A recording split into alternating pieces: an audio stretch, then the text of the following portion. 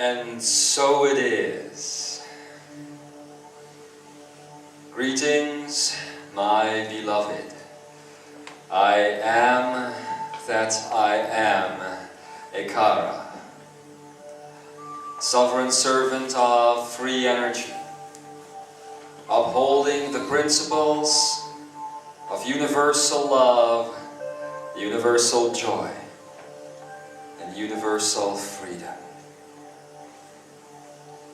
And so, we have finally come to the point where we can actually have, it seems, a heart-to-heart conversation.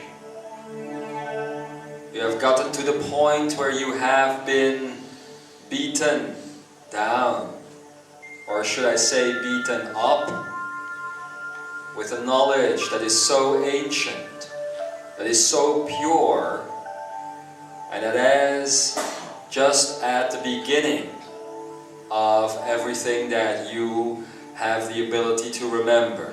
This is just the beginning. The recollection of a different way of existence. The recollection of a different type of using your energy onto this planet Earth. And I want to talk to you, directly to you, about all of this. So as usual, I don't think many of you are aware of it, but as usual, these words that you are hearing now are based on vibration and frequency that might come into the other person's ears very differently than they enter into yours. Just the other night, this Imzaia Fellowship had a conversation about this, how it could be that they heard the very same words being spoken, and at the same time they heard different things. This is because I and all the others, don't just talk to you in words. We talk to you in energy. We talk to you with the power of vibration. And although these words are flying now to you from this body to your body, I must make you aware of the fact that the actual conversation that you are having is taking place within your energy signature. It's not taking place like this, not just like this. This is one level, yes, but it's taking place deep, deep within, in that space that you recognize as the divine, that you recognize as source. So, before we get going, I just want to make some things clear. First of all, what is this energy that calls itself Ekara, that has been speaking to you on a one-to-one basis, or sometimes towards a group consciousness like it is doing now? It's very simple. I have never called myself human. I've never called myself Lemurian. Yes, I used to live within the Lemurian heritage. I used to live, and I still am living in your future in that which you would call the new Lemuria. But am I Lemurian? No. No. That would be a finite, limiting description of me. I am speaking from the heart of all things. And as such, I am the heart of all things. I am that which you would call a cosmic master, which is nothing else than a master of the heart. I carry within myself the entire universe, just like you. And as such, I carry within myself time and space itself. I carry the stars and the planets the nebulae, and all life, just like you. Then what would be the difference between you and me? If at all there is a true difference going on here. The only difference is, as you will become aware now, that I am not limiting myself. I am not putting myself in a box, in a set of guidelines and rules. I am that I am. And in that being, I am totally free, non-defined. I am as big and as small as you can perceive me. My wisdom and knowledge is as great as you can understand it, comprehend it, integrate it. And I am not just talking out of spiritual ego now. The point I am trying to make, Imzaia, is very simple. The fact that you are here listening to these words, the fact that you are understanding what is being said here in the last few days, means that you can perceive it. You have the ability to make that choice. You have the ability to make that choice. So then, let us tackle now the confusion that will come inevitably when you discuss mastering the grand illusions. The illusion of what it is to be human. The illusion of what it is to be put in a shell that you are stuck in, a shell of a body that you call you, while in effect it is just flesh, while in effect it is just matter. And yet everything that happens around you, the entire way that society has been set up, is to celebrate that husk of flesh, to make sure it is comfortable, to make sure it is fed, clothed, to make sure it is enjoying itself in its preference, whatever that preference might be, and on whatever level that preference might be coming to you. But that's the only thing that society sees of you. And as such, it has been for a while the only thing that you have seen of you. And yes, I can understand. As you are all part of me and vice versa, I can understand that you must feel very much alone. I can understand that you must feel very lonely. Very lonely. Alone within those boundaries, stuck behind the eyes, as some would say it.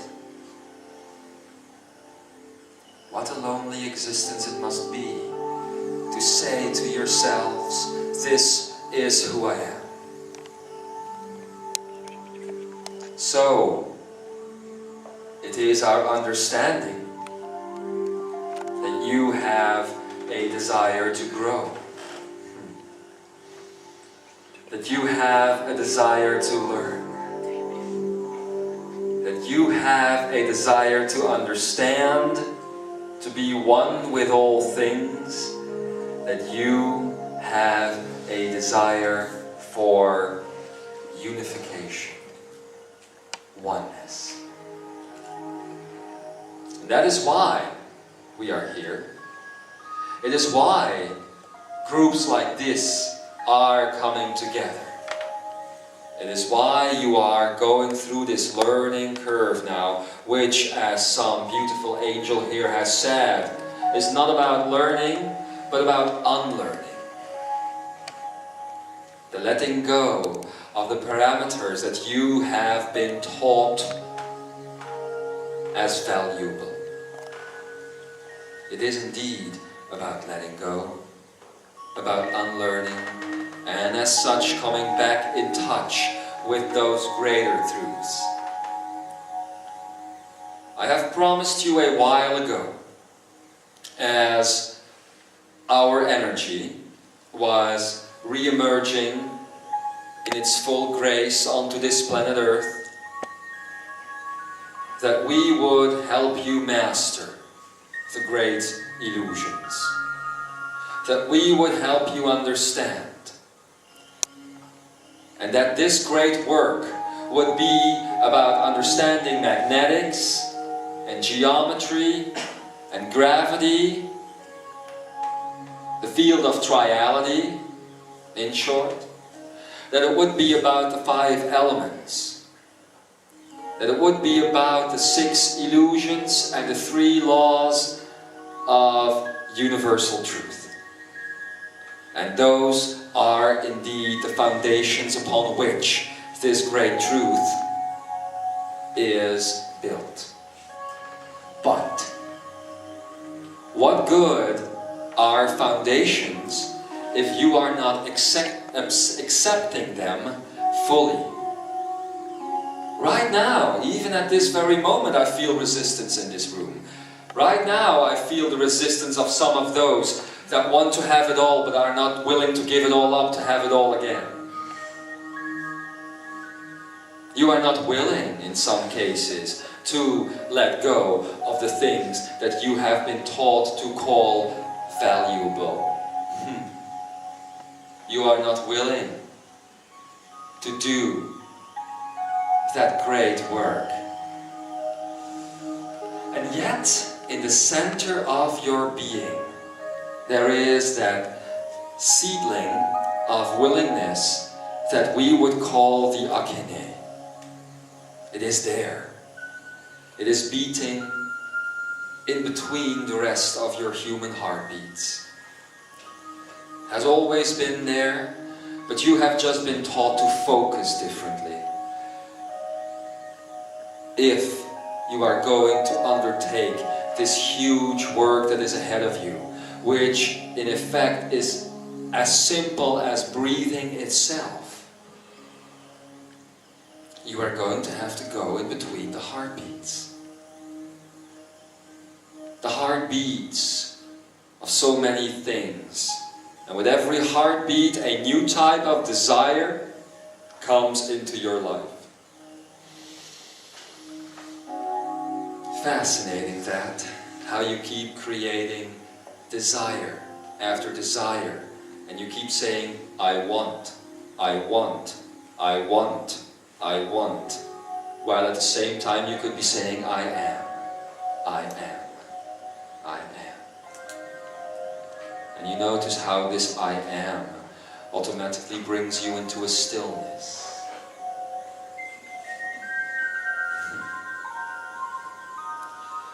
So, mastering the great illusions then, as you know by now, happens not linearly. You don't only master form before you go on to all these other things, but it begins right there. The insight begins right there. In the course of the last few days, you have been given information about 2 important aspects that had to do with form. One was given to you by that great aspect of mine, and I would be an aspect of her called Kuan Yin. It was about gender identity. You were asked to all come here today, not in the opposite gender, but as a neutral gender.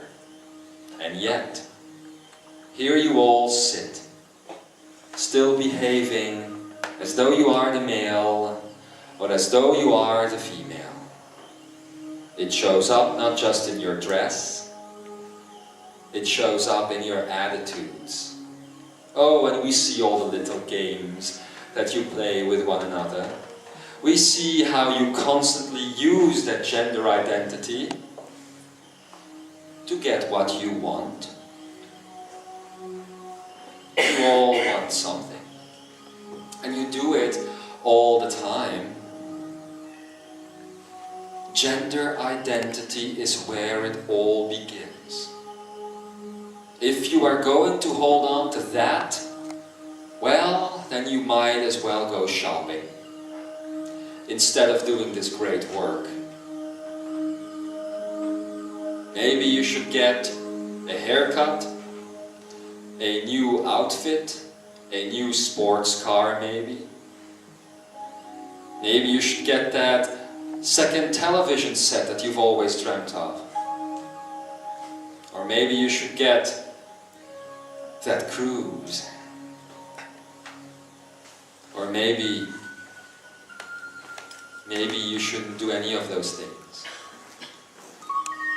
Maybe you should be forced as a race to look at yourselves. Gender identity. How difficult it is for the macho man to let go of his masculinity. How hard it is for the petite female, to say it in a type of French, to let go of being wanted, being an object of desire, even though there is fear in all of this.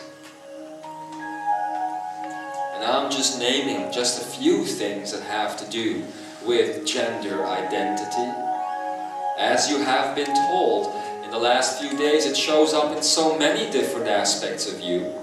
So much. Everything that you do. I hear that these days you even have lady cell phones. And on it, if you look at them, you have the ability to define how many calories you are eating that day. And you have the ability to make the shopping list for when you go shopping. I believe the word up there is duh. Well, yeah, duh. Don't you see it? Don't you see it? How you are letting yourselves be defined? And it's the same thing for men. It doesn't just happen externally to you, it happens internally to you.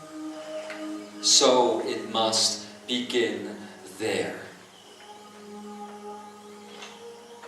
And the problem is not only the way you are looking at you, but also how you are letting yourselves be defined by others around you. Everybody expects you to be a certain way. Everybody expects you to behave a certain way. You should see my good Lemurian friend and now temporary head of the Cosmic Council of 12, Adama. Not Adamas, Adama. Although his energy was once defined as male, there is no male overshadowing in his energy field. It is a pure blending of the male and the female, so that both of these words become meaningless. Oh, blessed is the Master, who sees these genders as being meaningless. You have the ability. You have the ability to give this up and to no longer express yourself this way. I know that so many teachings in the spiritual realm, and that so many things that were part of the old energy would have you celebrate your masculinity or have you celebrate your femininity. And then they would speak about letting the goddess appear or letting the god come out. Duh. What is the point, as Buddha would say? What is the point to come back to planet Earth, especially in your top life, if next time around you still haven't learned anything? What is the point in reincarnating itself? It just keeps you going in a loop. It just keeps you going round and round and round. Round and round and round she goes, and where she stops, nobody knows. Rien ne va plus. I like that sentence, as you might know. Where does she stop? Where does he stop? I'm asking you, where do you stop? Do you stop at all these parameters that are defining you, or do you stop at the edge of infinity? You don't stop. You just keep going. And so, in these changing, ever-changing times, there is much confusion. There is much hardship. Little understanding for the great, great celebration that is happening. This is something, Imzaia, that really makes us blow the whistle. That really, really shocks us.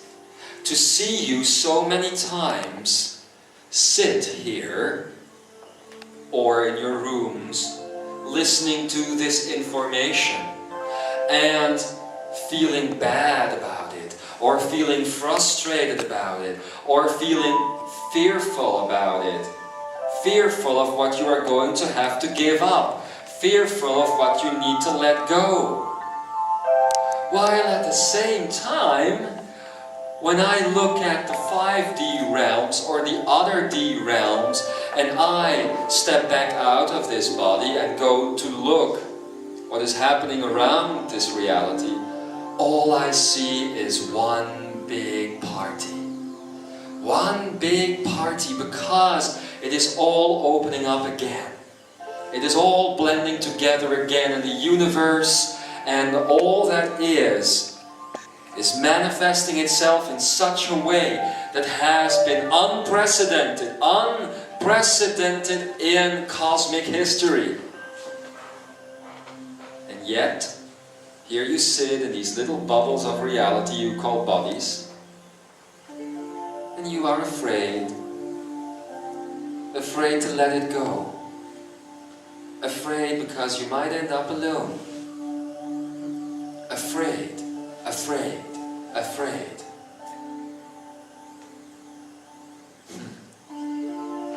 And yet, all around you, the universe, the cosmos, is celebrating. Celebrating you, because here you sit.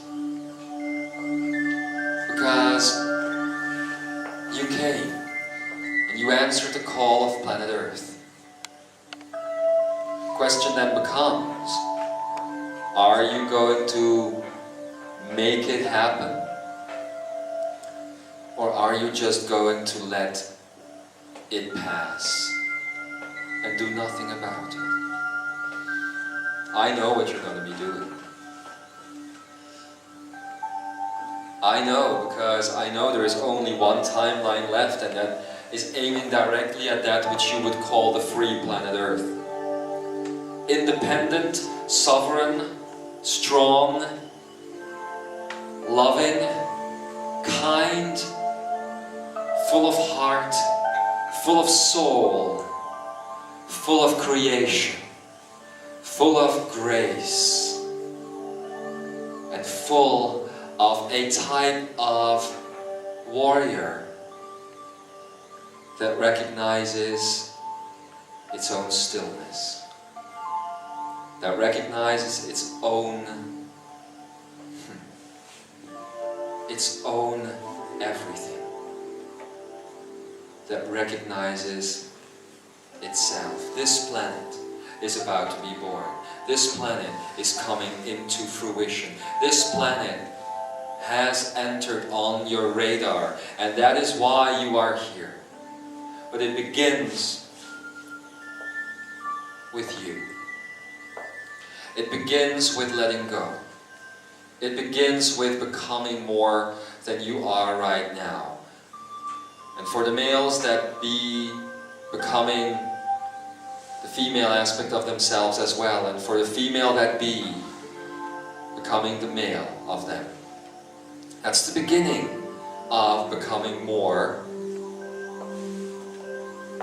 This is the first great lie. As there are grand illusions and grand truths, there are also grand lies.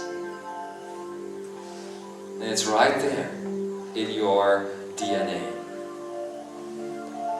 And it's not an official lie. You haven't been told that things are different than they truly are. It is just a lie of omission, you see? Of not giving you all the information, of making sure that you would be cut off from all that brilliant totality that is living inside of you.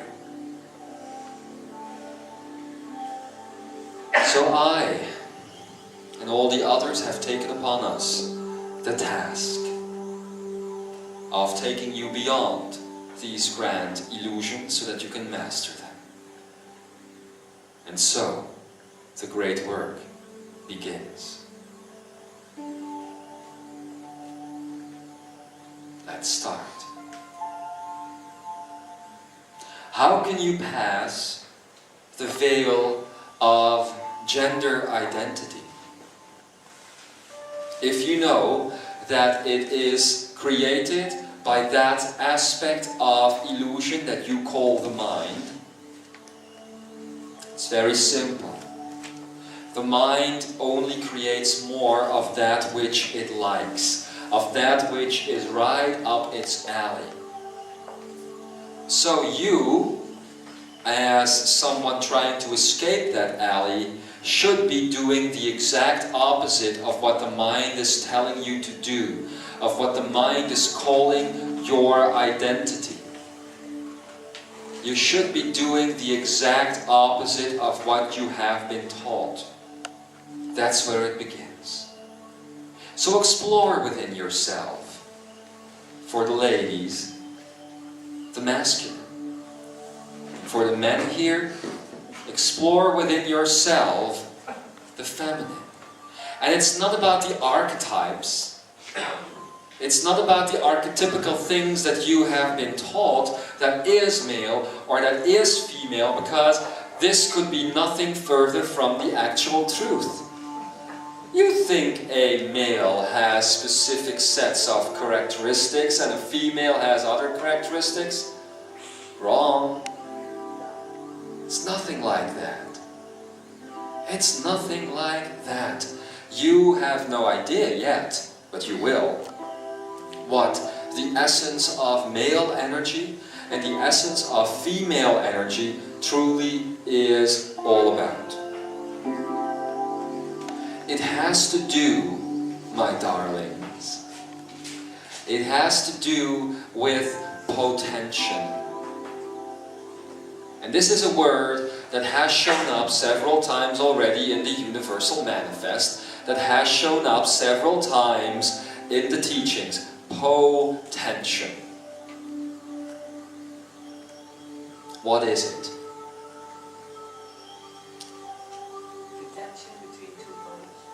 The tension between 2 points. Well, poles. You would think that, wouldn't you? Well, actually, that's true in part. It begins with the concept of a potential. Not a pole. A pole is already a dualistic creation. It begins with potential. Now you need to know that you have several fields. The field of, in totality, triality. Begins with gravity. That space where your energy has been so pressed together, so brought down in speed, that it appears as matter. Solid. You know this. And then, behind that, as you already know, most of you, there is geometry, the field of geometry, where you are showing up as vibration and frequency. And those vibrations and frequencies are then created beforehand by the field of magnetics, which is beyond it, which is a chaotic field filled with potential. Now, we have never discussed the field that is behind it, but you know it already. There is a field that is beyond magnetics, and it's called the photonic tachyonic border of the universe that is you. It's a very long name. It's the photonic tachyonic border. Now, within those photons and tachyons of the universe that is you, potentials are being generated. They are being generated with the information that is fed to the photonic tachyonic field. And then, based on the set boundary of your creation, which is based, you would know, on your fourth brain, your fantasy, a potention is generated. A potention is the desire for the magnetic field to take within itself the divine potential that is present there. This is a different way of saying it than I said it before, but it's an important way of looking at it. Yes, I know we're going to be confusing you now, but this is good. You don't need to fully understand the things that you are hearing, you just need to feel them. Because, you see, this is nothing that you need to learn. You are already doing it constantly, otherwise your body would disintegrate. So you are already doing this. I just want to give you a different perspective of potention. What we have said a long time ago when we were working with magnetics and geometry and gravity is that potention can be used to take negative potentials that are being generated by the mind and to place within that field a so-called positive potential that is generated by the energy of consciousness. If you do that, you create a field of tension, much like you would see between a star and a black hole. Have you seen those images, my darlings, of a star that is coming into the vicinity of a black hole, and that star is being slowly sucked into the black hole? You see the energy of the star then slowly moving towards that black hole, and it's taking all the energy in it, until in the end the star has not enough support left, self-support left, and it implodes. That is potention in a macrocosmic universe, but it is also happening on a microscopic scale. A microcosmic scale, you would even say.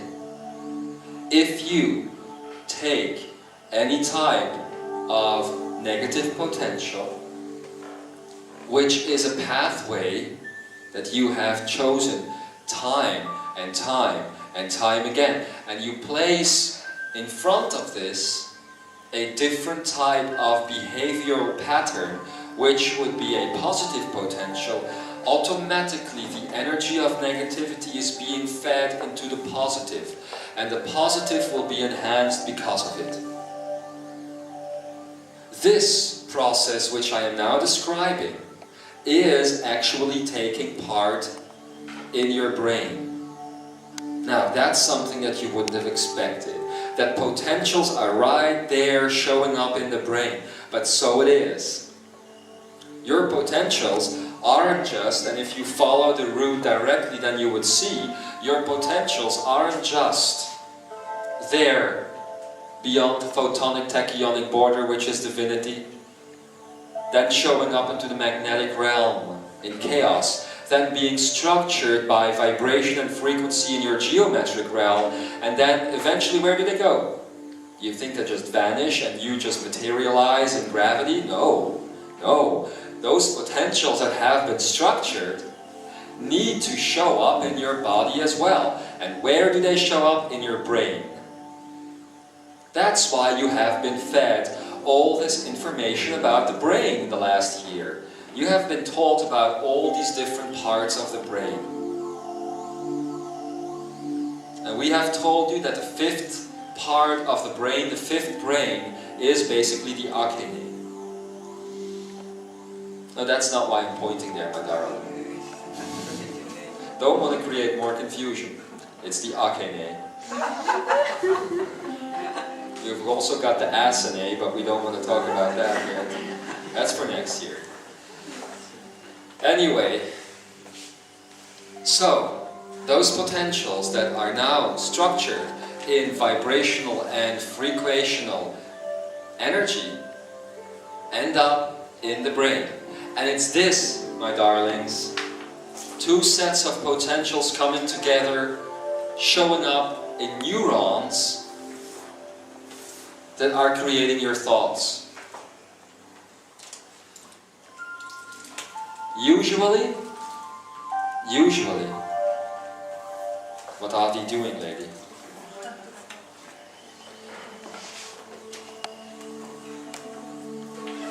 Usually,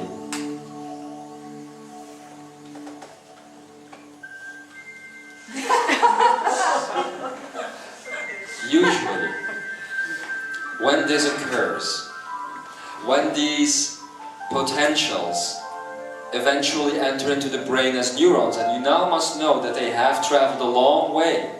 They have started as photons and tachyons and then gone into the potential energy of magnetism and then turned into geometry and then eventually ending up in neurons.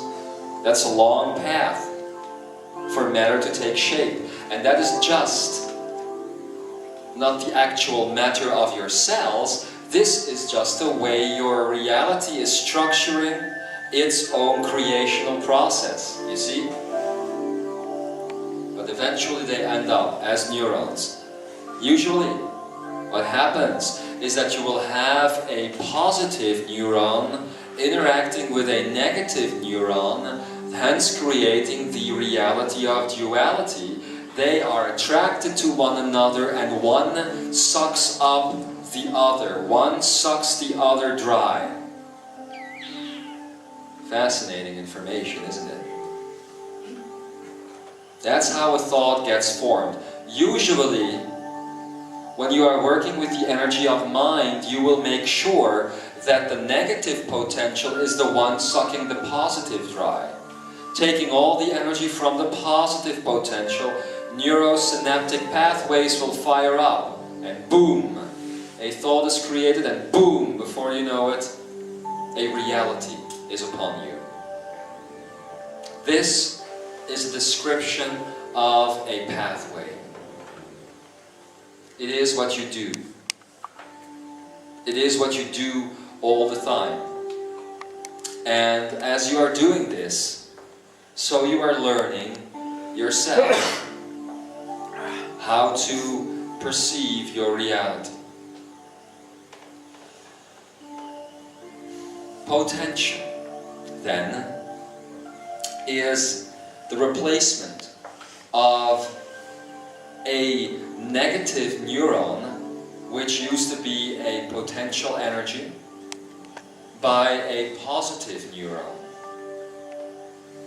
it is the presence of negative and positive neurons interacting together, which is at first creating your duality, then creating your gender identity, and then creating conditionalism in your life.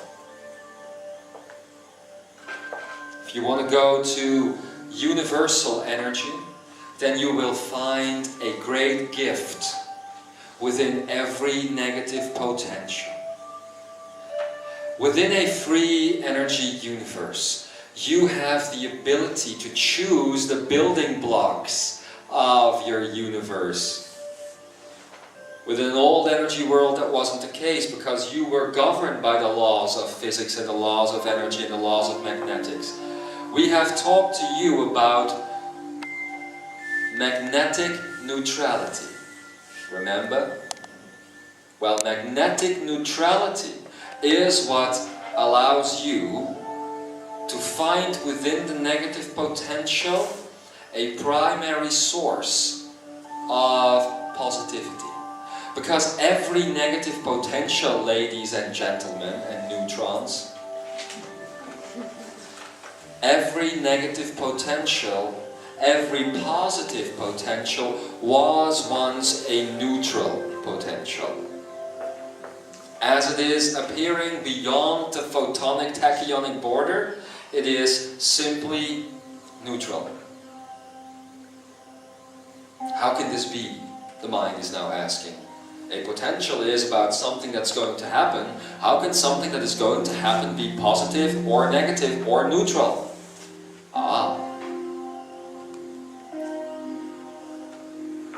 There comes your power. Yes, exactly.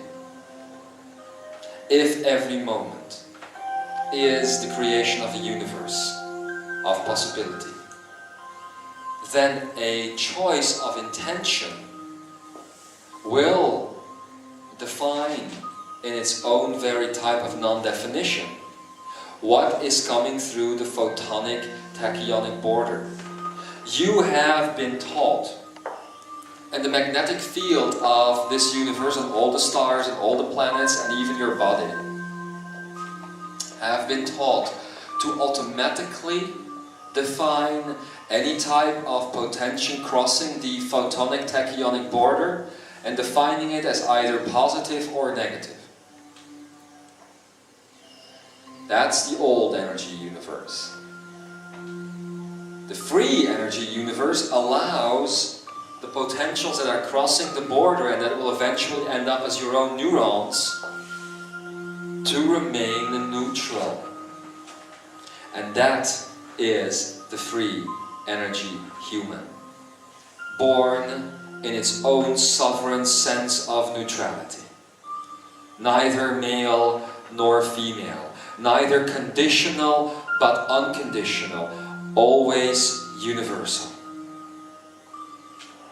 Always universal.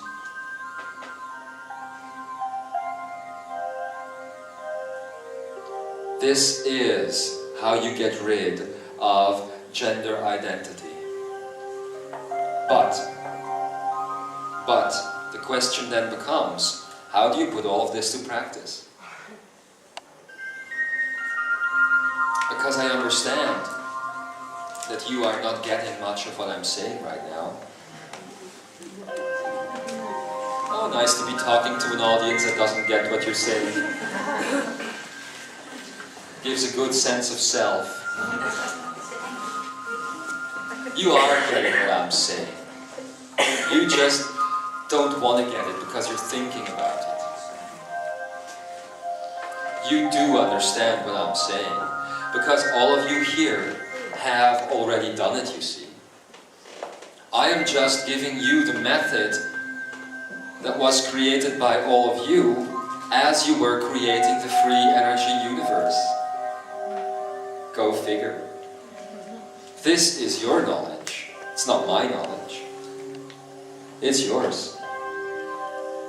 This is how you set the new system up. This is how you created the new game. From a system of non-defined neutrality. The thing that is important to remember here is that as these potentials, which would be divine energy, wanting to manifest itself as it is crossing the photonic tachyonic border, that these are no longer born either positive potentially or negative potentially, but neutral. This means that something is going to happen with your vibrations and your frequencies. We have never bothered in the past to tell you much about the workings of your vibrations and your frequencies. All that we said is that they're there, and that they're grouped in sets of 12, and that the frequencies again within the vibration are grouped in other sets of 12. We could have told you books and books and books of information how they are interacting with one another, because each frequency would then have its own set of positive attributes and negative attributes, you see. That's how it used to work in the old energy world. You thought it stopped at the level of frequency, but behind that frequency was still an attribute of two sets each. Two sets of positive attributes and two sets of negative attributes would be present within the field of frequency. But we never bothered to tell you this because we knew that that complexity was going to go. I am also telling you that all complexity is going to go. The only reason why the complexity showed up in the first place is because you were living in a dual world. And that created set of duality after set of duality, and every set of duality could be split in two again, and in two, and in two, and in two, and in two, and into infinity. Like your number pi was a very complex number. And as you talk to scientists, I guess, very shortly, you will see in the coming years that the number pi is going to resolve itself. Now that's something to shed your pants, isn't it? The number pi is going to turn back into the original 3. And it's going to be neutral because of it.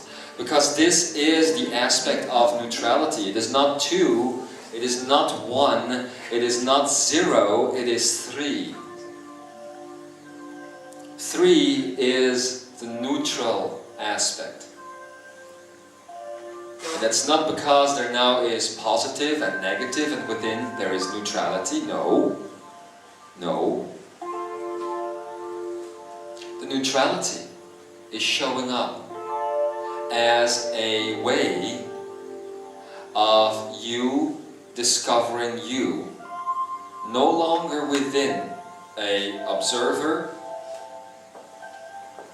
and that which is observed, but also with a point of divinity now entering into you.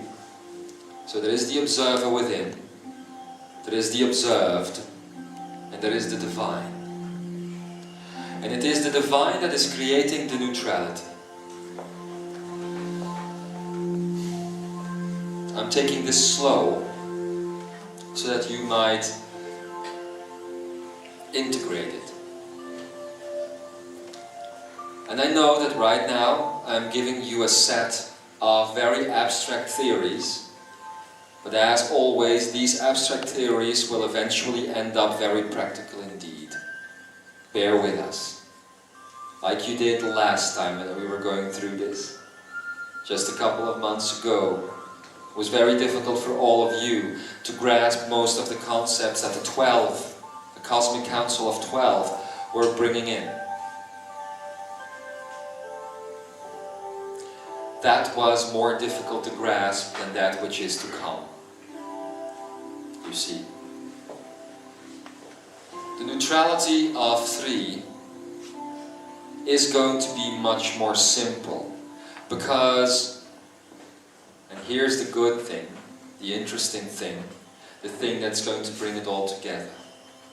if you have the divine, the observer, and the observed, and you put all of those together, you bring them together, then you get the neutral potential.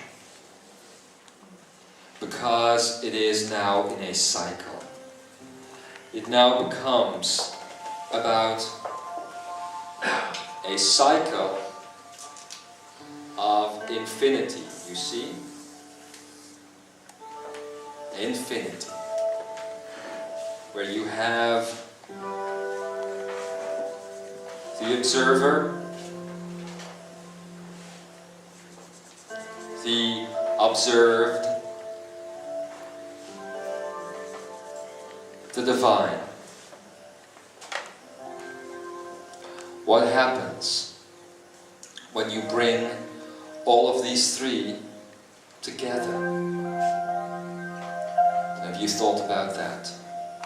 They are already together. They are together because they are traveling the same path. But as you bring these together,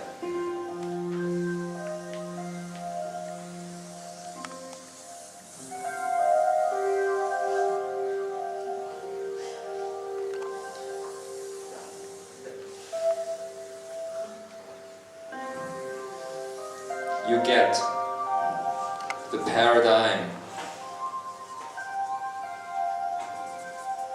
of that, what you would call neutrality. That is the badly drawn design of free energy.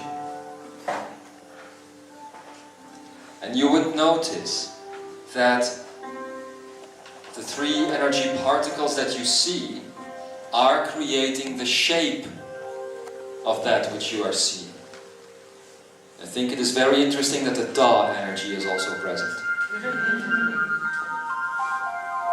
But that is what is going on. Why is the interaction of the observer, the observed, and the divine all put together, why is that the energy of neutrality? That's also a very simple one. Because there is no more point left for observing. There is no other point left. There is that which is observed, there is that which is observing, and then there is the divine filling in immediately all the other possible potentials of where the observer and the observant could be.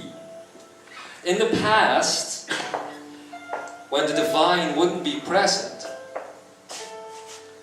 you would have a potential, let's say a positive potential, and there would be the necessity to create an entire set of infinitely different potentials just to make sure that one potential could manifest. Do you see the redundancy, Imzaia? Do you see the redundancy of the old energy world? This would mean you see the being of Ea'e, Kepa, right over there, sitting over there. Hi. Now, in an old energy world, that would mean that if he were sitting over there, the potential would always have to exist of him sitting on any other space of this planet Earth, and not just this planet Earth, but also the entire cosmos. Just to have you appear in one spot would mean the creation of the potentials of you being in all the other spots. Man, that was one tough cookie. It was so redundant, and so much energy was wasted as you were manifested on one space, and it was gravity pulling that one potential of duality together so that you would be manifested in the end. You see? Now bear with me, I know that this ain't too easy. Remember my life in Texas. I recognize that this isn't very easy right now, but by adding the element of divinity within the equation, thus creating not duality but neutrality, you create a potential that in itself already generates gravity, geometry, and consciousness.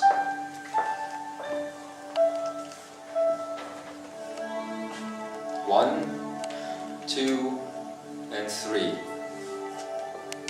It creates it within itself. And as, again, this design of the free energy world is multi-layered, it again will show up in a set of three. That means that next to gravity, geometry and consciousness, another pattern lies upon this one, similarly in shape. It's making it three-dimensional. So you would have another pyramid coming out here, coming right out here. And whereas this one is manifested on gravity, geometry and consciousness, the other one is manifested on the principles of love, joy and freedom. And the third one is manifested upon the principles of that which you have called a dolphin, the whale and the turtle. Now, how could reality be based on animals, you might think, but there is the key. They have never been elements. They have never been animals, excuse me. They have been representations of something that was being manifested throughout all of life, showing up as a form, just like you are showing up as a form. Because where are you in this entire equation, in this three-dimensional vision? You are the heart of all things, remember? So you are right there, in the center, as this infinitely dimensionally concept is being generated. You are in the center. Now, why this rather intense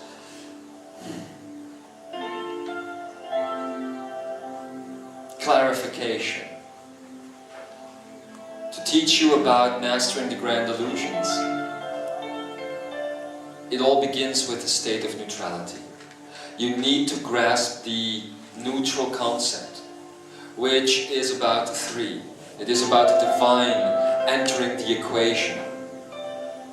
And as the divine enters the equation, your neurons in your brain are no longer going to be created dually. And as the neurons in the brain are no longer going to be created dually, so the body can't carry any type of duality, any type of duality. Not a gender, not a preference, not anything. Do you see now? Maybe you don't, but I'm going to tell you anyway. Do you see now why I, Ikara, Tobias, Cryon, Ramtha, so many others, Jeshua, Kuan Yin, so many others, I'm not going to name all of them, I'm also going to name some of the cosmic ones. Why we have been working so hard, and why sometimes you might feel very pressed by us, pressured by us to enter into this new paradigm. It is because a dual form of life will no longer be supported in this universe, in this all that is. So if you want to come back here and play, you're gonna have to accept your own sense of neutrality, you see. Otherwise, you can no longer manifest in the universe. Oops. You didn't see that one coming, did you? It is no longer possible for a dualistic life form to appear manifested in either form or energy within the all that is. So basically, ladies and gentlemen, the I am that I am is turning into the I am that I am that I am. And therefore becoming the I am in the center. Do you understand? Dear Cocky, give me the high five. That is what is going on. So, as your neurons in your brain are going to find this new way of creating themselves, there is no point in fighting. There is no point in resisting. There is no point in holding on to the duality. There is no point in holding on to the conditional. There is no point in holding on to the old, because the new is already here. Do you know, dear human, that ever since the beginning of the 999 portal, your neurons are manifesting in your brain? It's beginning very slowly. It's what Tobias and all the others have called the new energy consciousness coming in. It's already manifesting in your brain. And it is this that is making you a little bit weird, as Kutumi would say. It's that. It's that what's giving you all the problems. It's that what has given you all the hassle in your life. It is that which is giving you all the unbalance. It's all of that. Because the neurons are already showing up. And it is also this that your governments are trying to stop by means of technology. This is the actual reason for the chip to be implanted in your body, so that all cells born in neutrality would die in your body, so that they wouldn't be able to grasp, to graft onto that which was once your old system. That's what's happening. And now you know all the truth, all of it. Now you know the core of what is happening to all life. It has already been this way, you know. This model that I gave you now is also the reawakening of your 144 strands of DNA, obviously. It is the shift from 4 elemental thinking to 5 elemental thinking. It is that which is bringing it all together. This is it. I am that I am that I am, turning into the I am. Yes, Trinity. Yes. Exactly. Exactly. And this Trinity has been displayed by us so many times in the past. It was displayed between the Jeshua, the Magdalene energy, and the Kepha energy a long time ago. It has been displayed by so many others, and so many have rejected it. It was coming more than 2,000 years ago, and now it's here. And it's showing up in your brain. You can either resist the process, or you can facilitate the process by letting go of that thing which was once called identity or personality. You are going to become big. Very, very big. And I'm not talking about your bodies.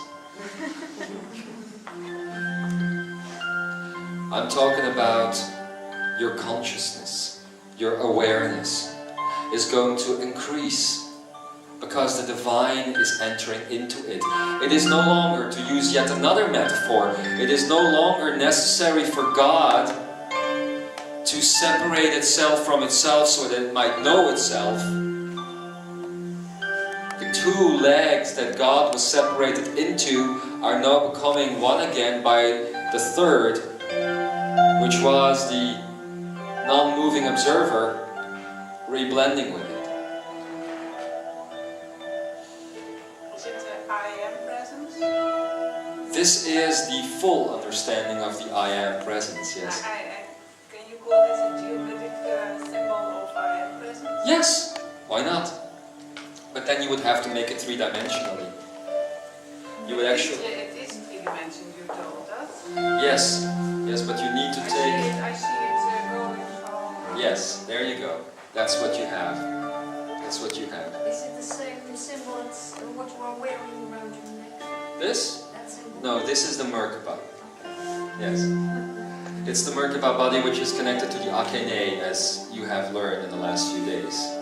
When the Akene is creating the pyramids and then coming together, that's this shape.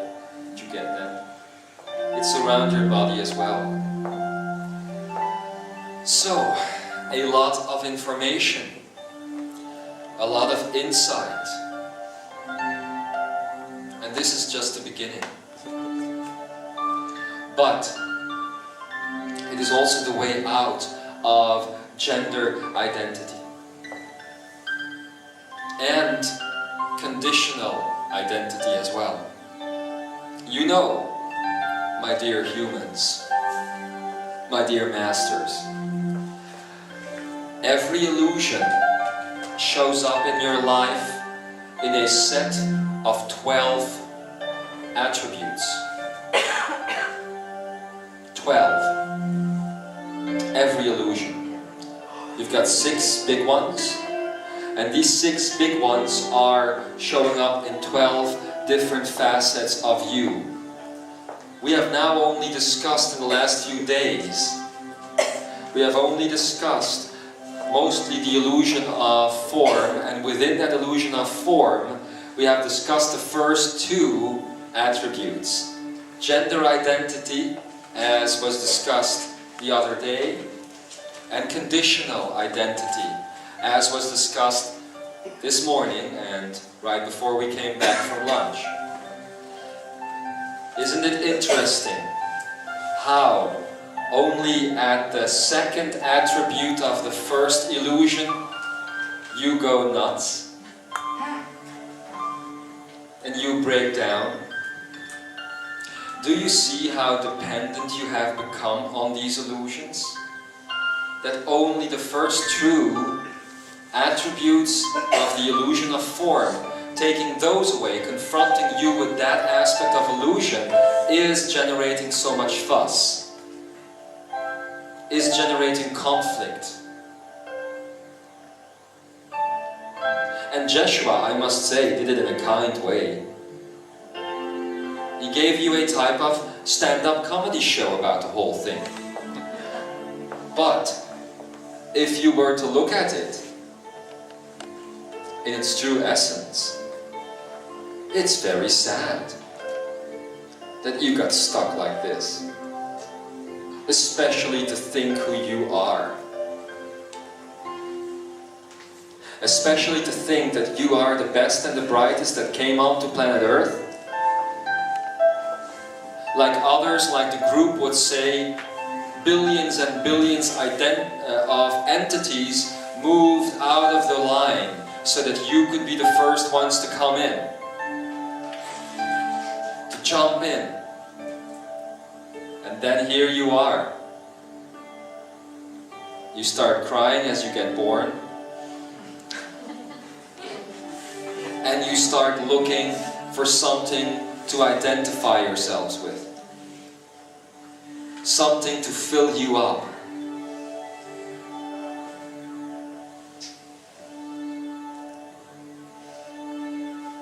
It is like, I have a metaphor here in this brain. You have this film. It's called Superman. Superman. And you have the actor who was playing that great character of Superman. It's a nice metaphor to see that this great actor who was Superman later on turns out to be paralyzed when he falls off a horse. Well, I could see you this way. I see these super energies, these wonderful master energies, cosmic in nature, that came to planet Earth to help, that chose willingly, yes, to forget all of it, and then ending up here and being paralyzed by some illusion. And you are very paralyzed indeed. For as we just have discussed two attributes of the first illusion, let's not take your candy away.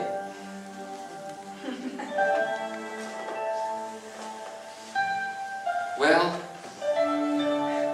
I think it is best to take a break now.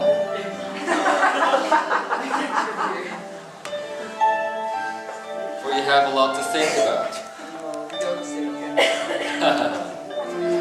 After the break, I or any of the others will return and we will have in-depth, one-on-one conversations about illusion. So I invite everybody after the break that is going to sit in that chair, as possibly Ambika will move out of it. Otherwise you will sit on her lap. But I invite everybody that is going to sit there to go deep. To not just ask questions about the things that are going on around them, and then once the answer is given, not to fully go for it, but to go deep. It is the only way. In the coming weeks, we will teach you more of this, and we will teach you about these 6 grand illusions and the 12 attributes that come with each of them. It's not going to be a lot of fun, because it's going to take away from you everything that you have held sacred in society, everything that you have loved. But then you are going to find a greater love, a divine love. It is a love I can only tell you about completely when you are through that entire set of attributes and illusions. But as I am saying goodbye to you now, even though I can't put this great love into words, I want you to feel it. Do you feel it appearing inside of you? This great love. And do you notice that it begins with the self? It begins with the self. Just like all consciousness begins and ends with the self, for that is the divine. I have no words right now to to tell you how I feel, for this great love is something that is beyond all illusion. We have named it universal love to give it just a name. In the Murya we called it Imzaia, and the other words that you have seen, joy and freedom. Even then they were still words. It's much greater than that with which you now think, mind. It's much greater than the consciousness that allows you to feel. It's much greater than anything that is around you, that is within you. It is as great as you are. So, those who have been so brave to follow this entire path called the Universal Manifest, we have just given you an introduction now of what is going to happen start the beginning of 2008. It is called the Year of Independence and Mastery for a very simple reason, because it is so. As you learn how to navigate through this wilderness, you will see new aspects of you showing up in your life. And as that happens, I ask you to be brave, to be powerful, to not go into fear. And I also ask you to cherish those neurons that are neutral, that are already in your brain, because this is going to be the beginning of the new you, the free you. And no one, I am sure, no one is going to stop you. And then I have one final question. Why didn't anybody take these cables away?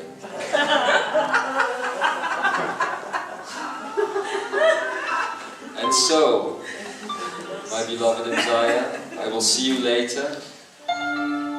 Ea ich, oya ich, so it is.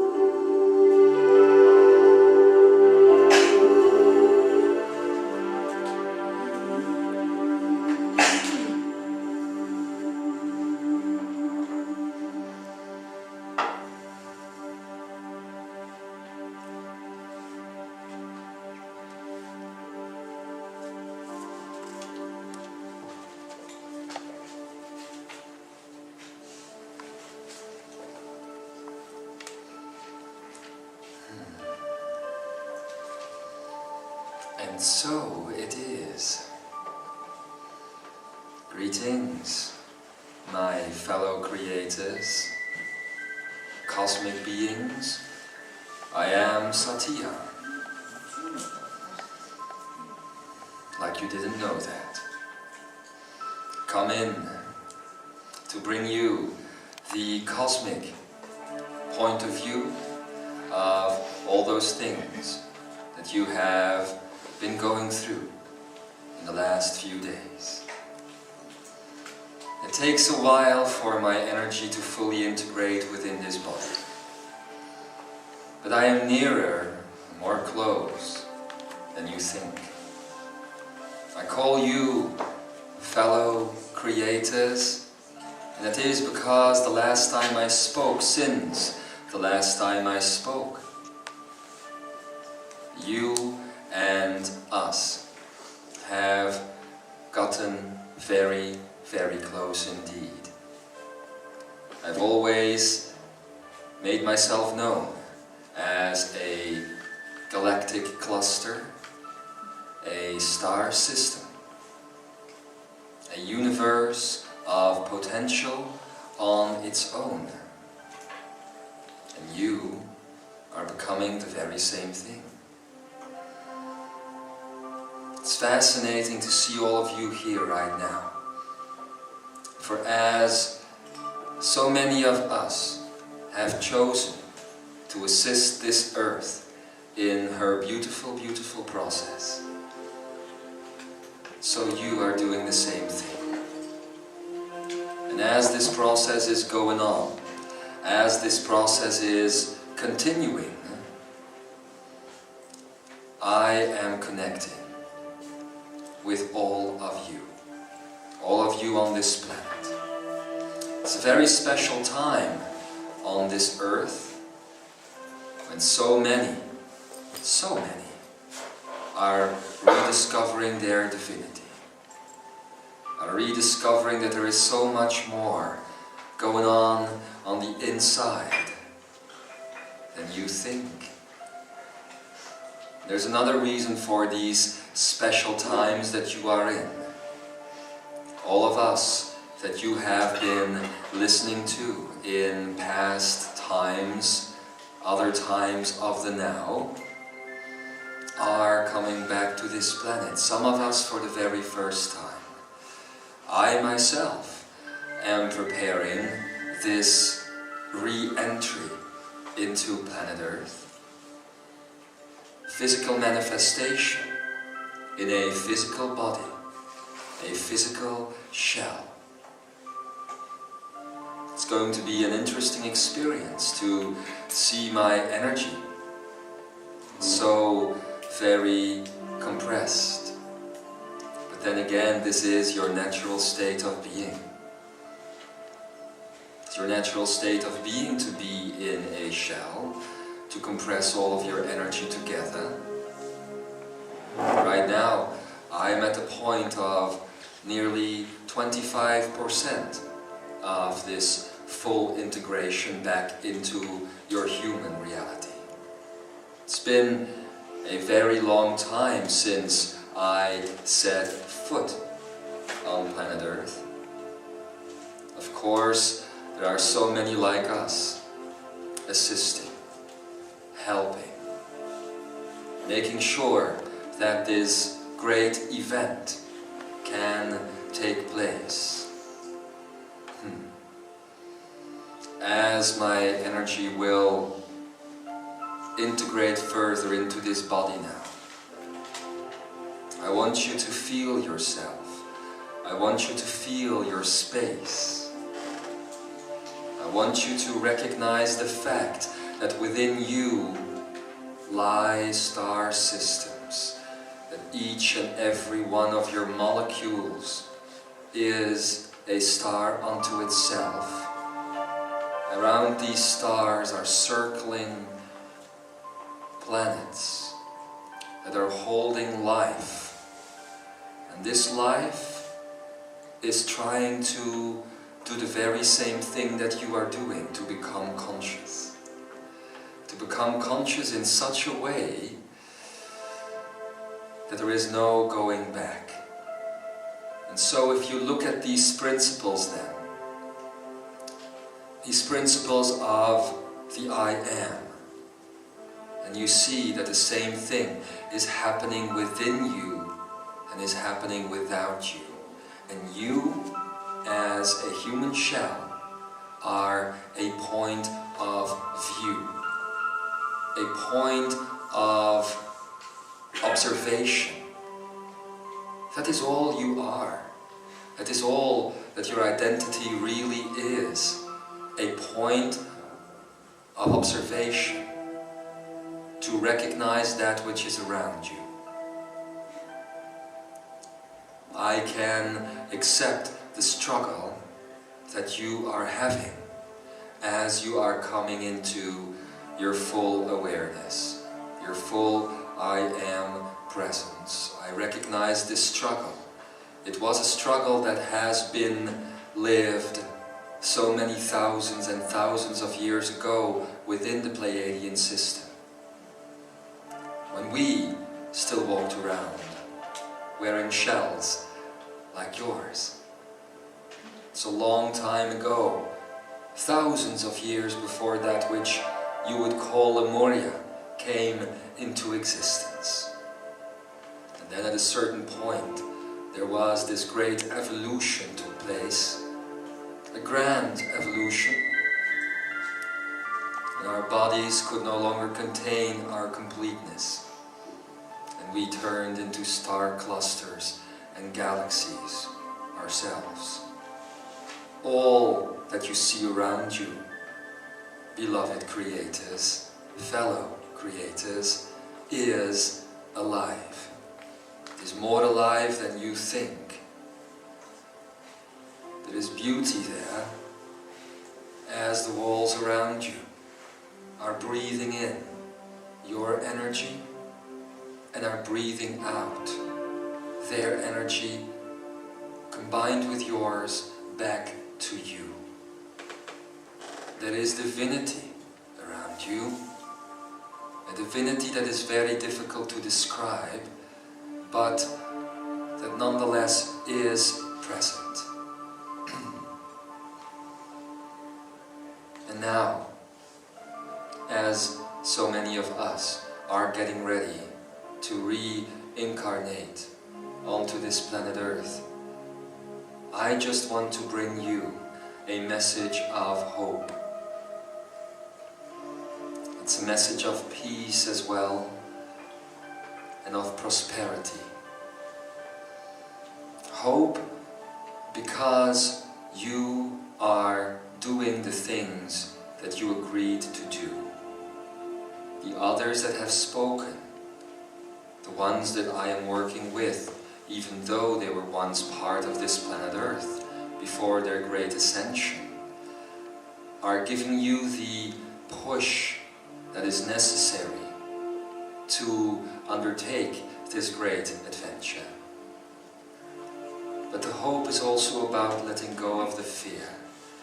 That fear that you are experiencing right now is something that we have experienced as well, all these thousands of years ago. We busied ourselves with the very same things that you occupy your brain with. We had the same problems, the same codependency upon one another, until we recognized the other in ourselves, in the I. We had the same withdrawal symptoms, because that is what you should call it. You were addicted to the dependency of life, and you are withdrawing from this addiction. As you are working through that which here on this planet is called illusion, as you are working through that which on this planet is called humanity, we just want to give you our message of hope. your planet is part of our energy. Not in this three-dimensional realm, but in that which you would call the fifth dimensional realm, because you have given numbers to it and you have defined them, so we will use that numerology. In your fifth dimensional realm, as some of you will know, Earth and the entire solar system is one with that which you call the solar sun. It is one. And in this oneness, a star exists. It is the star that you call Gaia, not Gaia. Gaia is the three-dimensional representation, but Gaia, the completeness of all of your life, the completeness of all the energy that has at one point manifested here in this solar system. And that means that we are talking about a completeness that encompasses all the lives that you have lived. It encompasses not just the life that was lived on this planet. I am also talking about Mars, where you have undergone a similar process like the one you are undergoing here right now. I am talking about Venus. Venus that was so pure, that was so full of joy, it still is, so full of life. You can still breathe the life of Venus. You can breathe the entire cosmos into your being as you breathe in with every breath. And you can give life to everything that is around you with every breath that you release. There is so much that you can do. So much. If only you were to do it. And you are beginning to do it. You are no longer letting yourselves be lived by the rules and regulations and the tribulations that exist around you. I can only encourage you, as your cosmic sister, to continue on the path that you are on right now. For you see, I speak on behalf of the entire Pleiadian energy. And in this conversation are billions and billions and billions of voices. I, Satya, am no different from that which you would call Gaia, the blending of all your experience here on this planet, on Mars, on Venus, and all the energy that resides within your solar system in any given moment of the now. If you were to take all of these moments that your solar system has at one point gone through, since the beginning of its birth until its final demise, which I will go into later, you have all the energy, all the totality, all the completeness that makes up a being like myself. That is why I speak with billions of voices as I speak this transmission to you now. Much in the same way as you will at one point form this body of Gaia, which would be then your I am awareness represented more fully than it is represented going from body to body to body, right here. And at one point you too will speak with one voice. Your heart will be one heart. Your breath will be one breath.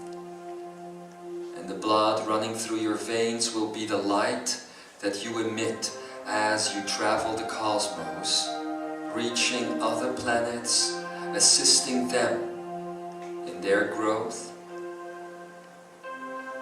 It is interesting that you would think that once you have completed this process that you are in right now, the process of ascension, of becoming the one, that your mission would be complete. We, at one point, thought the same thing. We thought that it would be done and over and done with, as we would reach that state, that oneness, that unity consciousness. It was just the beginning. So when I speak of the demise of your solar system, I do not speak of the end of it, I speak of the blending of it. And this is why you are being prepared. Within me, within the being that I am, that I am, that I am, that I am,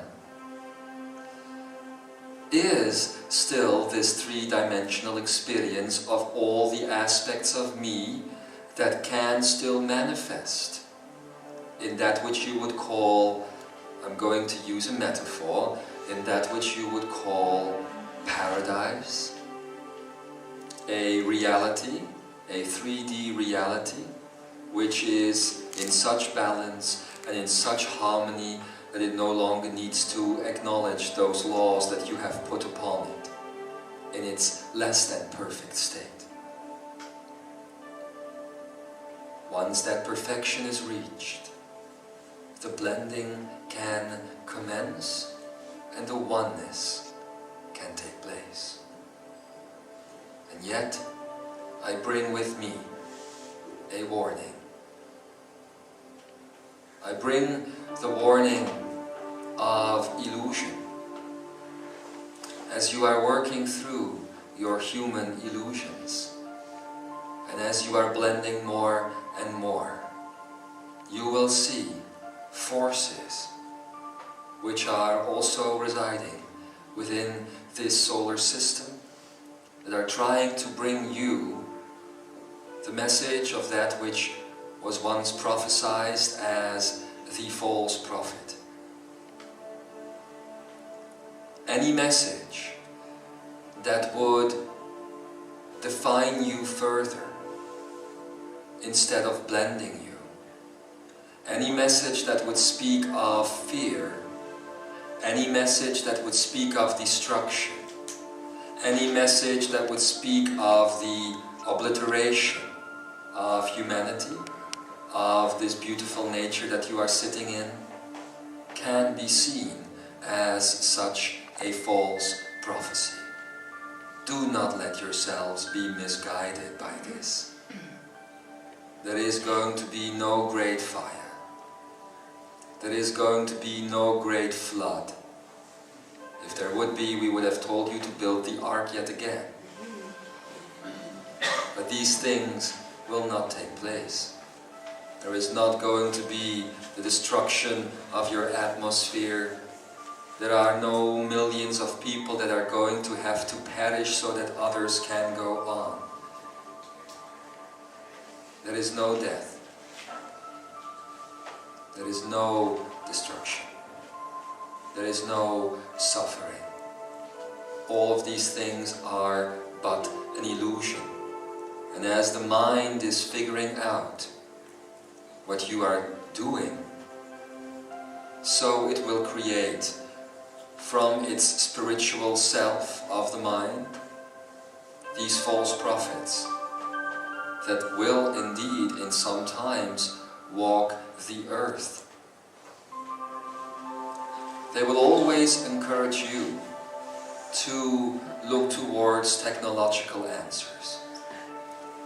They will always encourage you to stay in a state of separation, as they will trigger you in celebrating the self, but in a type of disconnect to the self written with a capital. The self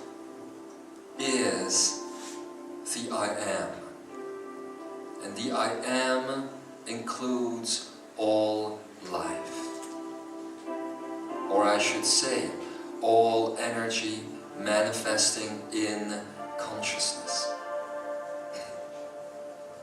And then I do speak about the animals. Then I do speak about the minerals. And I do speak about all the elements that you have here on this planet. But forget not that I also speak about these walls, that you would see as culture rather than nature.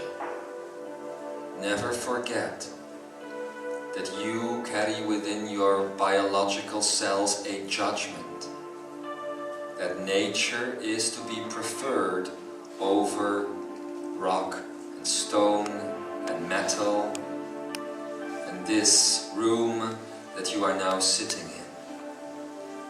This room is Gaia. All is Gaia.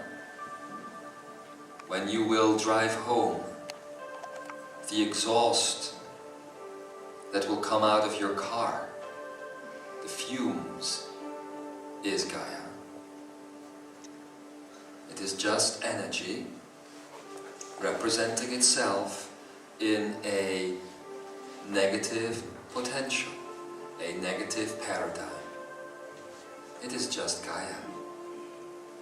If you know this, and if you know that your body, that your energy is sitting in right now, is also Gaia, then why would the same energy attack itself, I ask of you? Why would there be anything on this planet Earth that can destroy you, that can bring disease, that can bring pain and that can bring suffering? It is impossible. It would be using this hand to scratch open this face and to tear the eyes out. This hand would never do that. Why would it hurt itself? If you were to recognize that you are part of the same body, not just as a race, but as a human being, and that that body also incorporates the animal life and the plant life and the mineral life, and that that body also incorporates, well, basically everything that you see around you, then there is no need to fear anything. I might be repeating that which others have said unto you before me, but the only reason why you think a virus or a bacteria or a chemical or a weapon or words can hurt you is because you think you are separate from it. So what then is pain? And what then is disease? And what then is death? It is the state of non-recognition of the oneness that is you, that is all of you. The only reason why the body hurts or why a bacteria attacks is because you separate from it. Because you do not acknowledge, because you are taught not to acknowledge that totality, that oneness. One of the reasons why I am reincarnating on the planet, in just a few months in fact, is to show you that way. Is to show you the human body in harmony with all things around it. Because it is all things around it.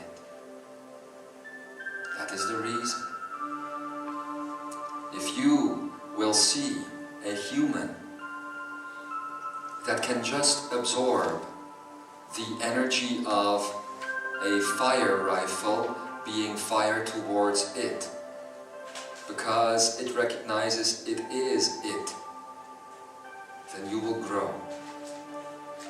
A fire rifle fired at you has no more power to hurt you than someone would have spitting on you.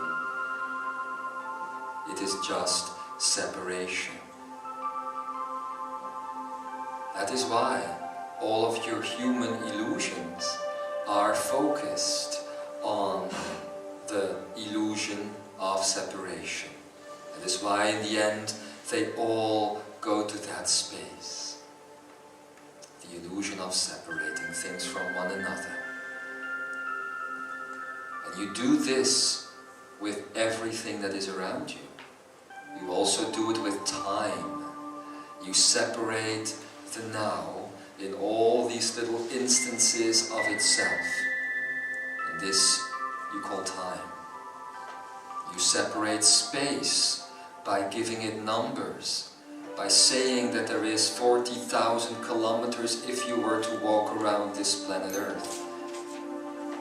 That is an act of separation.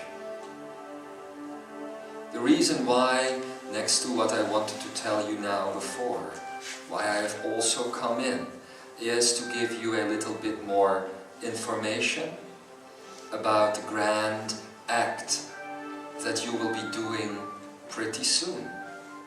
The act of claiming your independence. I bring a warning with this.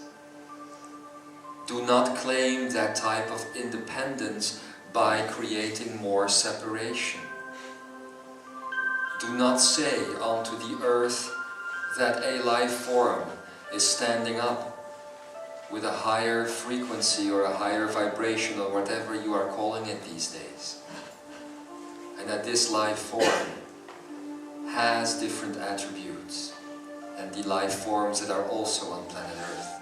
Speak of this independent human as the body of the earth itself. Speak of that body that is being filled with a ever-growing consciousness. I tell you these things because in the original planning I would be on this planet Earth to stand next to those that are going to claim that independence, and I would have spoken myself.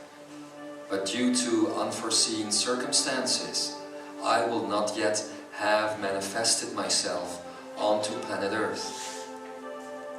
So I must bring you this through that which you call channeling or ekaraya, so that you know.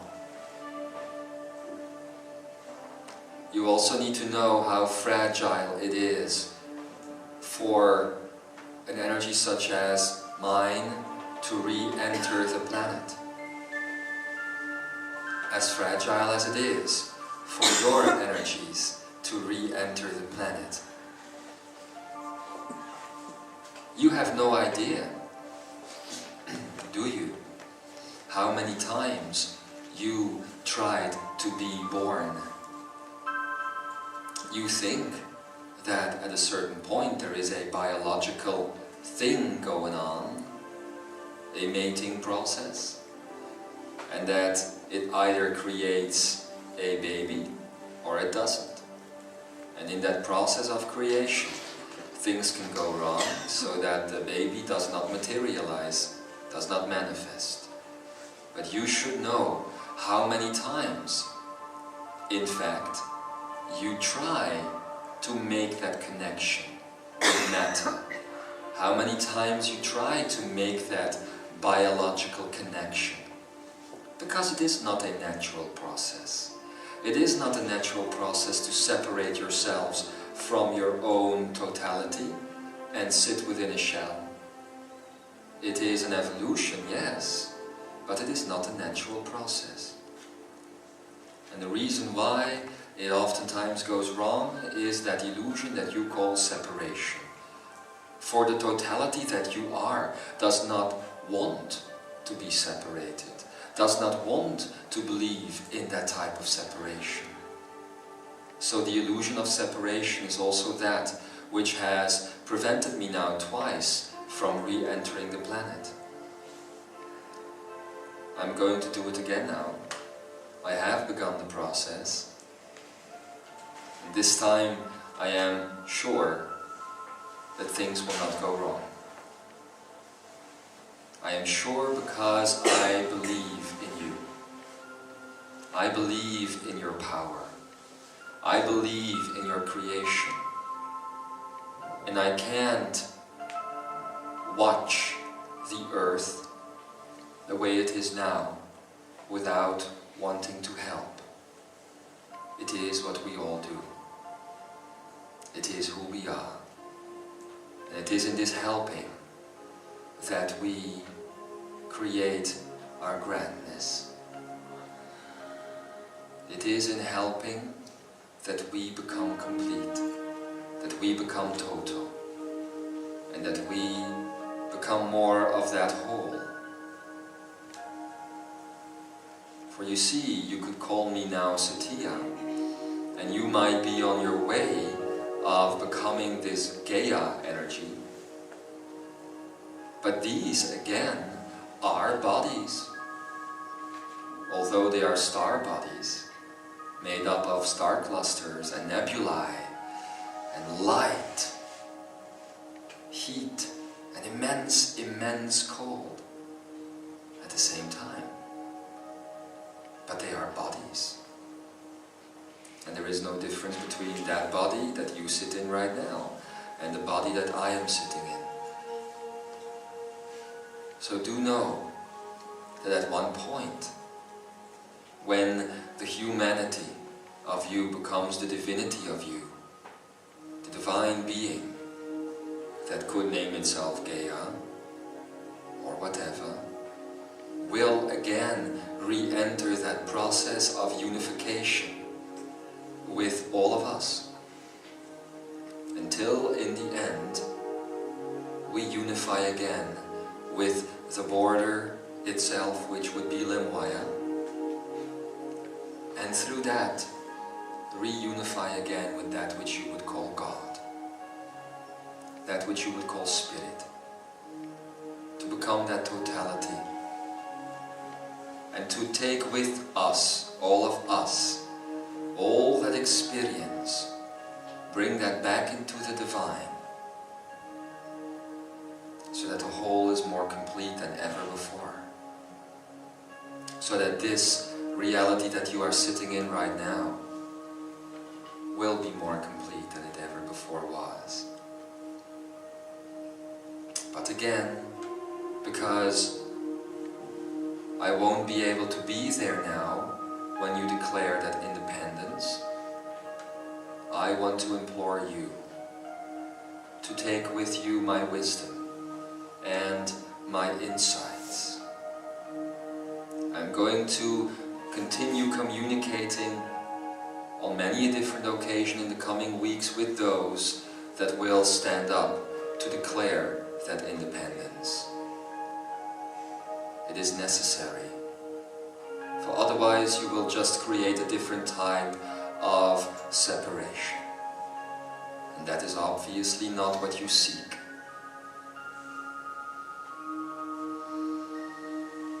Is this a negative, that I will not be able to be there at that point? Yes and no. It would have been much more easy for humanity to find that strength, for I would have had the ability to show you how all things are one, how all things are connected, and how nothing can truly hurt or destroy you. So I must learn these things to you now, before that time comes. That is why a split moment of the now ago, we have decided to speak once more and to continue speaking for a while, so that next to this information about the mastery of the grand illusions, we can give you the practical yet cosmic side of all of this. And so you see a trinity, a triality is taking shape of information. On the one hand, you have cosmic body of all of us, Adams, and his friends, that will bring you the more, how shall I say, practical side of illusion, of dealing with that. And then there will be Akara,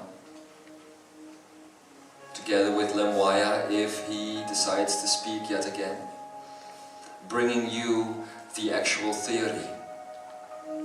And to finish up that triangle, there will be I, Satya, bringing you the cosmic side of all of it, so that you can learn, while still in the flesh, before I arrive on the planet, how you can work with being and remaining whole, holy, you see?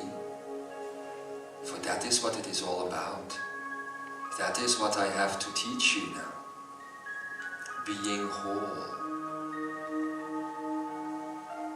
You think, or you might have thought, that being whole is about your body and your energy field and feeling that light as you then say it. But being whole goes way beyond that. It is an acceptance of all that is around you, although it is expressed negative sometimes. An acceptance of all that is around you as being a part of you. A total acceptance. And that is when no virus will still hurt you. No bacteria will still penetrate you. No piece of metal can enter your flesh and destroy your spirit. No words can come into you. No mind can enter into you. For you are one with it. That is what that lovely soul, Jeshua and some of the others, have called identification versus unification with external situations. You see? I am now forced and at the same time asked to teach you this through channeling. And so I will. I know that you will have the ability, although I will not be standing in front of you literally, to hear my words, to learn by example, to learn all of these things. You might also notice that since the last time we spoke, I have become more soft of tone. If I look into your brain and I listen back to the tone that I had when I last spoke in front of some of you, it is very funny to, even that word, it is very funny to hear me the way I used to be. So you see the effects that the human cosmic integration is having. Your humanity, your undying love and joy and liberty are entering into all of us. And also your humor, which in some cases is a sad, sad thing.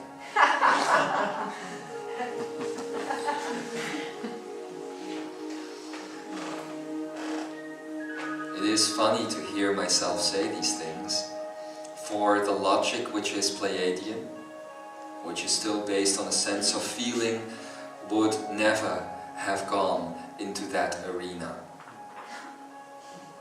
But there we are, enjoying ourselves. I am looking forward to breathe the air here.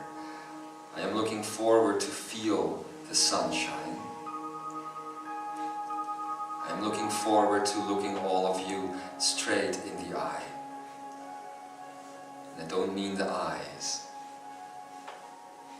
And I say looking you straight in the eye, I mean that you will no longer be playing the game that you used to play, of hiding your I, of hiding your I am, of putting it somewhere deep within and putting all these veils around it, all those shadows around it that would dim the light that is coming out of you. You have no idea probably, but as this universe was formed and as we took our eventual place in the ascension process as Pleiadian energy, it took us a while to locate Earth again. For your light had been so dimmed with all those veils that you put around you. It is like your cars. They create these fumes, as I said before. And these are non-healthy, supposedly. But all your drama, all your mind games, as some would say it, all the mind fucking, created similar fumes around planet Earth, almost closing itself off from the higher realms so it could not be seen anymore. The work that you have been doing on planet bound, has helped to take some of those fumes, metaphorical fumes, away. You are healing the planet, but in a different way than you think. So many people think that healing the planet means looking towards the ecology. So many people think that healing the planet is about saving the animal life. But that is just all part of 3D. It is just all part of the mind game that is being played here. The actual salvation of the planet lies within you as you shine your light, as you become more aware. All the other fighting that you might do external to you is just increasing the fumes, is just increasing the illusion of separation you see. So am I then here now giving a plea to stop saving the animals? Not necessarily. I am, however, telling you that looking down that street alone will not bring you all the way home. I know so many people on planet Earth today that would shy away from this type of information.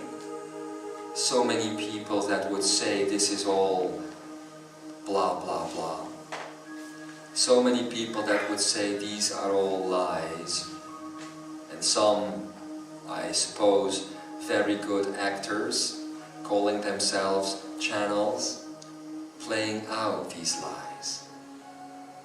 Some say this. And some would say that these people have no good intent for planet Earth, but only for themselves. And that helping the Earth is looking at the real problem, they then say, the real thing that is going on. Animals are dying, children are dying, people are not having enough food and are dying. Great disease raging over this planet, raging across it. It's a perspective. It's not the perspective, however. It is not total. Trying to save that is the same as you were just trying to save a little piece of your own body. Imagine that you would have a disease raging through you, if that is still possible, if you are still in the mind, and you would go to the doctor, and he would tell you, I am very sorry, sir, but you have AIDS. But don't worry, we are going to heal your hand of AIDS. We are going to make sure that your left arm has no more AIDS left in it. It would not survive. It would not help the whole to survive. Merely looking at saving animals and saving those 3D aspects of humanity is the same thing. It is about integrating all of these things together. And that is why, if I had had the ability to speak, when you go towards your court system and all that, that is the plea I would have brought forward. That humanity is more than its body. That humanity is more than its mind. And humanity is more than its possessions. That the human being is in fact the entire earth. And that is why it is such a natural process to be a citizen of earth. Again, I use the reference of the hand to look at your countries and the way you are forming your countries. Saying that you only belong to a certain piece of the planet is again saying, I have this whole body here, but all that I am ever going to move is my hand. You won't do much all your life if all that is moving is your hand. That is the same thing. You see? So take with you this wisdom. Take with you this totality as you step into sovereignty. Do you know the difference between selfishness and sovereignty? And don't worry, dear keeper, it's not going to turn into a joke. Do you know the difference? Let me tell you. Selfishness, or as some people would say, I do it my way, is allowing you to still be in a small space where you are calling that part of the I, the actual I. And, as Jeshua and the others have told you, making sure that that piece of the I gets what it wants, that it can fulfill its desire. That is the freedom that lives here on planet Earth, and you have all gone through it. Just as long as I can do my thing, just as long as I can do it the way I want, that is not sovereignty. That is independence. That is selfishness. That is saying that I am but a mere piece of the totality, and within that piece I make my prison, and I make sure that my prison is better than yours. That is saying, if you are in a hotel room, for instance, with two people, and you have two beds, one bed has a perfectly nice pillow and thick sheets, and the other bed is a bad mattress, might even break in two if you move too much, and there is no pillow at all. And you come into this room, and the eyes immediately lock together, these two people. There is a conflict. And the one that is so stupid to go to the bathroom will end up with a bad bed. It happens so many times. This is just an example. That is your freedom on your planet. How can you believe that you are free as you are standing on a mountain somewhere, being so happy that you liberated yourself from the slavery that was society, and you're standing there? How can you feel free if you know that on that very same planet people are dying because they have not enough food? Or people are still going through the same thing that you went through? The before you claimed your supposed freedom. I know because I have communicated with those light workers that would find ways of improving their circumstances. They were working in a factory, for instance, a job that they hated, and they broke away from that, and they start traveling the world, and they think that they have made it because now they are free. How can you be free if the totality is not free? How can you be free if you know that there still are people going to that workspace every single day, doing that work of slavery that you have done before? How can you be free if you are in consciousness, Atlantean, and you want to ascend, knowing that there are still people trapped in the mind, people that you have enslaved even? We would implore you, Atlantean, because all of you have almost been there, to do it differently this time. To look at the totality of things. For you see, that's the difference between that independence and that sovereignty. When you are sovereign, sovereign service is the point of view where your freedom includes the freedom of all. That is when the work is done. That is when the job is done. Because at that point, your entire planet is no longer in a mode of suffering. And there is peace and harmony and balance. And these things are within your grasp. It is that which you should also bring forward when you claim your sovereignty in the judicial system. Again, even though now I cannot be there physically due to circumstance, use that wisdom, use that insight, and know that I shall speak again before that time comes. Not to tell you what to do, obviously, but simply to show you what worked for us.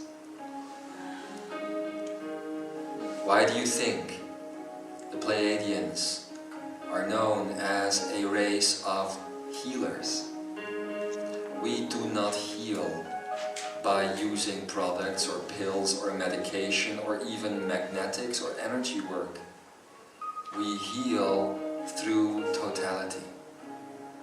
And that totality is a neutrality, as you have been provided with that knowledge by Ikara and others in the last few days.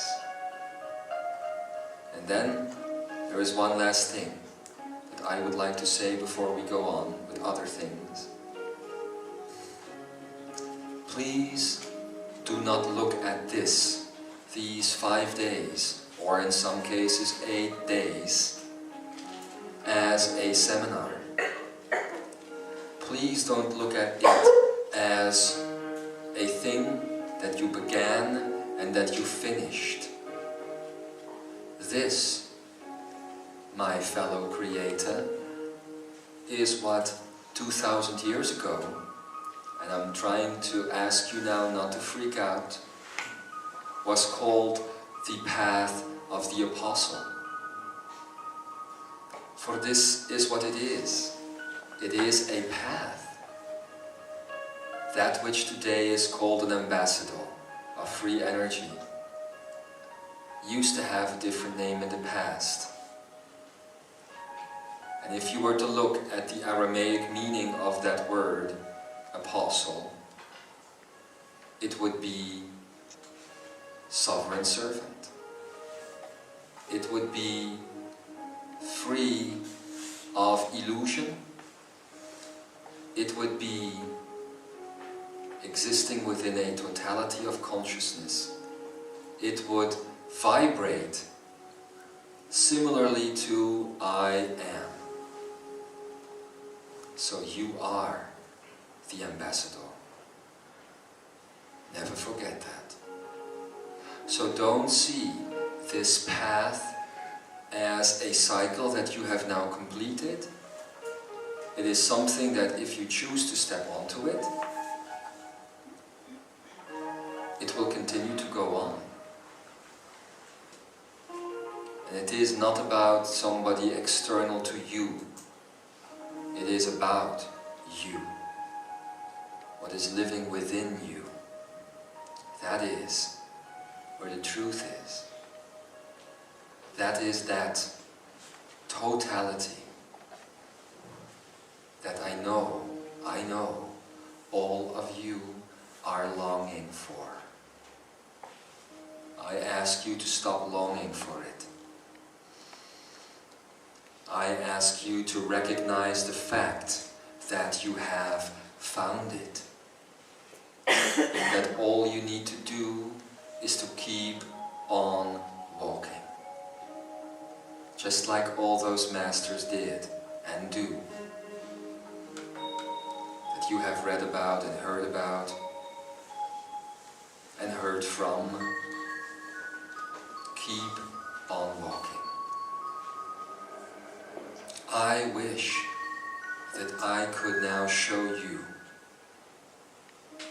the full scale of grandness that is my body, that is my energy. Because in doing so, maybe, just maybe, you would recognize your own. There is no difference between me and us and you. As is always said, the only difference that you might create from the mind is that you need to learn from us. All you need to do is be reminded by us. The memory of your own magnificence is right there in your body. The memory of your own totality, liberty, infinity, divinity is right there in your body. And we are grateful that you have stepped on the path of this 9993111 portal. You think they would have come up with a better name.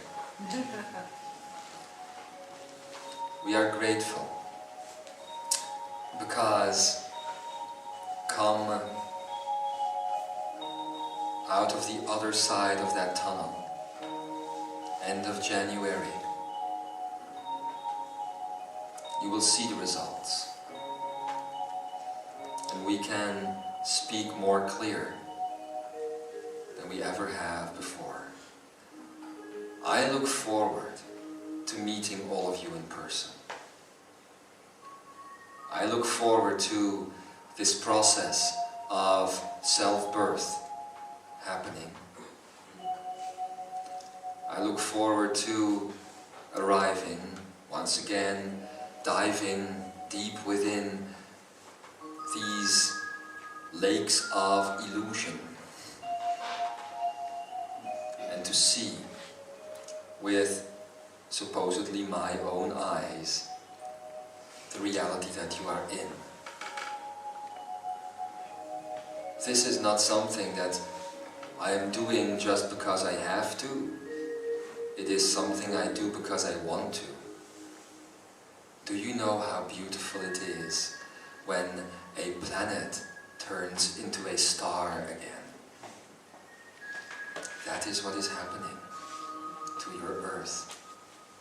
That is what is happening. And a star allows itself not to exist but within one paradigm. It needs to be total. It needs to be complete. It needs to be the portal. So all of those portals have built up to the one portal that you will become. In It doesn't mean that you have to totally let go of you. It just means that you have to embrace the I. And as you know, the I is the we. The totality. So as you step now onto that path, be prepared. And I'm going to tell you a last sentence that I hope will keep you awake in the days to come. Don't shy away from what you are doing. At this point in your life, nothing is more important than what you are doing right now. Nothing. I'm going to shock some, but not your house, not your cars, not your mind games, not your families, not your workplaces, not your children, not your parents. Nothing is more important. Stay awake in the knowledge that you are not stepping away from anything, for that which you think you are stepping away from is just something that you are getting closer to. And with that, my fellow creators, cosmic beings that you are, I bring you the power of holding on. I bring you the strength of your own totality. And I will tell you now that you are, that you are, that you are, that I am. And so it is.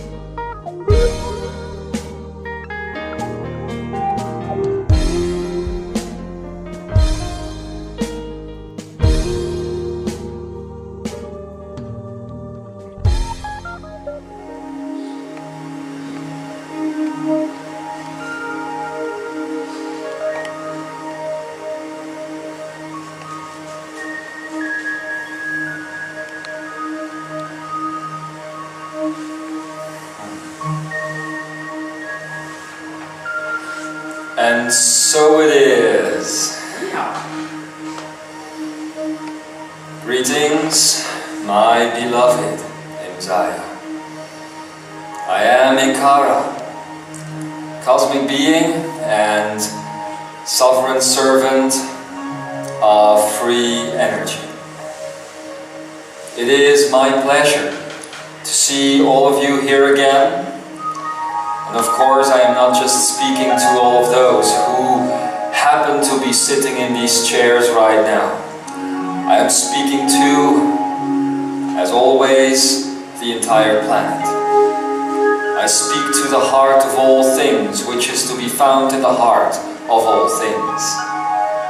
I speak to men and women alike. I speak to the chakra of the head, the chakra of the heart, and the chakra of passion, located in the belly. I speak to the stars and to the planets, to the mineral life, to the animal life, and to the plant life, my good old friends. And I speak to all humans who have ever been, are now, and shall ever be on planet Earth. It isn't so irregular for an energy like this one to come back through time to give you information that would fulfill a timeline that is still waiting in essence to happen. It is indeed normal that these things do occur. It is irregular, however, to believe that you are in a timeline, to believe that you are linear, that you have a past that you have lived, a now that is unfolding right now, and a future that is yet to show up. It's the biggest joke in the universe to think like that, especially if you would see the geometry, especially if you would see the shape of things the way they really are. So let's look at these things. Last time, when we opened the Mastering the Grand Illusion series, we started looking at the way things actually work. And today, as we bring you the second part of that same information, we will explore further. That is what the human spirit, that is what the human energy, consciousness is all about, isn't it? Exploration. The exploration of all that is, the exploration of space. And you are all the explorers, of course. So let's explore them.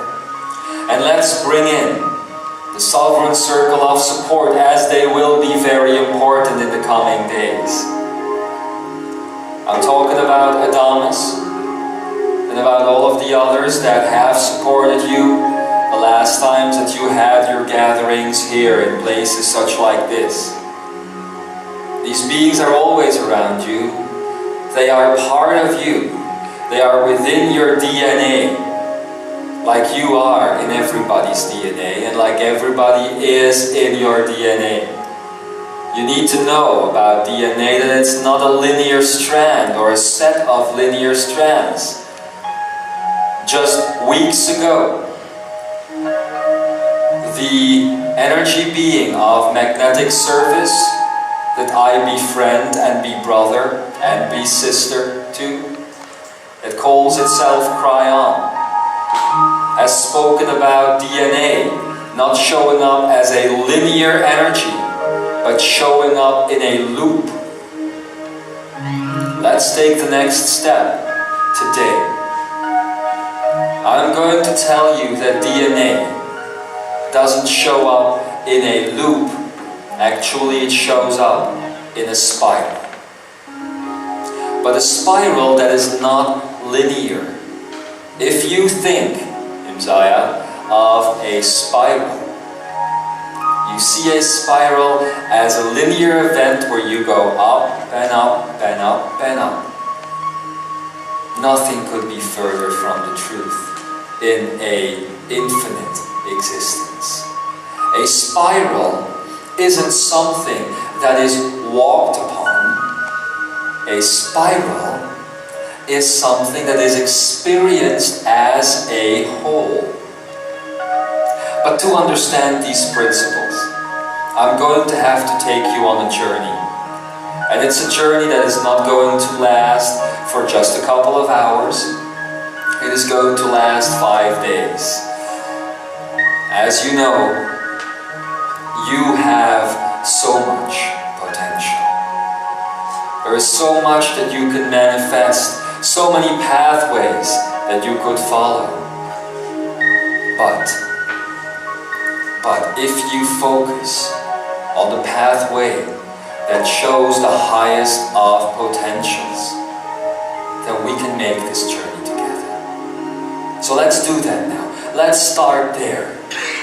Let's open ourselves up, all of us. As the sovereign circle keeps coming in, I want you to feel Adamus and Kutumi and Kuan Yin, even Lemoya, as there is potential in the coming 5 days, what you could unfold here, that this grand energy that again has transported me through time and space to be here right now, that this energy could come back and speak, for it has lots to say to those who are ready to hear it. And that being ready is not of a docile kind of nature, that being ready is about being empowered. Being ready is about understanding that the next bits of inner wisdom that are about to unfold are to be found within, in the seed of the lotus flower, that you open up every day as you open your eyes in the morning. The question that you could ask yourselves every morning is my lotus going to find its way all the way to the surface? Or is it going to give up today, like most days, just somewhere in troubled water? Like most days. What else is troubled water then? The drama of your life. So, will your lotus today completely unfold? And will you allow it tonight to go deep again, to connect to the core again, so that in the coming day the same process might be repeated? If you think from this point of view, the evolution of planet Earth, and as such, the evolution of this universe as a whole, and all the universes around us, are happening faster than you think. So allow then this being Lemwaya, great servant of photonic, tachyonic nature, the rim of all that is itself, creating you from God and separating you from God, to let this speak again. Let this be a challenge for the coming days. Together with this energy, find all the guidance that has always been around you. This time, I'm asking you not to see these energies twirling around you, going around you. I'm asking you to feel them within. Like the great being, Janosch, that has found ways to activate the sacred geometry that lives within you, so you have the ability to see these beings, like myself, and like all the others, including Satya, all the others, as geometric patterning showing up in your DNA. That's where it all is. Everything around you is a geometric pattern that appears in your DNA. You see? So this time, when this sovereign circle of support and energy washes your feet, when they rub your shoulders, let it take place from within and not from without. That's always the space. Now to get back to the beginning. DNA, not a loop, but a spiral. And not a linear spiral, but an infinite spiral.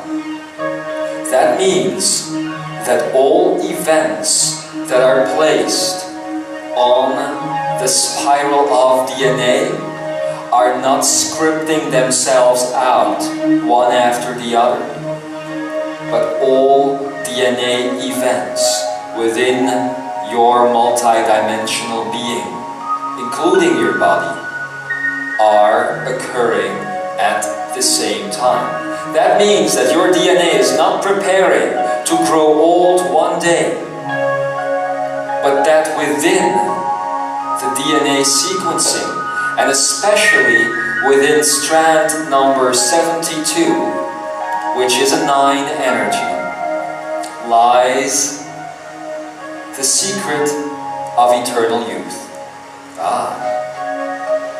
There is a little smile somewhere. Eternal youth, they think. It's very interesting. It's not as interesting as you might think. Eternal youth has nothing to do with potions. It has nothing to do with staying fit. It has nothing to do with annual checkups that you need to do at the hospital. And it has nothing to do with performing intercourse 3 times a day, as some people might think. It has to do with, obviously, the linear timeline. And how the linear timeline either unfolds around the spiral that is DNA, or how it unfolds within the DNA. If you were to manage, my beloved creators, if you were to manage to manifest linear time within the energy patterning that is your DNA, and again I ask you to look at strand number 72. Scientists will know what I mean, for this is one of the strands that is ending up in your junk DNA where they forget to look, supposedly. Then you have uncovered the power of linear time. You see? So, if you look at the spiral that we were talking about just now, and if you can make sure that this spiral is infinite rather than linear, then you need not walk the spiral, which would be the script that you call life, but you have access to all of the moments that were cut up, so you would experience a linear timeline. You have access to all those moments at once. I know I might be sounding a little bit vague right now, but I'm just getting into it. We're just taking some time to build up some real understanding from your arcane. And as we build up, let me interrupt for a minute here before we continue with our discussion on DNA. And let me tell you a little bit more about the working of this type of ekarai, and the working of speaking from the heart of all things, and how this connects to the Akanet, and what the Akanet has to do with all of this? It's basically very simple. As you are hearing these words, they are not coming from an external source. They are not coming from anywhere outside of you. Just like all the people around you aren't coming from anywhere outside of you. It is the akene that is generating these words. And as such, a discussion from the heart of all things is in fact taking place in your own heart. It's the same principle, really. It's the same principle that we talked about when we were talking just before about the infinite spiral of DNA. There is no place to come from, there is no place to be, and there is no place to go to. There is just a place that is all things. Call it a heart, if you will, a foundation. Call it a bubble where you are experiencing everything all the time. This would be another description, my beloved, of that which you call the akene.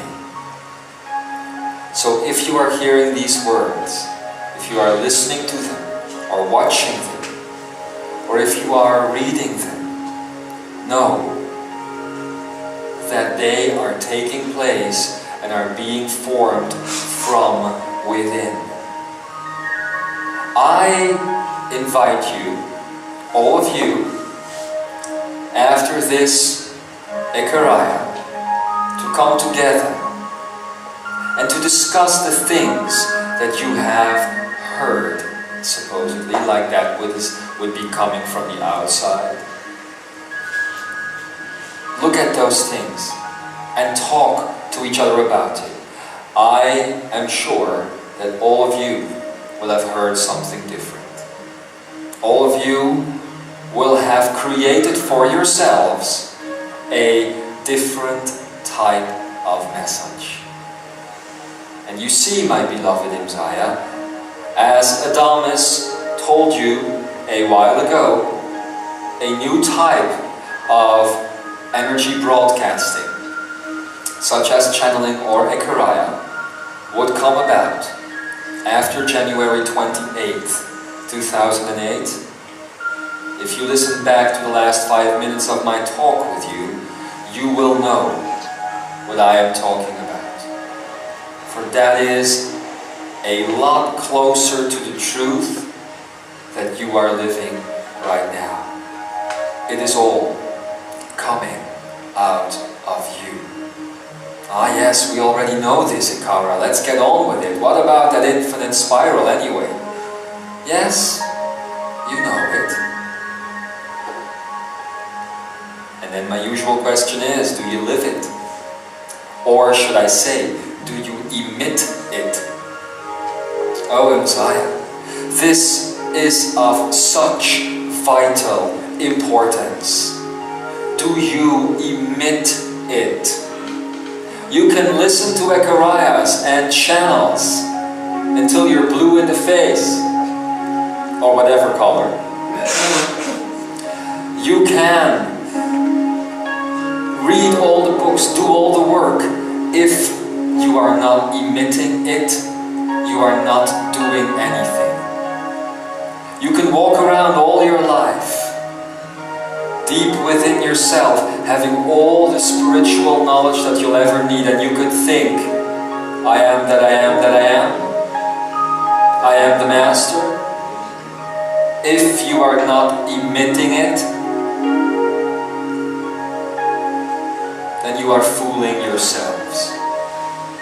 That is the nature of your responsibility. Much like the infinite layers of DNA, you too, as a DNA strand, an unlimited number of DNA strands, in fact, have unlimited moments. And you have supposedly experienced many of these moments in the past. And you call it a past timeline. And you might, best case scenario, experience many moments in the future. And you think that there is either one future waiting for you, or that by some intervention of your part, some other potential timelines might open up. I am here to tell you that you have only lived, and I am serious right now, and I'm asking Adamus for some help here, 0.000179524320%.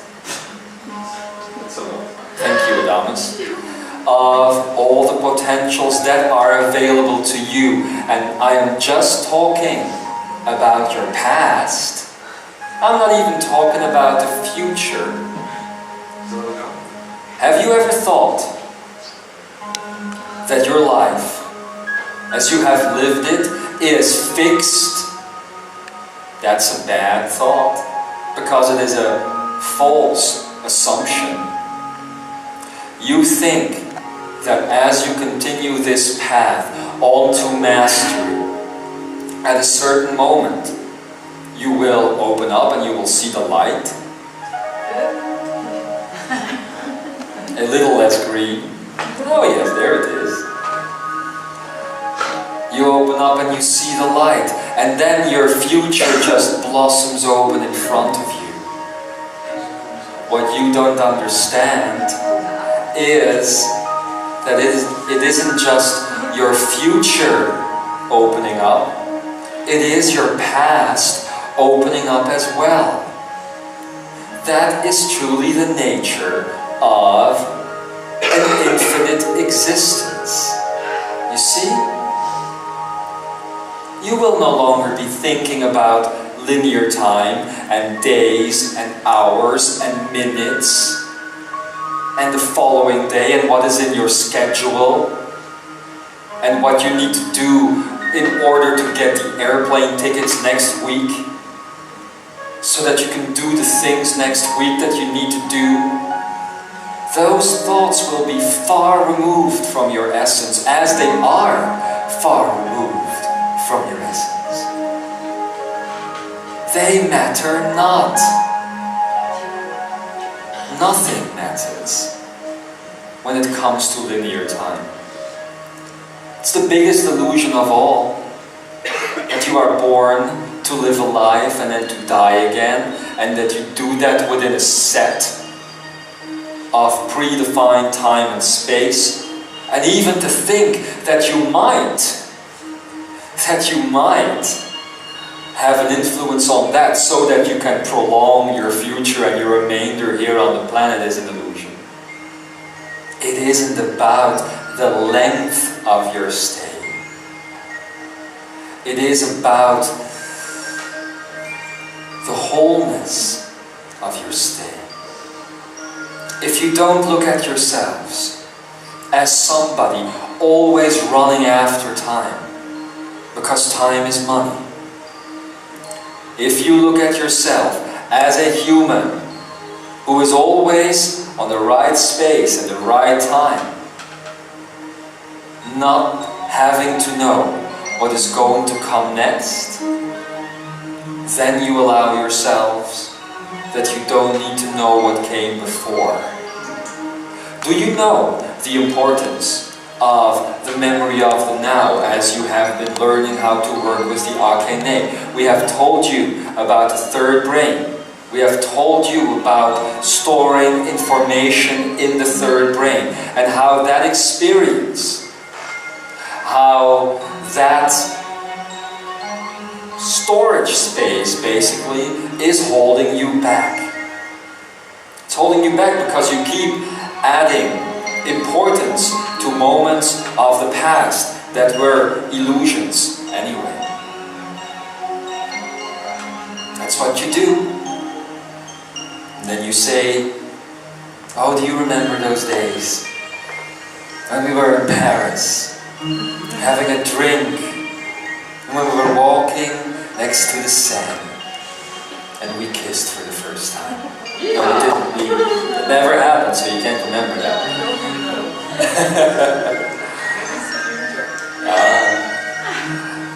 You cherish so many memories. You cherish your pain too. You cherish the death of others.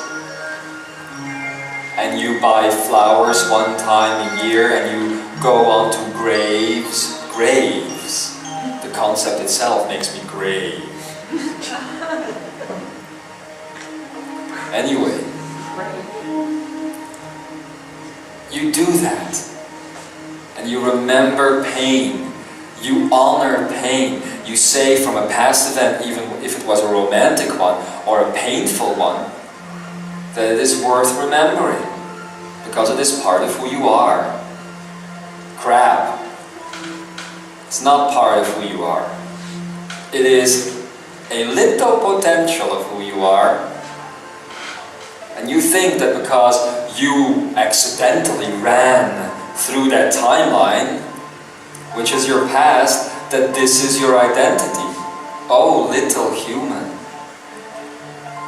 How little the mind really is. Oh, big creator. How much room for consciousness is there still left? If you truly and fully realize what I am talking about right now, then you will realize that there is almost 100%, almost, I'm not going to ask Adamus to do the math now, almost 100% of potential past energy that you can still experience. That is the true essence of the infinity sign. That is it. I'm getting up. If you see yourself in the I am space that is always taking place right here in the center of the infinity sign, and if you would be so linear for a moment, I'm sorry, to choose to see the right part of that infinity sign as the future and the left one as the past, then you would think that there is a path that you have followed here that will eventually lead you to the future and lead you right back. Problem is that you are thinking, how shall I say this? You are thinking in layers. And the problem is, you are thinking in one-layered dimensions. You think that 3D, for instance, is one dimension. And that there is one above and one below and one above that and one below that, etc. But no, 3D itself, as with all other dimensions, is infinite. I need you to grasp this concept before we can talk again about DNA. There is nothing on this planet Earth, hello James, that is finite. Nothing. Nothing. Isn't that interesting? Everything that you thought was finite really isn't. 3D itself is made up of 12 vibrations. And those 12 vibrations are made up of attributes. And those attributes are made up, and we can go on down the road until we end up with the potentials, right? What is behind the potentials? That is all that is. And that all that is, which would be that circle that we drew last time, that all that is would in the end, my beloved, end up again as just one potential at the back of one frequency within one vibration. So what you need to do is think infinitely layered now. Infinitely layered. And you can't do that with your brain, I'm afraid. Because your brain will always lead you down the wrong path. You need to think with your akene. Think with divinity installed. You need to remember that last time we spoke about the positive and the negative, duality. And how on top of that duality, there is divinity. It is that divinity that you are going to need as you are going to work with what is to come. Now you need to understand that not everybody on planet Earth at this point is going to get what I am saying. You are receiving this information because you have requested it yourself earlier than the rest of the ones playing the game. Why? Because there need to be pioneers. There need to be those who are the ones that are willing to put themselves out there full of trust, full of love, full of joy. Not knowing what the territory is going to be like that they are going to step into. And as they don't know that territory, that is really a space of trust. To stand there and to do that, knowing that you are doing something for all that is you. It is not an easy choice. It is not an easy process. We have all warned you before you came into the planet. Are you sure? Yes. We have all warned you. Are you sure that you want to do this? You have signed the waiver. I guess James only understood that. But anyway, you did it, and you are here, and you signed up to understand more about a full, infinite existence, so that you could be the first to bring this into the human unity consciousness. Thinking multi-layered, then, is a challenge unto itself. Go back to the first Ekaria on mastering the grand illusions, and remember what was said about the neurons coming into the brain that are fully and completely neutral. It is these neurons, cosmic beings, that allow you this multi-layered existence. If you don't activate them, it's not going to work. If you don't activate them, you can never see the hologram the dolphin sees, and the whale sees, and the turtle sees. Do you know what a dolphin, or a whale, or a turtle, or several others, in fact, see when they are looking at you? They see the spiral of DNA. That is the multi-layeredness. And what they see is all of your moments that stretch back into the supposed past of linear time and that stretch forward. And as a healing is requested by one of these animals, that happens in your past is a little shift of potential. It is that easy. It is that easy to change the course of your life.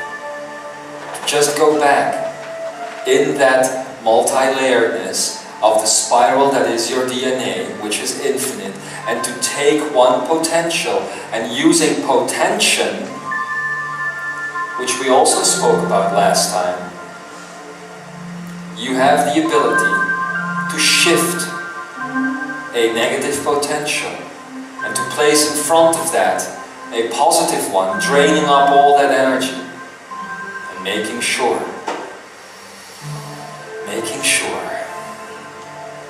that your path opens up yet again. Now, as you should know, this information about mastering the grand illusions is leading somewhere. It is leading to January 28th, isn't it? The last day of that portal that brings you into the free energy. What is so special about that day? It is the day. There's three things I need to say. First of all, it is the day that all of your neutral neurons will be in your brain. That will start to flow through your entire body, that energy.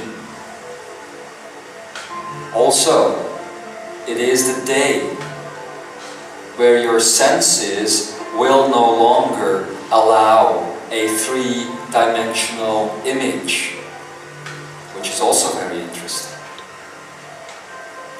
And the third thing, it is the day that we are going to go back, all of us, all of those who are interested.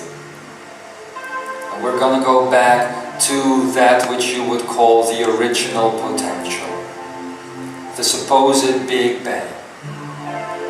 Because you see, the Big Bang itself was filled with duality potential, always the positive and the negative. I have explained to you now that it is very easy to be multi-layered, and that through the infinite spiral you can just go back and look at all those other potentials which are almost infinite that you didn't quite activate in your past because of fear, because of pain, because of programming, etc. That's why you didn't choose the highest ones, right? So that 28th of January, we will take, and that will require all of us, not just myself, Ekara. It will require all the energy that has at one point spoken to planet Earth, wherever on the planet, to go back as a human unit, as a unity, you see, to that original potential that created the universe and all the universes, and to make from that duality a neutrality. And that is being in Source. That is the total immersion into the supposed ascension. It isn't just finding mastery. It is a full rewiring or revamping or rewriting or whatever you want to call it of all that has gone before. And what will happen is not just your negative potentials of your personal past that are going to be rewritten. No. There is going to be such a great field of potential so that all negative potential within all of the universes will be made into neutrality. All of it. And that is also the reason why so many beings, as Satya spoke last time, why so many beings are coming back onto planet Earth. Because it takes a lot of energy, you see, to manifest this within a 3D realm. I know right now for you 3D seems finite. I know that it seems as though you are in this room and there is almost no possibility, except for a little meditation maybe, that would just do it through the neocortex, to go to an alternate reality of this room. But actually I already gave it away. You can never go to an alternate reality. All there is triality, with a divinity and a neutrality. So all you can do is go to alternate trialities, you see. I know it sounds far-fetched, but this is going to be a natural process to you, and it's not going to happen later than the beginning of next year. Knowing this, let's go back to DNA. What does DNA have to do with that? The triangle, the circle, and the infinity sign. The I am geometry. Everything. Everything. If you want to realize that your DNA is spiral in nature, if you want to understand that that spiral is infinite, then you need to understand about the layers, as I said mere minutes ago. And it's about those layers that you need to understand. That's where the key is. We've told you 3 points of the triangle are very important. If a multi-layered existence is an infinite existence, that means there are within the one space of that one triangle an infinite number of variations in which that triangle can manifest itself. That infinite number, ladies and gentlemen, shows up in the infinite amount of atoms, electrons, molecules, cells, people, plants, planets, stars, clusters, galaxies, and universes that the universes entail.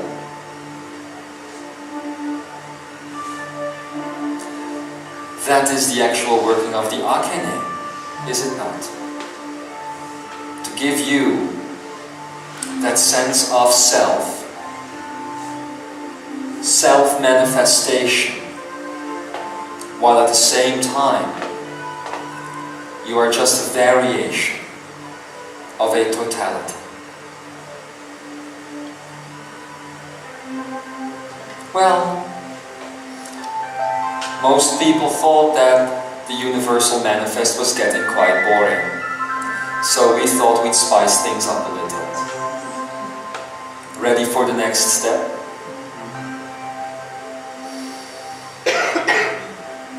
Let's start walking.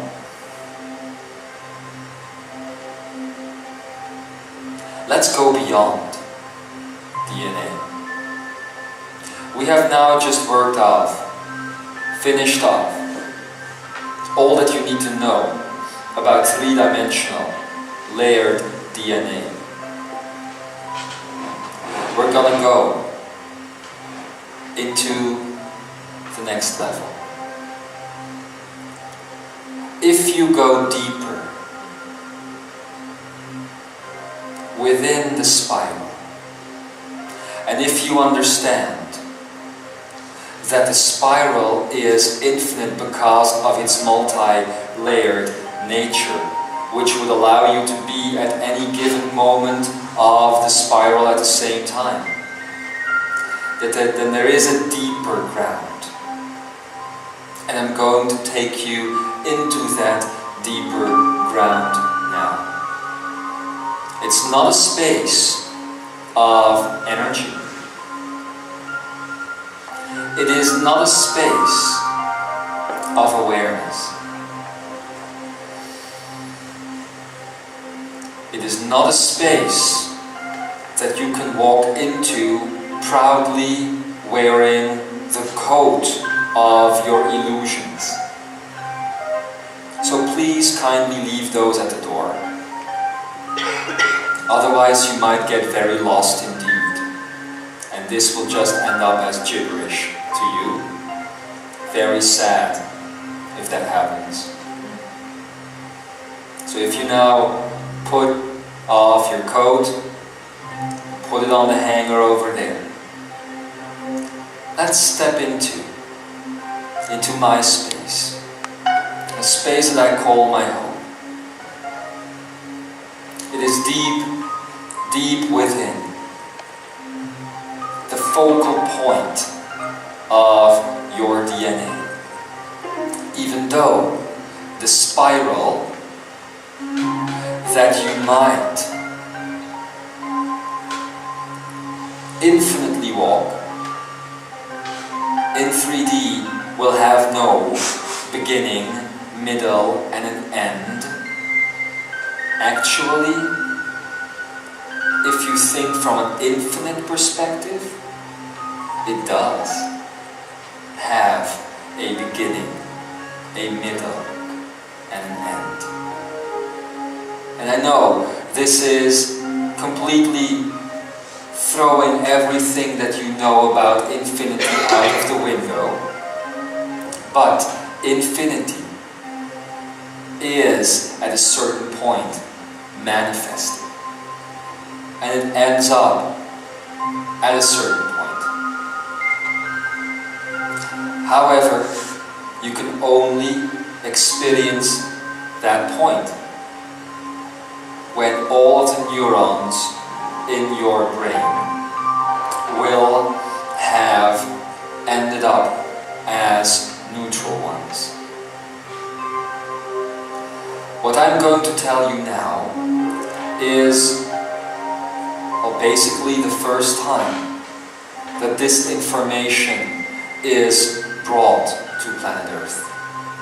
And it will be supported by my good friends who are going to humanize it for you. Trustadamus and Kutumi and some of the others to put what I am going to say in the coming minutes, days, months, years, I don't know. To put that in a human context. It is not necessarily necessary, strange choice of words, but it is interesting for you that they would do this in the coming months so you would have a notion of what I'm all going to tell you. Because obviously you believed that as you are going through the illusions that we would just have a set of 72 attributes that you would walk through. And obviously these attributes will end up in a work somewhere, probably a book or something, just for the sake of completion. But it's not about the attributes. It's not about simply understanding and mastering the attributes.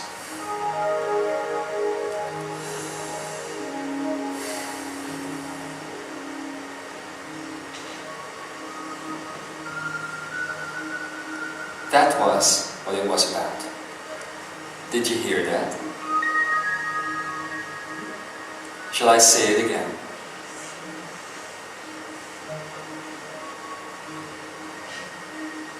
Did you hear that?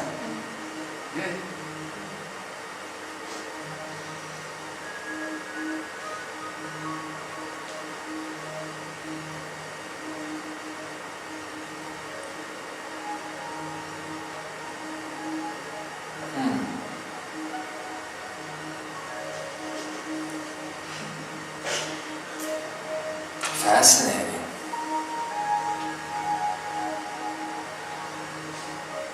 Now there is a stillness.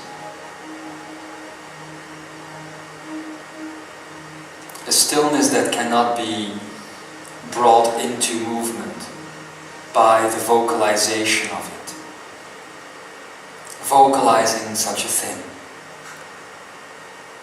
And the thing that I have just communicated, vocalizing that, or even trying to understand it with your brain, is going to be a losing battle.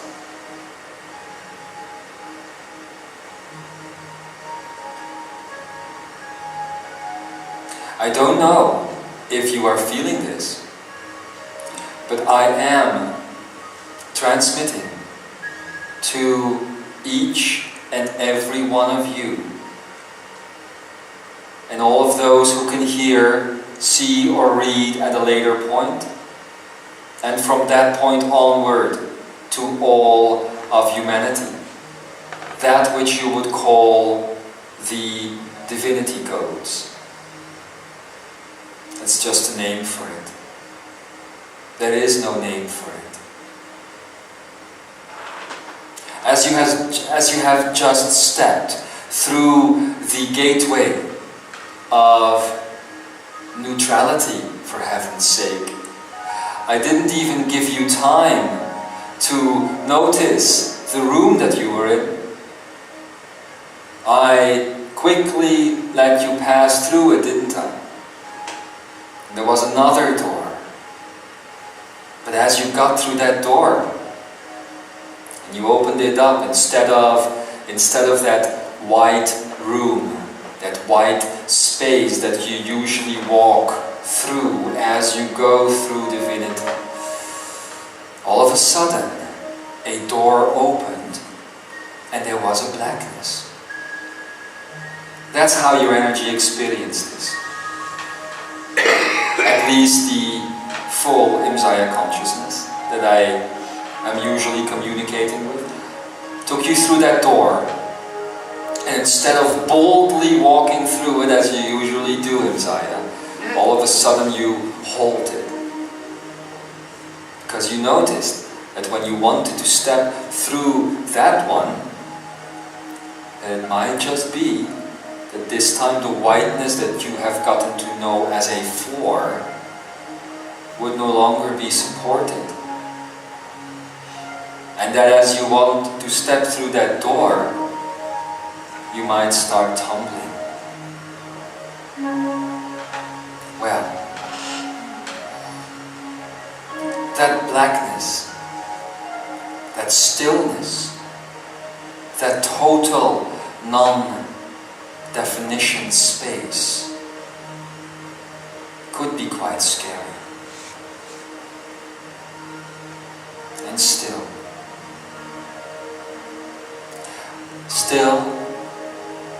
you're going to have to jump without a parachute, without an umbrella to support you. I always loved Mary Poppins, one of Kutumi's best creations. Without any other thing. But I'm going to give you a handle, however, because if you don't have this handle, it's going to be quite difficult. And I'm asking you to hold on now, because I know that this is going to a very strange place indeed, this information. I shall give you the last attribute of all of the illusions. Each and every one has a set of 12, and each time the 12th is the supposed point of reference. The point of reference. It's a very important point. For there is a reason why you can't step through that door. There is a reason when you opened it up just now as Imzaia consciousness all blended together, that what you saw was blackness, that what you saw was a total falling away of all laws. And that is because that space, my beloved, can't be entered into from a singular perspective. You can't. This, unfortunately, or should I say fortunately, is a door that you can only go through when you are in that I am, that I am, that I am. Only then. Now, you could tell yourselves that you are not at that point, so why the hell did that door open anyway? I beg to differ. The door opened because you are deluding yourselves that you are not yet at that point. Indeed. You are there. The delusion works as follows. If you do not want to see yourself from all perspectives of time and space, then you are going to limit yourself to a certain point, which would be the point of the observer. The divinity is the point of all expression. Not just the heart of all things, but the expression of all things, taking place in the observer and the observed, which would be a totality unto its own reflected back through that which you would call the monoids of geometry, as they implode with the knowledge of that which is you. That was just an explosion, darling, it's all right. I like some sound effects now and then. Not that I am not happy with you, James. So, if you know that, if you do, and you understand a lot about delusion and deluding yourselves, no. If you are not ready to accept that you are not just the heart of all things, but the expression of all things, meaning that you appear through the Akene in everything that is around you, from the littlest bug, ladybug for instance, to the biggest star, the universe itself. You are expressing all of these things. And if you cannot accept that, then you are slowly going to build a prison all around you. Because that will start limiting yourself to the heart of all things, which is a good space to be in, but in a free energy world you can go way beyond that, can't you?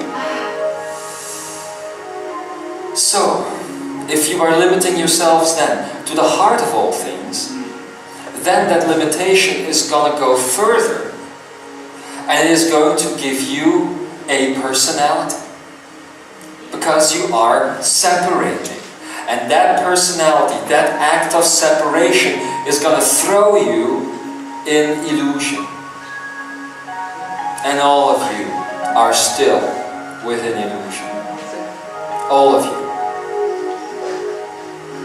It might show up grand, in the face,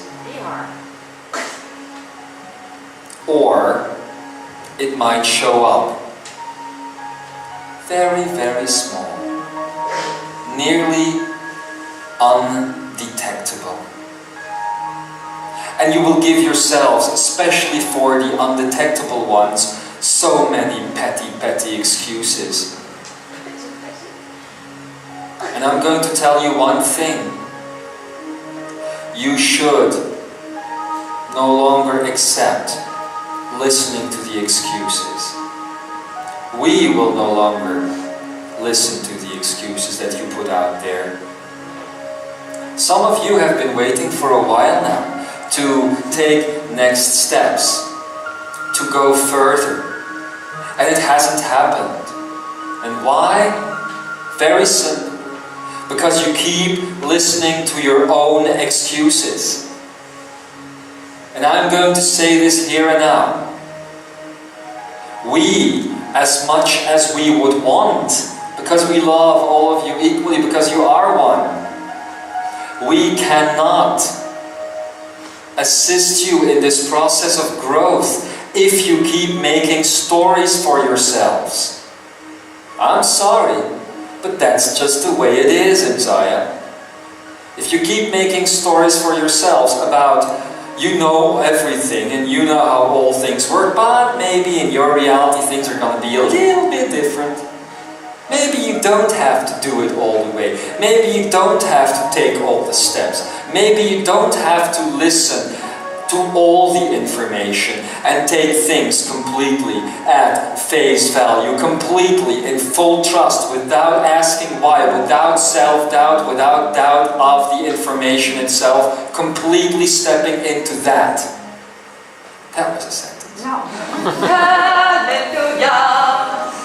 If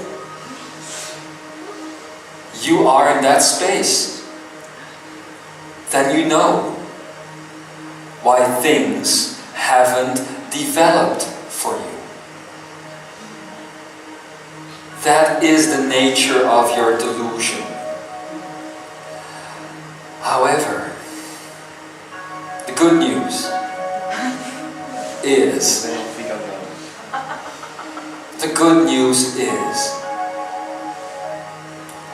that it all goes back to where we just started, the expression of all things.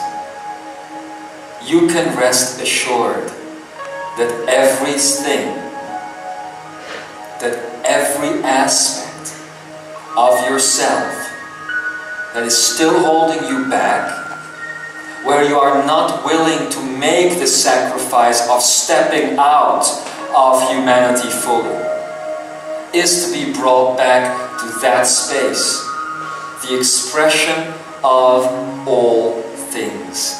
Because if you do not believe that you are the expression of all things, why then?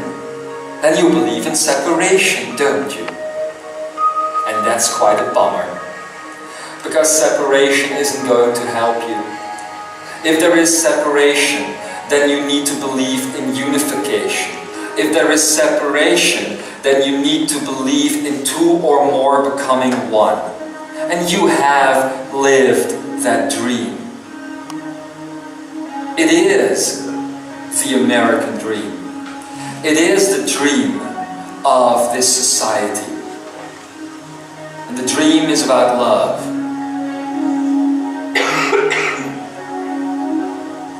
You need to let go fully, completely, and utterly of that dream of separation finding itself here in 3D and becoming one again.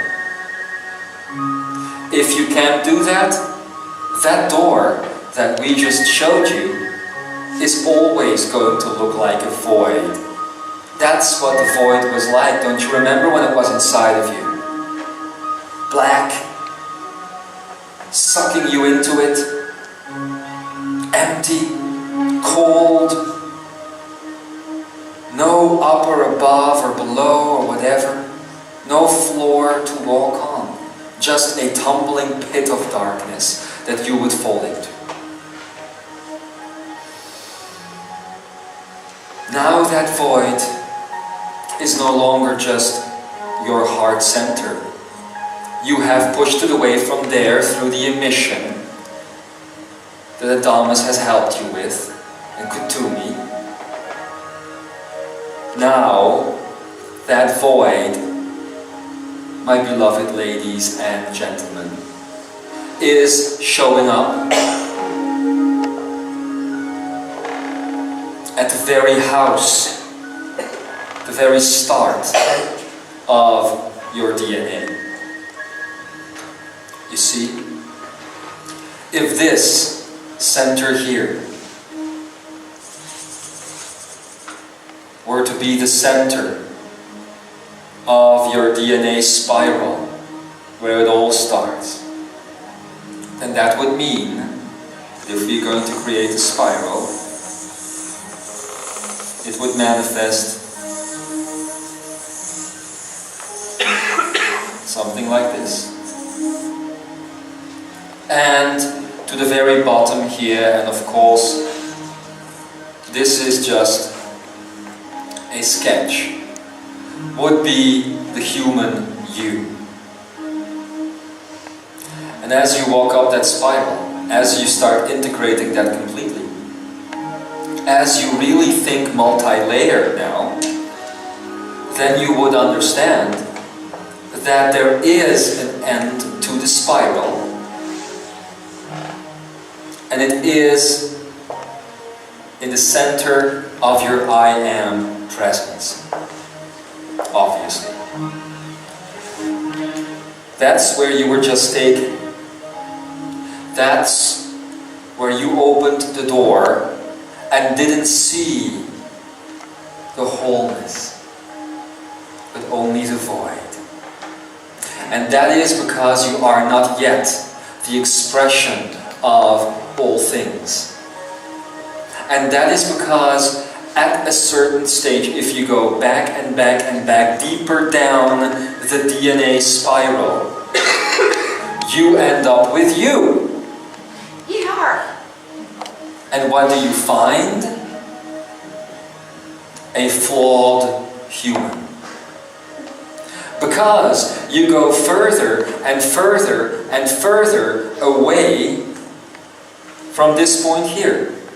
And you start believing that that point entails a void. So what do? You start copying that void into your DNA paradigm until you become human. And in that human space, the DNA is already flawed. On the 72nd layer of that spiral lies the answer to this. Because that's the spiral. The spirally strand, I should actually say, that deals with time and space.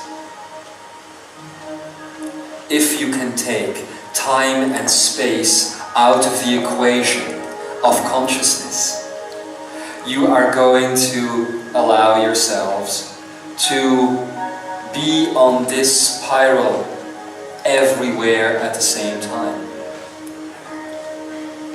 Wouldn't this then be this point right here in the middle? Wouldn't this then be your top life? It is. And it is where you are right now.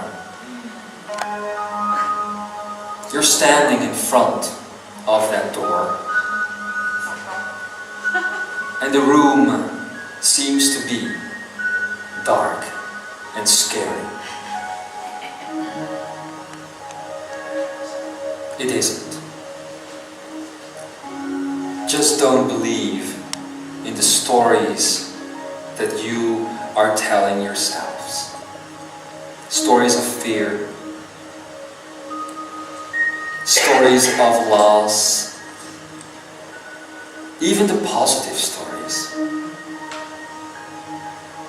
You know, my beloved humans, actually sometimes I think Lemwaya got the good cut of the deal when he said, I will stop speaking unless you take action.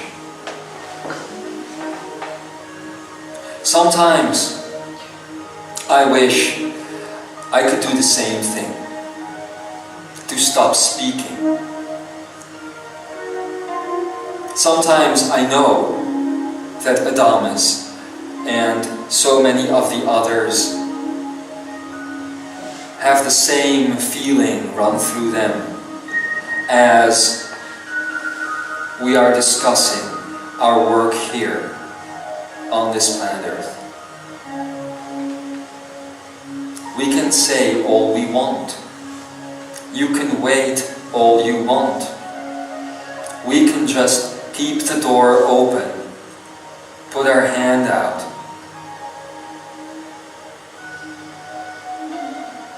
We can put the nice veil of gold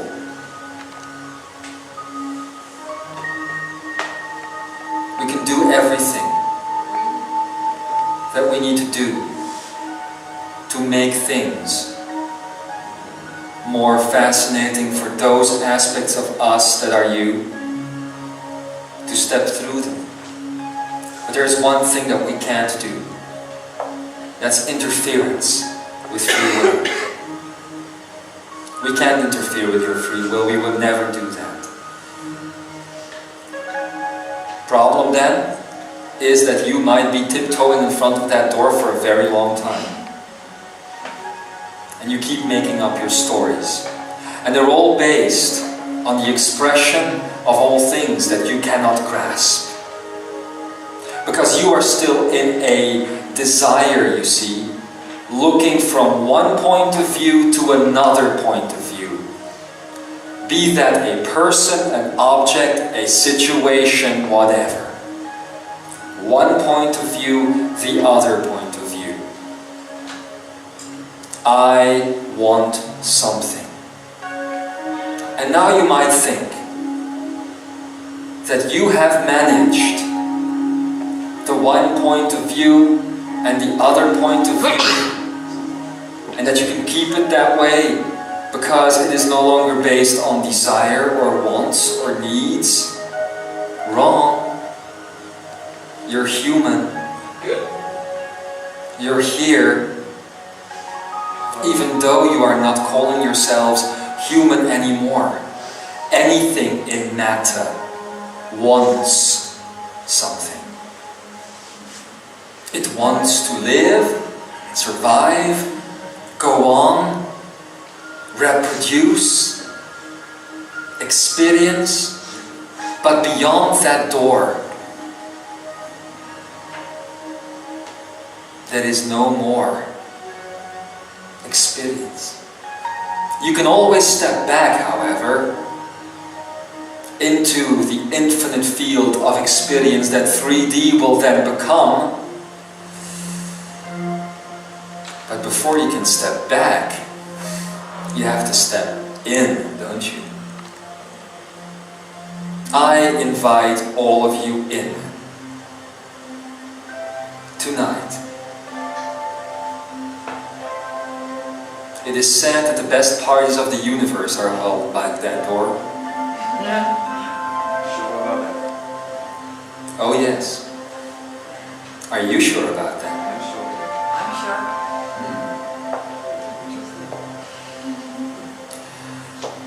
sure. So, all I can say is that the next time that I'm going to speak, which is going to be tomorrow, in your time frame at least, I will only make sense to those who have stepped through. All the others will just hear mumbo jumbo. Hallelujah. Like that mumbo jumbo, yes. You are not realizing something, Imzaia. At least not all of you.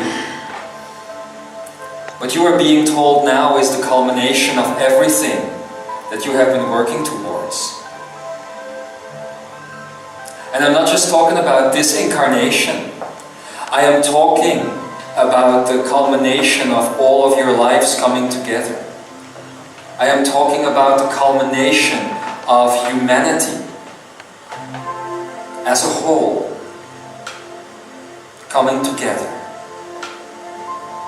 But as the human psyche, the human consciousness, and the human awareness blend as one and step through that door, there is an initial momentum needed. It has always been described as 144,000, yes? It has gone way beyond that, I know. That's the good thing. It has gone way beyond 144,000. It has gone to millions of people. But what good is millions of people if they all start tiptoeing around that door, asking, can we quickly go to the toilet? Can I maybe get another cup of coffee? Oh, well, maybe I forgot to program my VCR. I should go back home before I go back through that door. I need to kiss my lover goodbye one more time. I need to do all of these things. No. Either you belong to that group that is going to create that initial momentum, and you have no more doubt, no more anything holding you back so that the momentum can be created, or you choose not to be part of the momentum, knowing that the human consciousness and the human awareness will eventually be going through that door. But if you are going to be the pioneer, if you are going to be the one to do it, I implore you to let go of your stories and to step through. I think that I was the last one to come in the last few days and give you a message of urgency. To let you know that the time for tiptoeing around the door is over. It is not because something bad is going to happen to planet Earth if you don't. It is because we, you see, are not bureaucrats. We don't like going to the same job day in, day out and doing the same thing. We like to get things going, to get things moving. We don't like to fill out the same forms time and time and time again and hear you repeat the same phrases towards one another about how you are evolving and how beautiful that is. Now it is time to put your money, or your heart in this case, where your bloody mouth is. And it isn't so strange that there is reaction coming from the room all this time. It is normal that there would be a reaction to this type of information. But I am telling you one thing. We are tired of waiting. And we are not going to be waiting. So if you are on that train, as Tobias would say it, of quantum energy, if you are that pioneer and that ambassador of free energy, then in your heart, use the next hours to stand up, to take that sword of truth and to go forward and to step through the gateway. I am going to go there now, again. The others, such as Adamus, are asked to remain, and some aspects of myself as well, to remain here. In the coming hours, as you prepare for that movement, because you need to do it, you see. Because if you don't do it now, you won't have the momentum to build up towards January 28th. That is why, from our point of view at least, it was important to create an energy such as this one yet again. It wasn't just about bringing you beyond illusion as the Weave Your World Fellowship thought. It was also about creating that momentum. So I'll see you, hopefully, on the other side as Adamus and Co, our friends, will be holding the door open for you and will be giving you some more information about what you might expect as you step through. The only thing I can tell you is you are not going to see darkness there. And you are not going to see the void there. You are not going to see any of those things. What you are going to see then is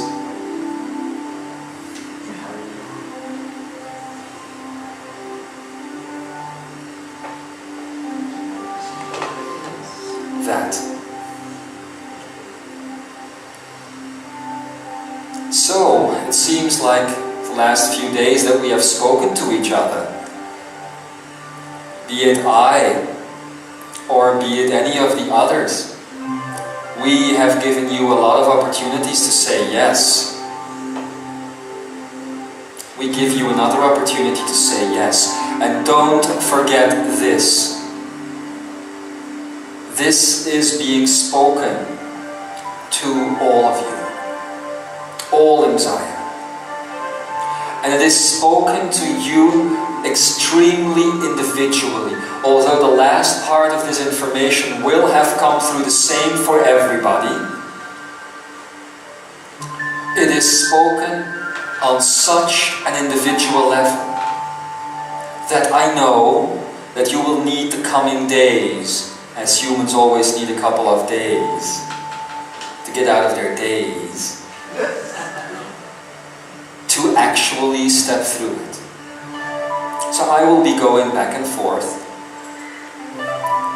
But in the end, after these 5 days are over, I'm not saying that the door will shut, but I am saying that I will be assisting that initial momentum that went through to create that space on the other side. The door will never be shut. And we will always be on that other side, creating that new space. But please, take a good individual look at yourself and see what you are doing. See what you are doing. And what the momentum is that has brought you here. Not here. Here. Are you ready to go deeper in there so that it might take you higher? Or are you going to stay out here in this illusion? I ask you now.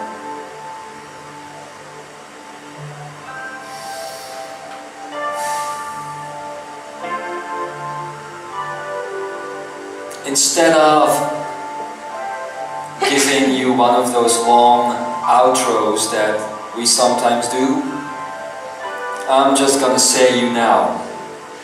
Hopefully I'll see all of you on the other side. Yes. And so it is.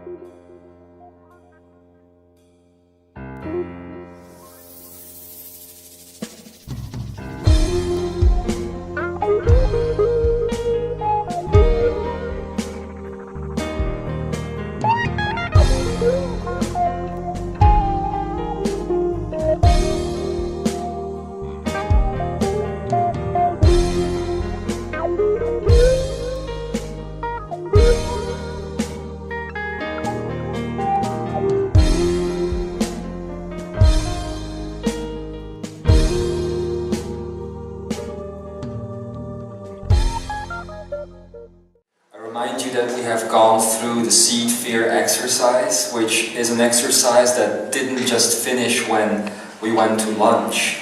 It is an exercise that's going to continue for the coming days. It is something that is going to pop up back into your mind, obviously, because that is where all fear is located, and it's gonna fill you up again. There might be new images coming in, new emotions, new energies coming in. Just let it happen. And if you want to share it with a group, you can do it either personally or you can do it right here. So whenever that happens, just let us know.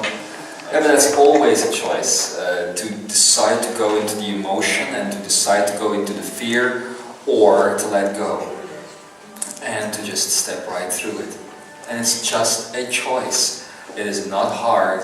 There is nothing that you're going to lose. There's just things that you're going to gain as layers are going to go away from you.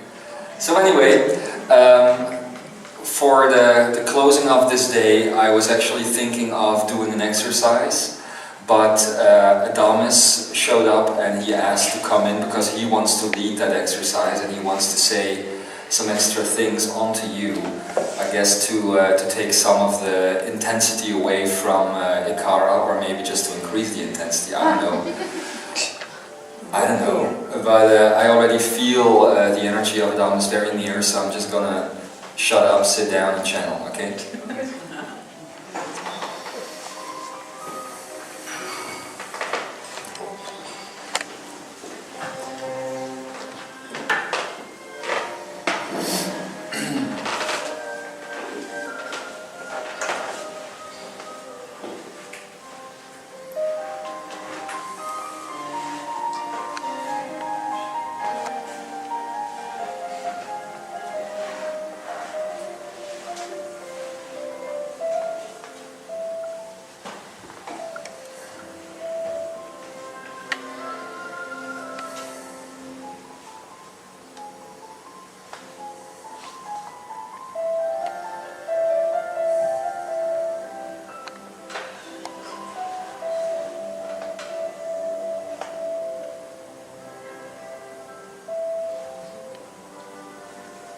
Oh, don't mind me, I'm just listening to the music. Hello everybody.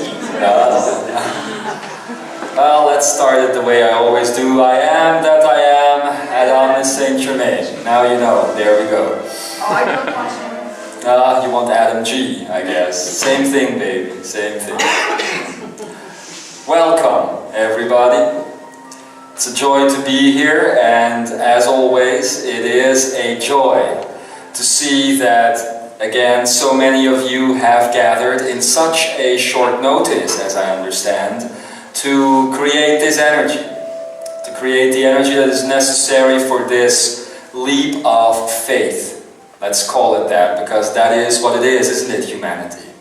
It is a leap of faith that you are taking. I especially wanted to come in before the end of the day to have the wonderful sensations of headlights pointing towards my face, but at the same time also to have the unique sensation of being here now with all of you as you are going through these last few hours of, let's call it, remaining humanity. Isn't it beautiful how this music is played? It's Mozart, ladies and gentlemen. Mozart is music from the Akene.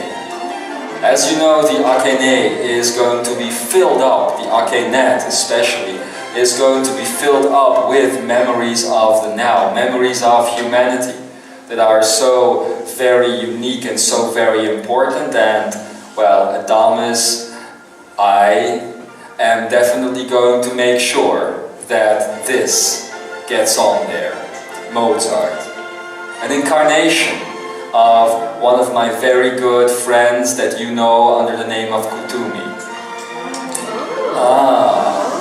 Well, who else would write beautiful music and then go crazy in the end?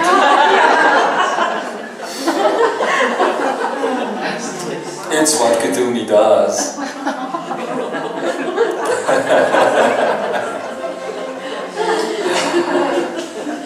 Anyway, Imzaia, as we are now talking about this subject, and before we go into the exercise to finish off the day, so to speak, let me talk a little bit more about these concepts. It isn't so unnatural, you see, for many important and well-attached names that attach to the heart immediately, such as Mozart, to be played by a role such as Kutumi. You need to know several things before we go on. And actually, if you are going to step through this door that Ikara was telling you about, you need to know the way the world has worked up until now. And that is why I wanted to come in today, to give you that information.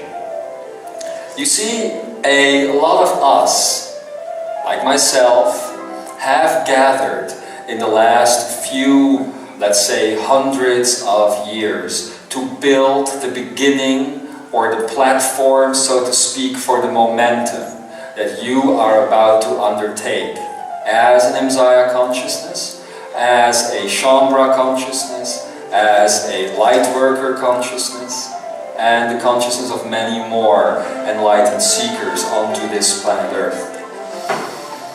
This means that in allowance of the free will, we have been asked to show up in your lives in more ways than one. Because as you know, it is impossible for all of humanity to be interested in this type of communication, the broadcast that is now happening through myself and going on into your hearts. It isn't always easy for people to find their way to such a direct communication. That is why very often, bless you, that is why very often we have taken upon ourselves roles that have touched planet Earth. And you thought that most of these roles were being played by individuals. It isn't so. I've just told you about Mozart being one of the incarnations of Kutumi, one of many incarnations of Kutumi, in fact, showing up throughout the supposed scene of entertainment. And then you could say, how is it possible? Because the timelines do not match, you see? Well, they do.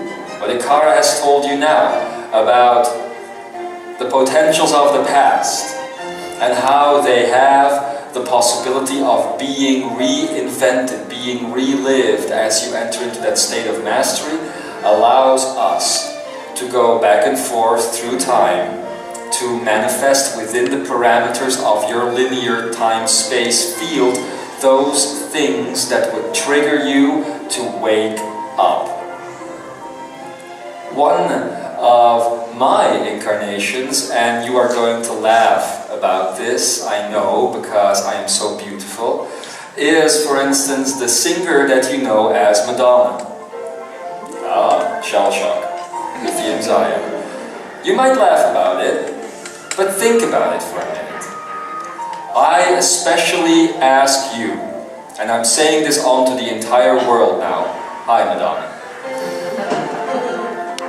to listen to the latest music that has been made by me, that has been brought forward onto this earth. CDs, and I'm promoting myself now, fascinating that, CDs such as American Life, where in each and every song is very methodically put a way to escape this reality. Each and every song. In fact, you might be wondering what the book that I'm going to bring in again is going to be about.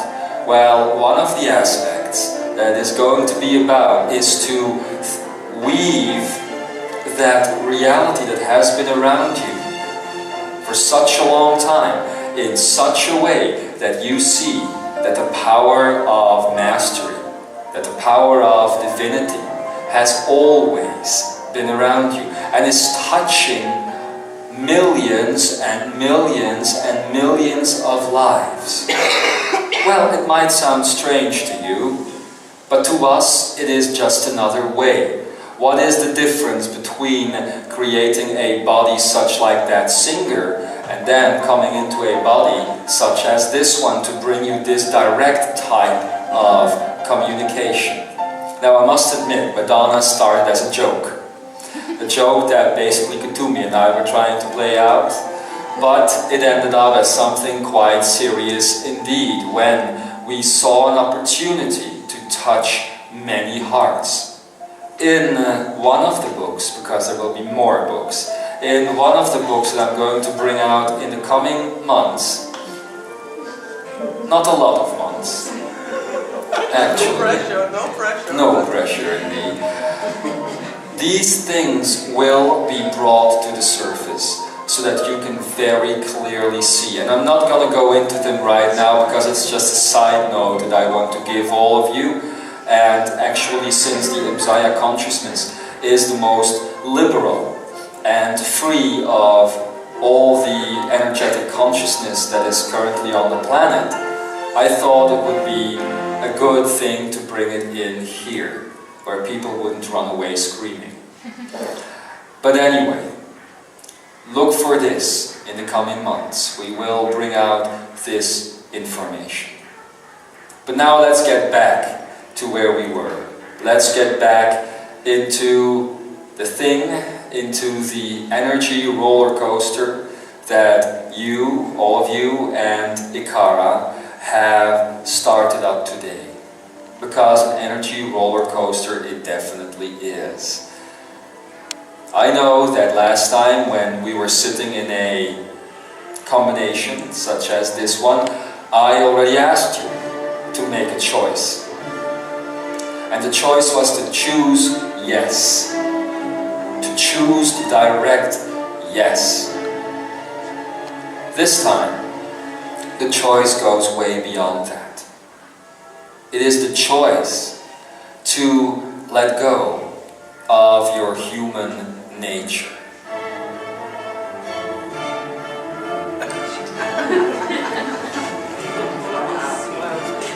No, this isn't me, this is Kutumi. The problem with Kutumi is when he climaxes it takes a long time. But anyway. Yes, most music would just give a thump, but he must give many thumps. It is the choice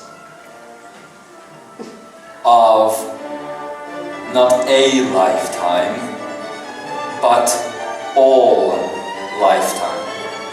It is. And I know that it must sound strange. Still, even after all you've gone through, that you are sitting here right now, being presented this choice. But you have been presented it on so many an occasion throughout your life already. This is just the high point, the zenith of that. I can tell you that it's not just about the group that is sitting here, it is about the entire planet Earth. You wanted new energy, and you got it. And immediately it was transmuted up towards free energy, where you now have that direct choice of stepping through that door. What Ikara was telling you was that there are still so many of your human stories holding you back. And believe me, from my perspective, I can understand this completely. Much better than Ikara would, because he has never gone through those typical human stories that you are going through. My stories were of a different day and age, and today I'm not going to, well, I'm going to do you the pleasure of not telling a story today because it would take too long time. But just remember, my stories were similar to yours. I had to let go of as many things as you had to let go of, or are still in the process of letting go of. And I too, at a certain point, was coming up with many ways of not letting go. Things that I thought would bring salvation. Well, in the end, I found that they just prolonged the journey. I, in that respect, was very blessed because I had the luxury of what you call time. I was still born, my incarnation, when I finally reached that point of ascension. I was born in an old energy world, so I had all the time, literally, in the world. And still I was being pushed to make certain choices. I can, from the perspective of where you are sitting now, understand that you must feel very, very pushed. And yet I want you to know, again, that you got here on your own strength, not anybody else's. You weren't here and you aren't here because you have been listening to enough channelings and that drove you here. Some of you maybe have just listened to a few. But here you are, sitting wherever you are sitting right now.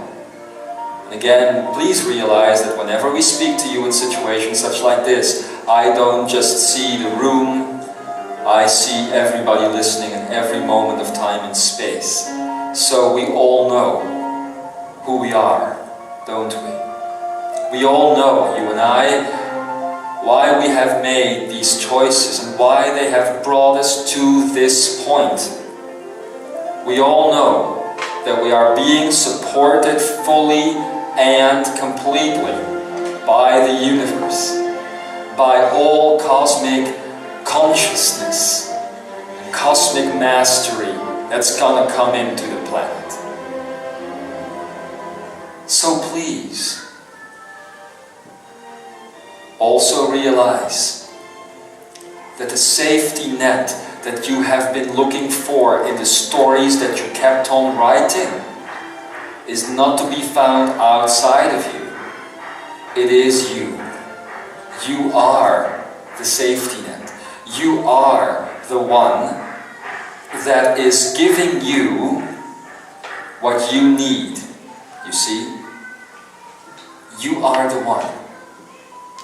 I've said this last time that we spoke, and I'm saying it again. If you trust, you cannot fall. Please notice the children playing outside. And please notice how full of life their game is. How uncaring they are. Please go to that state as you try or attempt to step through the door tonight. Imzaia, what are you afraid of? What do you have to lose? So many times we have told you in the past that if you step through this, it is not a moving away from anything. It is a getting closer. And by now, you must understand that this is not just one or two people or energies or masters saying this through one or two channels. We are coming through everywhere and giving you the same message. Now, how clear can we be? How clear? Must we send you an email? Is that going to work better, or a voicemail or something? Or would you rather have that we, oh yeah, probably yes, that we manifest right in front of your face? Yes. But you see, You are.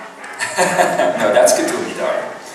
If you were to do that, if we were to do that, to manifest like that, we would again take away a certain type of free will, because there would be no other way than believing whatever it is that we're saying.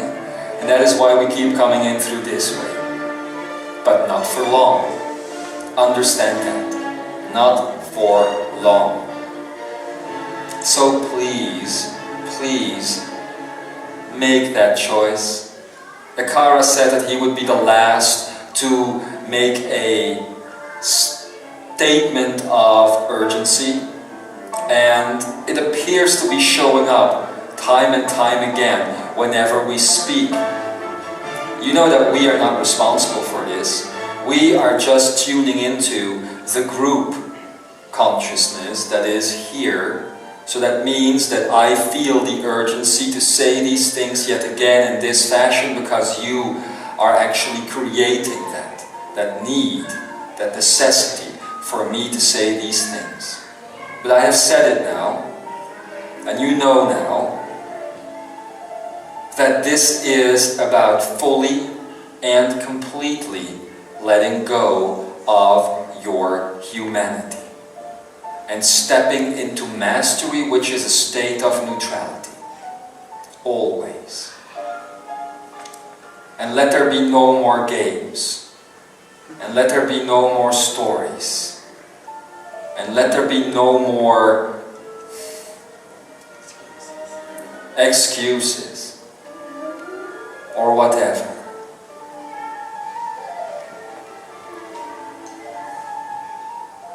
We are all looking forward to the day when we can talk to you on a different level.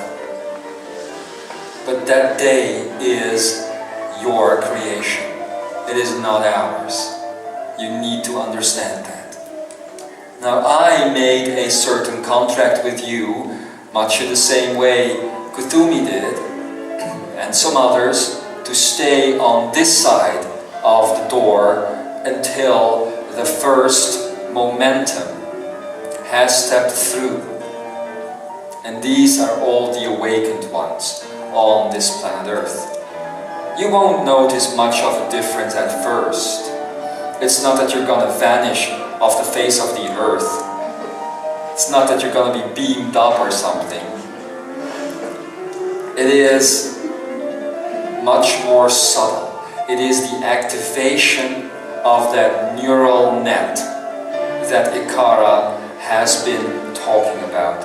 Or should I say that neutral net that is waiting, which is the Ake net. The Ake net can only be served, if you want to talk internet talk, it can only be served when you are in a state of neutrality, because any type of duality will push you away from it. Now, I am not going to do this today, but in the coming days, as I will come back in, we will talk more, you and I, about the essence of neutrality and what duality actually is, because you still think it's about only the plus and the minus, and that you can't do something and you can't do something else. That's not true. That's not true.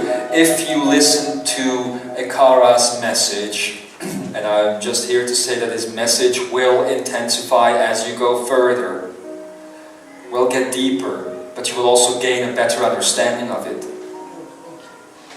Yes. What Ekara has said is very strongly linked to the choice that is still embedded within the times. You see, it is a choice that was already predefined, and it is about seeing duality in a different light. Remember the possibility of past potential re-immersing itself in your now space, in your now time. And I am beginning to understand, as I am sitting here in front of you now, that you haven't grasped the depth of this yet. Again, I say, find it there, because you keep thinking you are stepping away from things that you used to like. I am saying that you are becoming the things that you used to like. There's no stepping away from that. Only you are not going to experience them in the same separation mode that you used to experience them in, because you will be the expression of all things. And that is what I am going to occupy myself with in the coming days as I am going to speak with you. While Jeshua is going to talk to you about the furtherment of letting go of the illusion, and Ikara will be there, hopefully with Lemoya and some others, to present the next stage, the divine stage, the divine platform, where you are the platform and the player and the costume and the lighting and the director and the audience and everything. Remember that. And also remember that the coming months are going to be about you. They're going to be about finding you. They're going to be about abundance and finding that abundance deep within. But enough said. Enough said. If you don't know by now, then you'll never know. I never wrote that song, but it's a good one. If you don't know by now. So just think in how many ways we might have shown up in your lives. Because it's not just about Madonna or Mozart. It's not just about the supposed movie stars. It's not just about all of those people that have played their part on the broad spectrum of reality. We have also entered into the narrow spectrum of your own personal reality. Because for us, there is no time and space. So it doesn't matter if we are appearing or materializing or intervening in a specific person's reality, while at the same time doing the same thing to about 1,000 other people on the planet. To us, time is infinite. So we can just do this. And it's your natural state too. You can do it too. And we have appeared energetically in your lives. Most of the time it was through text or through whatever intervention that has happened. We haven't done it quite often in a direct one-on-one, person-to-person intervention, but as you see, that is happening now, as we are all returning to this planet. Oh, I like you on my pillow. Sorry? I like you on my pillow. Oh! Different forms. But to close off this day, because I could continue talking, of course, and tomorrow we want all of us to bring you in the actual practical work. I'm going to close off this day, and I'm going to suggest that you do not do any evening activities today, because you all need some time. If you are going to do activities, then please make it about becoming a very strong group, because the coming 4 days are going to be important in that respect. So go to the bar, go to your rooms, do whatever it is you want and connect, blend. You have been given so many means to do that. You have been taught how to do it with the Akene, you can do it through your DNA, you can have a drink, you know. You can do so many different things with each other as long as you make that connection. Now, what is neutrality all about? That is the exercise for today. You can also do this exercise at home. What is neutrality all about? It is about the expression of self, the expression of all things. It is about finding yourself in all things. It is about the observer becoming the observed, and the observed becoming the observer. It is about the recognition that the Akene is one in all things.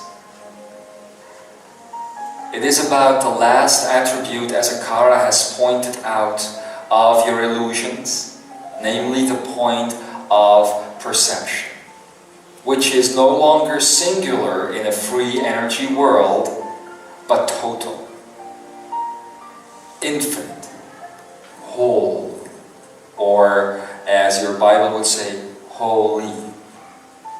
You see?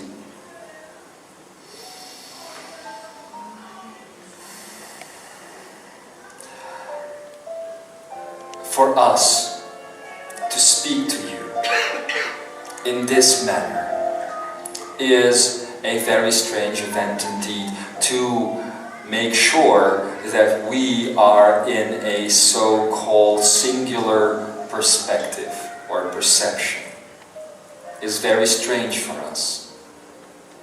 Normally, our normal state of being, and Joshua will teach you about this as well in the coming days, is one where we experience all things at the same time. Expression of all things. It doesn't just mean that I recognize that you are all me, or that you would recognize that these people are all you. It goes beyond. It is not just a recognition of the people, the walls, the floor, the objects here, the very particles of air, and the potentials that haven't manifested. It is about actually expressing it. And then I'm not just talking about emission. Then I'm talking about, as Joshua has told your fellowship just the other day, and I'm talking about looking at that wall in a neutral state would mean that you don't choose to be the observer or the observed, you choose to be the divinity as well.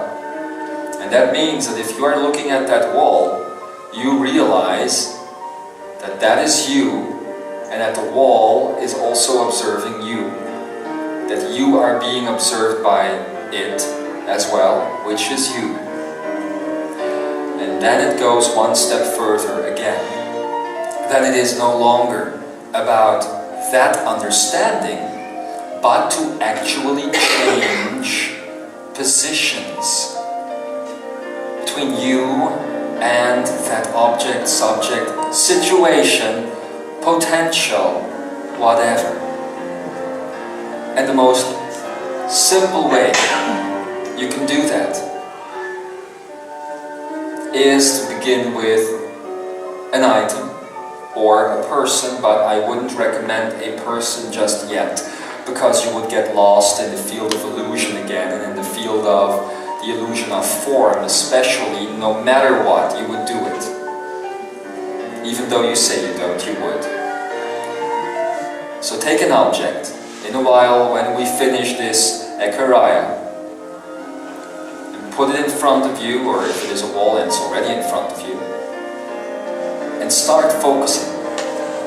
Start breathing the I am. You see? Start breathing that I am, where you breathe in the I of all things, which is you. You recognize that you are I, that all is I. And you breathe out the creation of the am.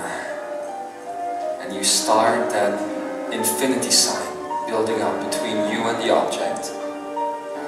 And at a certain point you will feel your own Akene, and it is no longer inside of you, because there is only one. You will also start feeling it in all of the molecules of that wall. I'm just taking the wall as an example now. And as you see that happening, all you need to do then is to relax.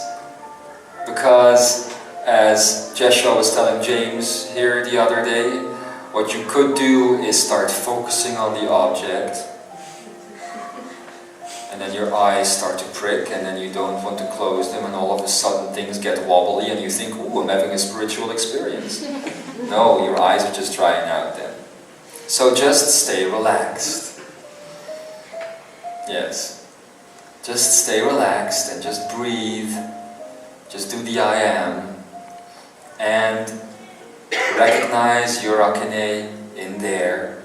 Understand that you are watching back. And at a certain point you will notice that your object and you are coming closer together. It will look like at the beginning the wall is coming closer, like some of you have seen with the Akaka Falls in Hawaii. At a certain point it will look like the walls are getting closer. And then it really gets cool, because all of a sudden you feel that you are also getting closer to the wall. And then you might want to stop, because then you think, I'm getting out of my body. No, you're not getting out of your body. The Akane is finally blending again. So you feel these two objects getting closer. And if you continue this exercise long enough, the infinity angle, which is something we're going to teach you about soon, will change. And you will find yourself within the wall and see the aspects of the wall within your body. And that is a kick in the butt, ladies and gentlemen, because that shows you that your body is just a singular point of perception for your reality to take place in. The other day, when we were having another seminar right here in this very room, a lady, Marissa, hi Marissa, was sitting over there, and she was telling all of you how she grew tired of being stuck behind her eyes. Well, obviously, because that's not your natural state of being. Your natural state of being is freedom.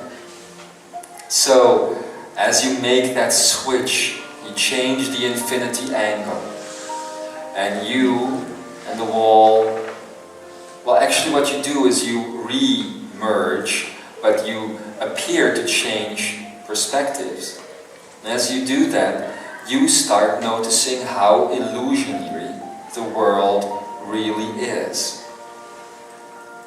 And you begin with one object. Now, one thing I want to tell you before I let you go, just so you know, so you don't create fear around that. You can never get stuck in that type of exercise. So don't think that in the end, if you do it too long and you don't come back, that you're going to be stuck in the wall, and the wall is going to be in you, and there's going to be a wall walking around in your body.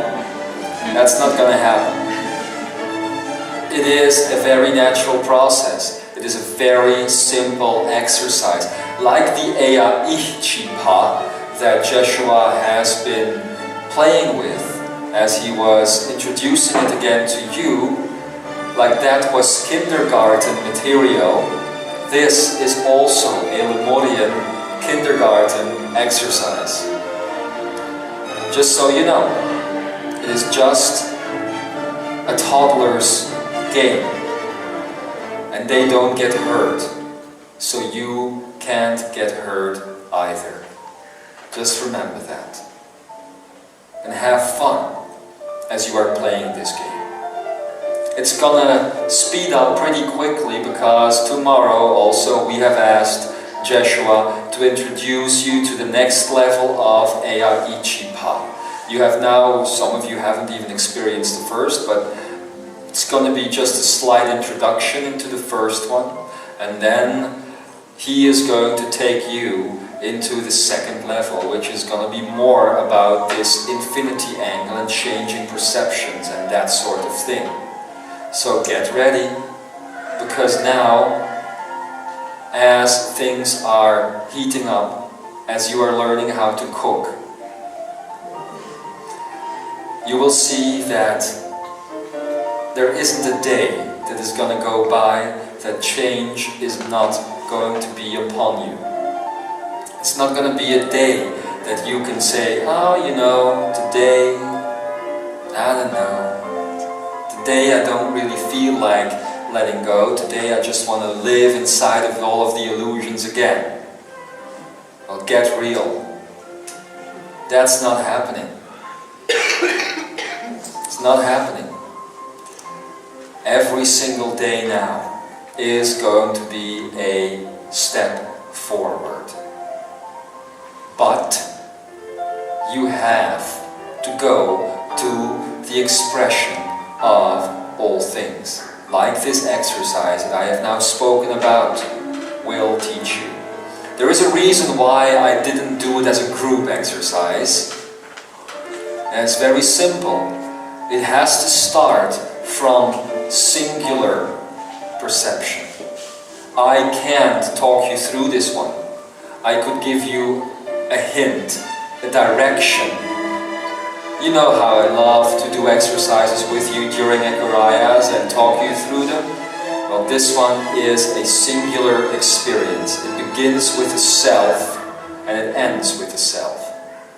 So I gave you a pointer. Now please, I want you to know that you are invited to start doing this as soon as you have the chance.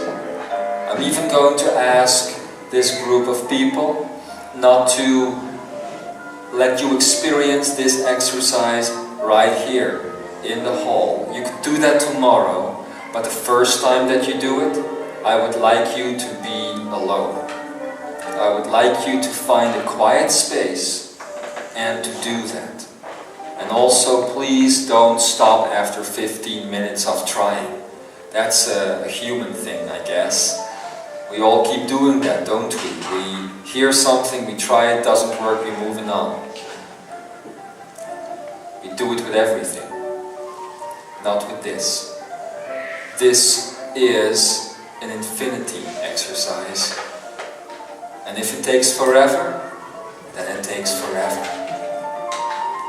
But don't lose the momentum now.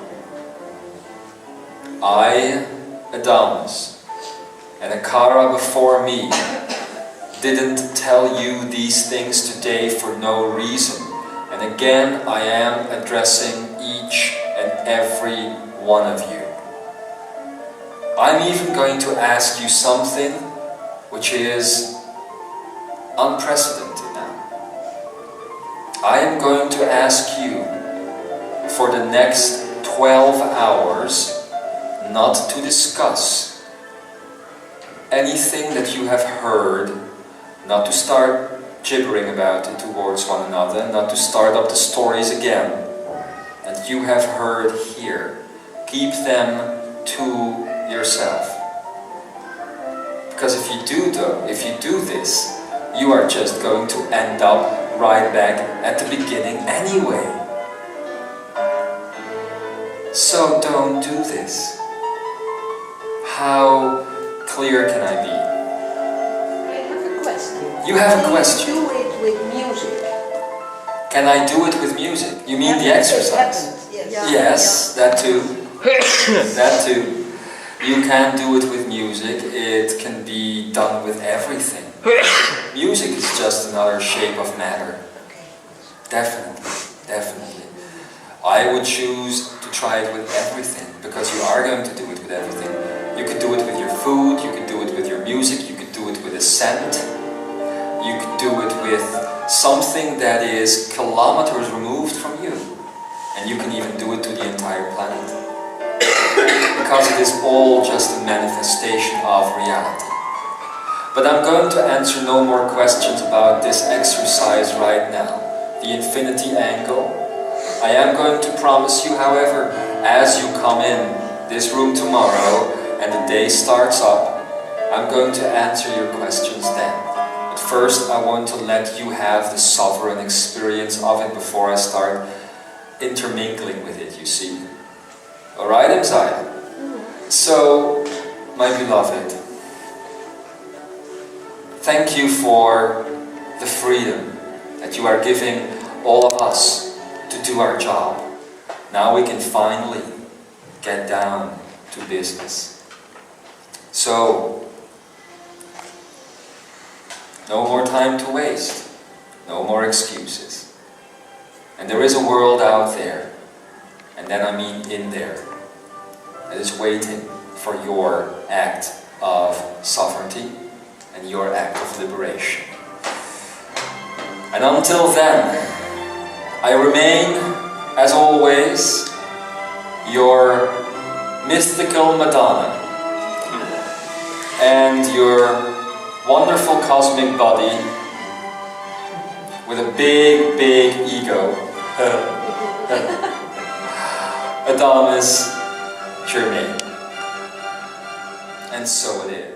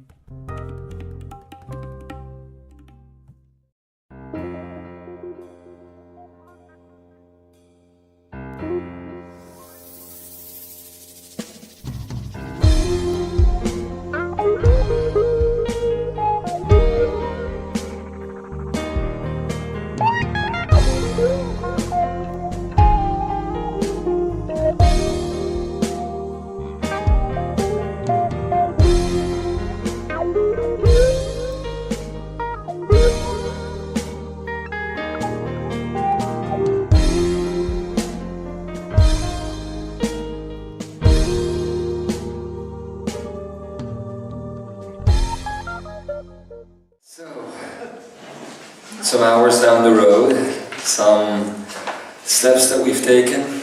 We are getting ready for a Trinity talk. I don't think we ever did a Trinity talk at one of the seminars here in Belgium. Trinity talk is a very simple concept. It is where we create a triangle of energy.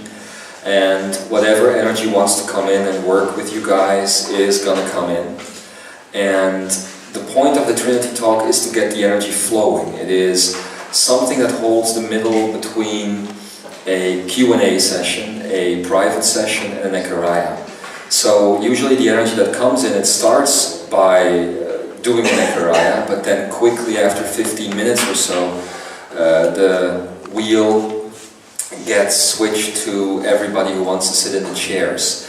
Just to put your input there, to give your questions, to reply to the answers, and when you feel you are done, you just go back and the room is open for anybody else to step in.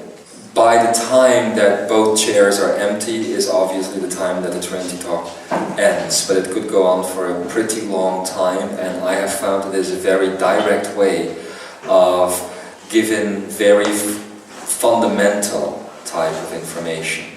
I don't know if you remember the Trinity talk that we did on sacred geometry when we're still living in Kianakekua Bay. It's on the website, and you can find it there somewhere in the 3rd or 4th part of the Universal Manifest. So let's just take a moment. Just one moment. A moment to find that stillness.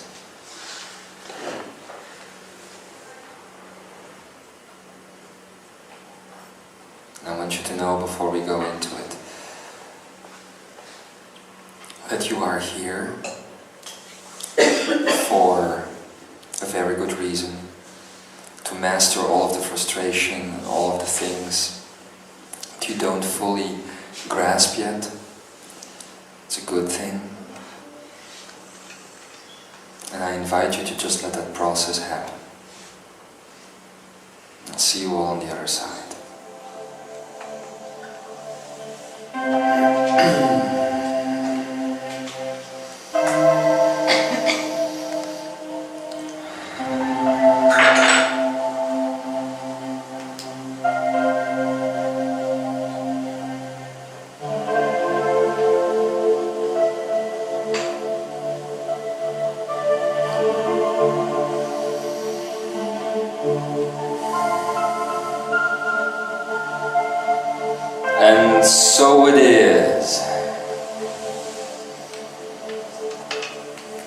or it isn't.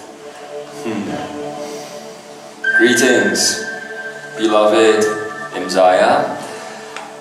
I am Ikara, cosmic being and sovereign servant of free energy. I'm here to bring you a message which is not the third part of the Mastering the Grand Delusion series. At this point, let's call it part 2B, because you like to classify things. If you haven't mastered a step, it isn't interesting for us to go on. It isn't interesting for us to take a next step if you are not taking the step, you see. It's very necessary for you and us to step into this energy together. I am speaking to you now from a different space than I was speaking from yesterday. I'm no longer counting myself as part of this reality, no longer seeing the same things that you are seeing. I am in that other space, that no space, that space that you would call divinity. From that space now, I want you to know that I am not here by myself.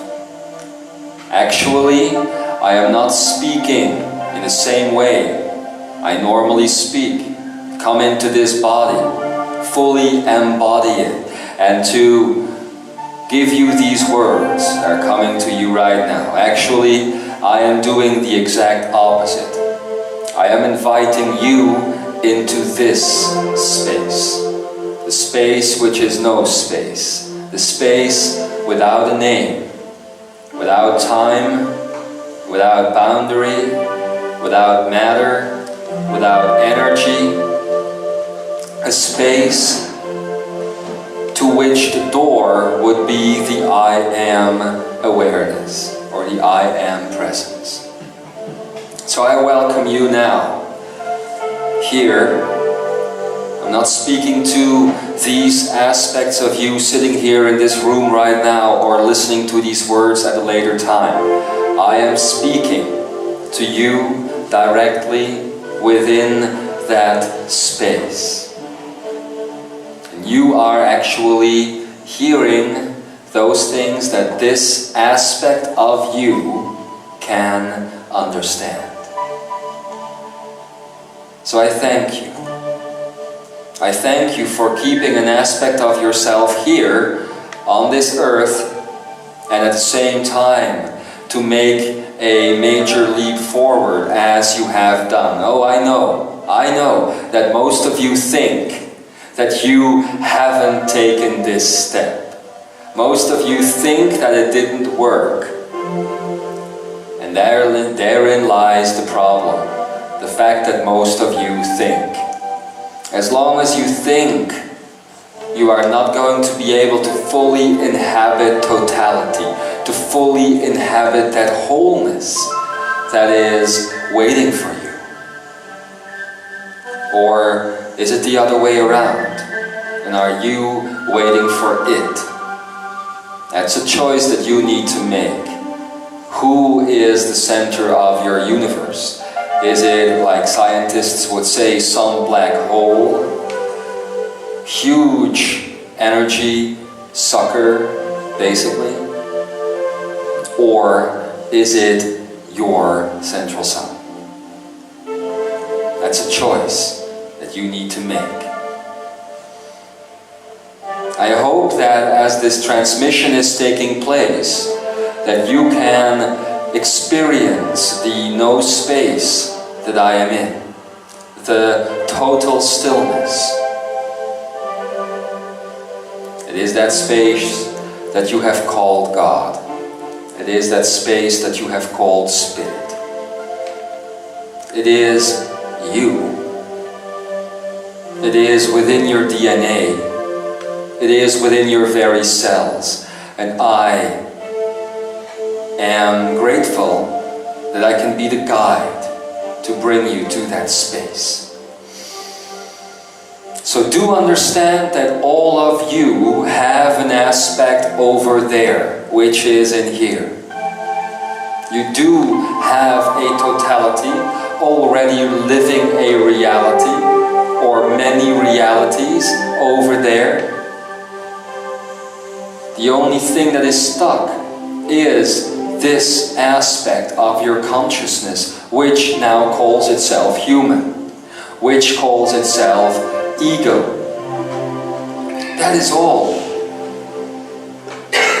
You might think that divinity is showing up in the way you are thinking, but it isn't. Divinity-based thinking is infinity-based thinking. Dualistic thinking has only two poles. Divinity, as you know, has three, but in the third pole lies the totality of all potentials, of all the poles, of everything that you'll ever need. And, my beloved Imzaia, although I am now on the other side, there are so many of you that are waiting here, and there are many for you waiting here. All I can ask of you is not to hold on too long, because you might see that you will create that very thing that you are afraid of. Further separation, as you let go of all the things. You must know that our love for you is so grand. You must know that the joy that we are feeling right now, to have the chance to speak to you in this fashion, to have the chance to give you this information, is our highest calling. It is our highest passion. There is no other place in the world that we would rather be than here with you right now. Just as long as you get ready to move at one point. Before we turn this into a Trinity talk, I would like to offer you some more information about DNA. Because this is going to become so very important to you in the near future. Actually, that future is already happening. You just don't see it yet. So let's begin where we ended the last time that we spoke. We have told you then that DNA is not linear. It is not a loop. It is a spiral. A spiral beginning at the very end of time and ending up at the beginning point of time. Do you understand this? This would mean that at the very beginning of time, where you saw your Big Bang, all your completely realized DNA, your very essential matrix, not as a human race, but as a totality of races throughout this cosmos, was already present. And you are unraveling this process as you are going back to the very beginning of your own self. I'm going to draw it for you. Seem to be the only one to do that these days. Dalmas is too lazy to get out of his chair, so I'll do it for you. Look, if this is the linear timeline, and this would be the beginning of your linear timeline, and this would be the end of your linear timeline. Right? Then you could say that if you look at your DNA now, I'm just going to make a quick sketch.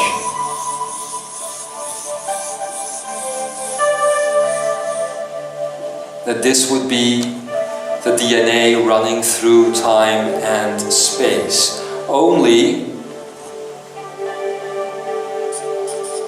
this point would be the beginning point of your DNA, and this point would be the end point of your DNA. Now, what does this mean if we look at this? It means that at the very beginning of time and space, you had a fully realized DNA strand, complete within the boundaries or the unlimited boundaries, beta, of divinity. At the beginning here of your DNA strand, which is the end of the supposed time-space field, you have a fully non-realized set of DNA. Non-realized.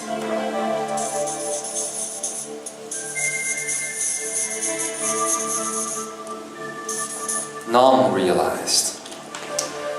What does that mean? Does it mean that you just have an empty case of DNA? No. No, it doesn't mean that. It does mean, however, that at this point, your DNA is still filled with all the potential that you could have for manifestation. Here at the end, when time began, you basically had all the encoding of all that would manifest in the universe. To fully understand this concept, I must let you know that your DNA is not yours. There is DNA activity that runs through all things. All things. DNA isn't a part of you. It isn't limited to you. Within her body and her body and his body and her body lies the same DNA. Only the two biological strands are not similar. You understand this? DNA. All things are within you. At the beginning of time, which is the end of the DNA strand, the full DNA strand, you have all realized DNA present within the cosmos. It goes so with any universe. And as time goes on, you start unraveling all that DNA again, and potentials start to be filled in, and races come into the universe, life comes into the universe. But what you don't understand is that this is the life that has built up ever since the end of time, which is the beginning of the DNA strand. It's very important to realize this. What does this mean exactly? It means that by the end of the supposed linear timeline, you have what would be called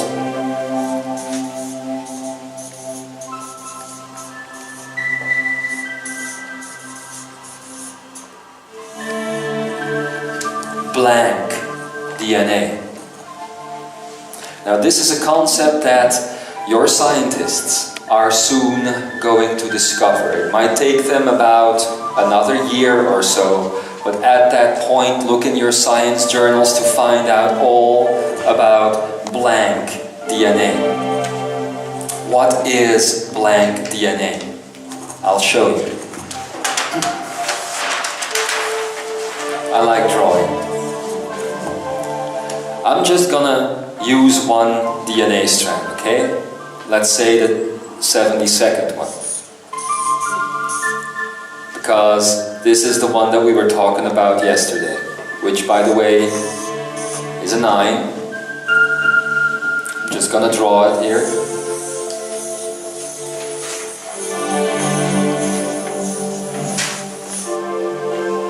There we go. Let's imagine this is a partial DNA strand. I'm just gonna use a part of it, because otherwise it's gonna get too difficult.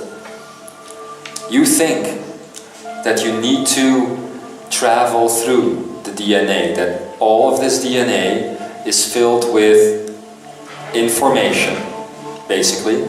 Information that will help you to create your body. Of course, this is the 72nd DNA strand. That would mean that this is energy-based. So this strand actually helps you to create time across space. Alright? Now, if this is a point of information on that DNA strand, and this is another point of information on that DNA strand, how then would you get a set of blank or infinite DNA? It's actually very simple.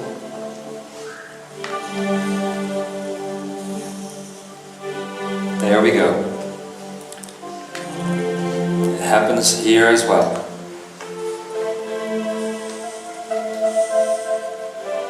And here. Actually everywhere. Your entire DNA, including your biological DNA, talks to each other this way. Now you could say, why is that? Why do 2 points of information on the very same DNA strand need to connect to one another using infinity? Because, my beloved, infinity is the key.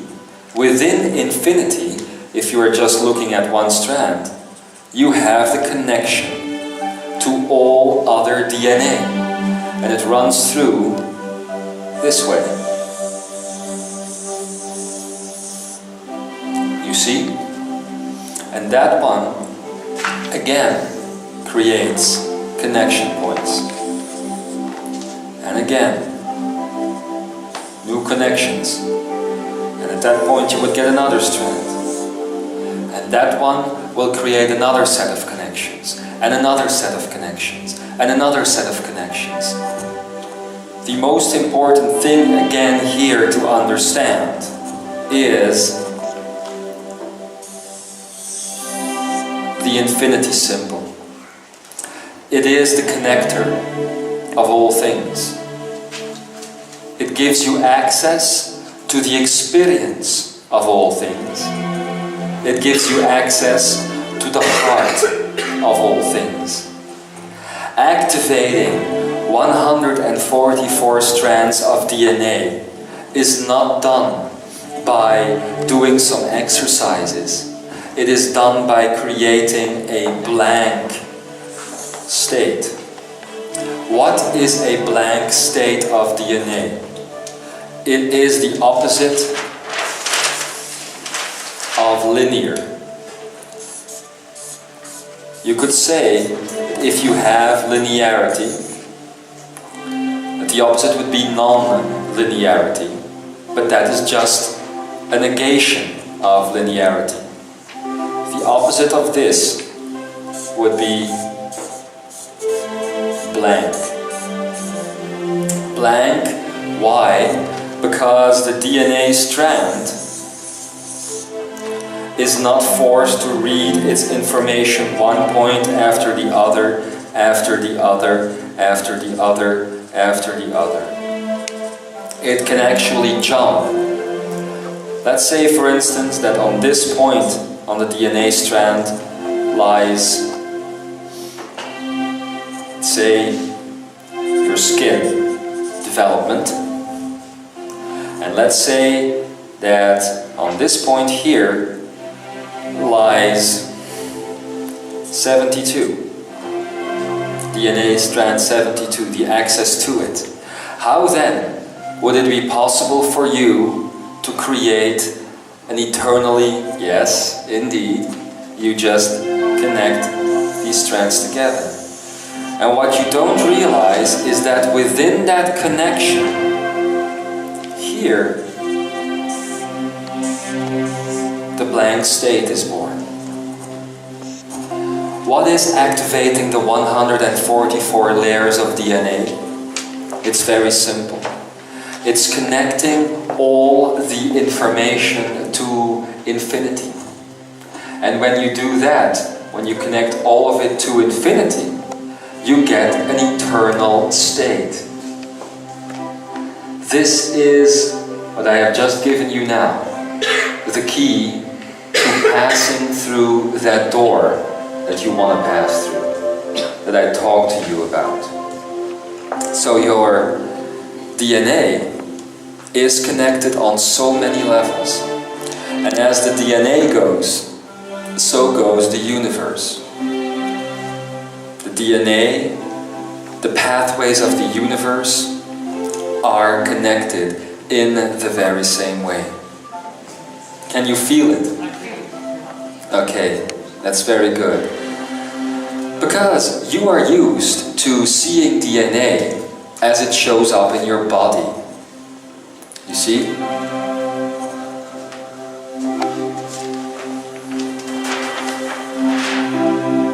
Only 2 out of 144 strands of DNA, as you know, are biological.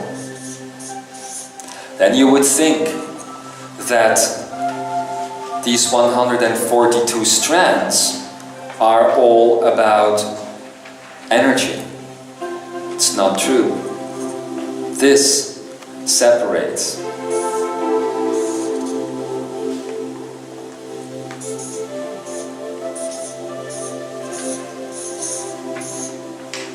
This one would be about energy. That is why the 72nd strand is basically about time and space. You see? Because it still is within the field of energy. This one then is about infinity. We haven't yet begun to discuss these strands. If we were to discuss this, it would take us probably a month to bring it into linearity. To get a group of people together and do that at this point, to find people that are in their passion to do that, is nearly impossible. Science is still discovering that there is more than 2. All of this, for science, is called, as you know, junk. That means that science is considering energy, and definitely infinity, the way you are seeing energy, as junk. Energy and infinity are married in a way that humanity has not yet seen. The way you are looking at energy is still a linear perception. You still see energy as a package. Energy is not a package. Energy is a totality. Energy is a universe unto itself. Now, talking about the blank state, it is in this section of DNA that you find the blank state, and only in that section. A blank slate of information. What does that mean? Blank. It means, as you know, infinity. Pure. I'm going to write these words down. It means pure. It means, indeed, potential. So where reality? Free energy. So where within your reality then, do you think you can find your potentials? I wrote it on the board. Yes, it's right there. So, my ladies and gentlemen, there is almost half of your DNA that is waiting for your input, that is waiting for you to fill in the blanks, for you to fill in the potential. Do you see? It is interesting that some would think that we need to do separate things, that we need to look at science from one angle, and then at spirituality from the other angle, and then at ecology from yet another angle, and then at psychology from yet another angle, while you know that it's all blending as one. And where is it all blending? It is all blending inside of you. I'll show you. And it was said at your lunch table just now,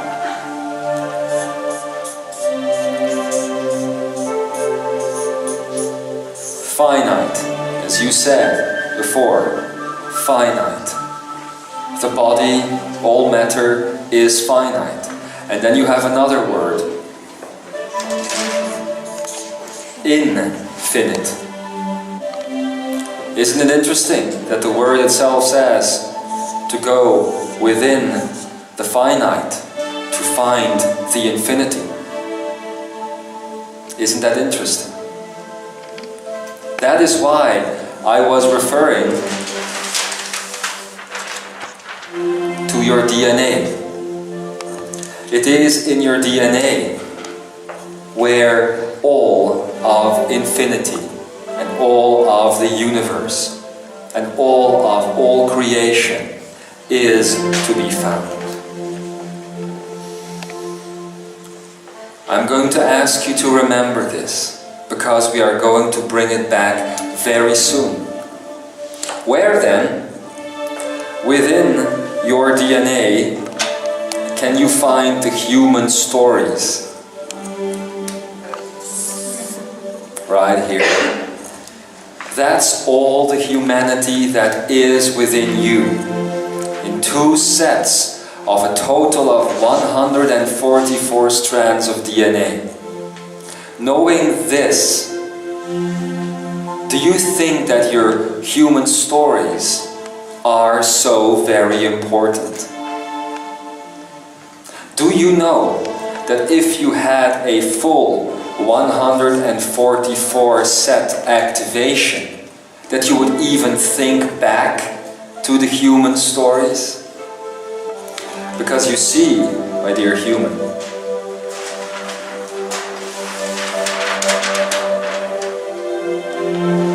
I'm going to go back now. This is where all of you are connecting. I'm going to draw this again.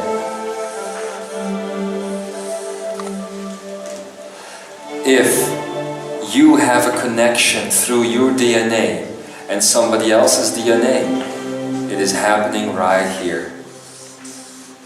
Right here on the intersection of your own infinity. Because there you will find a whole complete set of DNA run through of another person, supposedly. And within that, if you create the infinities here, you will yet again find another person. And so, it is just the concept of your 2 strands of DNA that is telling you that you are separate. I am telling you that DNA is a total package, not just limited to the human race, not just limited to the animals on this planet and the minerals and what have you not. It is stretching out into the fullness of all life and all universe. So, like there is one Akene, there is one DNA.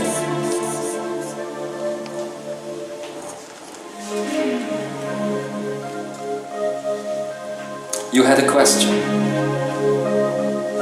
You once told me that I'm very multidimensional, and that I don't jump from one dimension to another, but from dimension, dimension, dimension. That is the key in the DNA. That is the key, yes. That is what you do. You jump not from, well, I should say it like this. Thank you. If all of these strands here are people, then what do you think a reality is? A reality is very similar to a person or a personality. So jumping dimensions, jumping realities is jumping people, jumping personalities. And that is what you do. But does that mean that my DNA was a half year ago was already like... Everybody's DNA is like this. It is just not active. Yeah, but how, when it's not active, how can I do it then? With you it was active. Oh, that's right, okay. With you it was active. Like with her, over there. It's always been active. Always? Yes. Oh my goodness. In essence, it has always been active in some people onto planet Earth. And that is oftentimes the problem for most people. I see that. That's one of the reasons why they can't be followed or they can't be understood. And either they go high up or they go very low. It's one-on-one. It's just either one. It's always happening. I know you might think that this is all very scientific. But I'm telling you it is not scientific. It is cosmic. It is infinite. It is about dimension. It is about you. And if you fully want to grasp the letting go of all illusion, there is not one aspect of you that you can completely let go of, you see. It has to be all there. Yes, Becca. Is it so that in the two biological strengths of DNA, when we verbinden, connect 2 points with the lemniscere, then that then the point in the middle gives all the other strengths of DNA, the Yes. infinite? Yes, but the thing is that you don't need to do the reconnection yourself. This process is occurring because of neutrality, you see. And what is neutrality other than the triangle again? The neutrality that is coming on planet Earth is bringing in the neurons in the brain that is stimulating the junk DNA to wake up. It is the junk DNA that is being stimulated to wake up so that it might again reinvent infinity. Because that is what the DNA is going to be doing. It's going to reinvent itself. It can never rebuild itself. It needs to reinvent itself. And that is the process that is happening. It is a natural process, but it is happening as these neural connections within the brain are actually gonna become neutral again. You see? So that means that if you have a synapse right here, this is the brain, and you have another synapse right here, you see? And there is a neuronic pathway, and you need to create a thought that would be these two things connecting, an electrical impulse that makes it so that these two things connect and a thought is born. What a neutral neuron is that instead of these two connections here, there is a third one gonna come with it, taking shape, being formed from these 2 points. And the connection will no longer go like this. it will go like this. So every single time a thought is fired up in the brain, it goes through this, which would be divinity, which would in itself again be infinity. Do you see how much thoughts are changing? Do you see how much thoughts, DNA, divinity, infinity, neutrality, all of these things actually interact with each other? That's all one big mosaic, generating reality as you think. And there is the interesting key to finding your own salvation. But anyway, I could go on with this, and I will go on with this very soon, no sooner than tomorrow. But in the meantime, I would like to keep my promise and open this Icaraya now into a Trinity talk.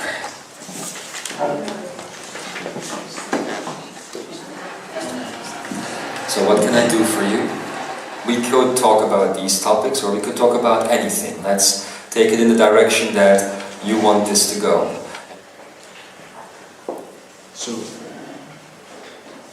actually there are 142 DNA strings.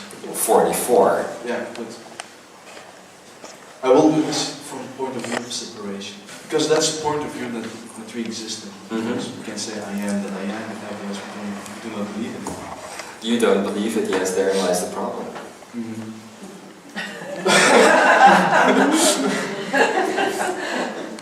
So, yes. I was talking about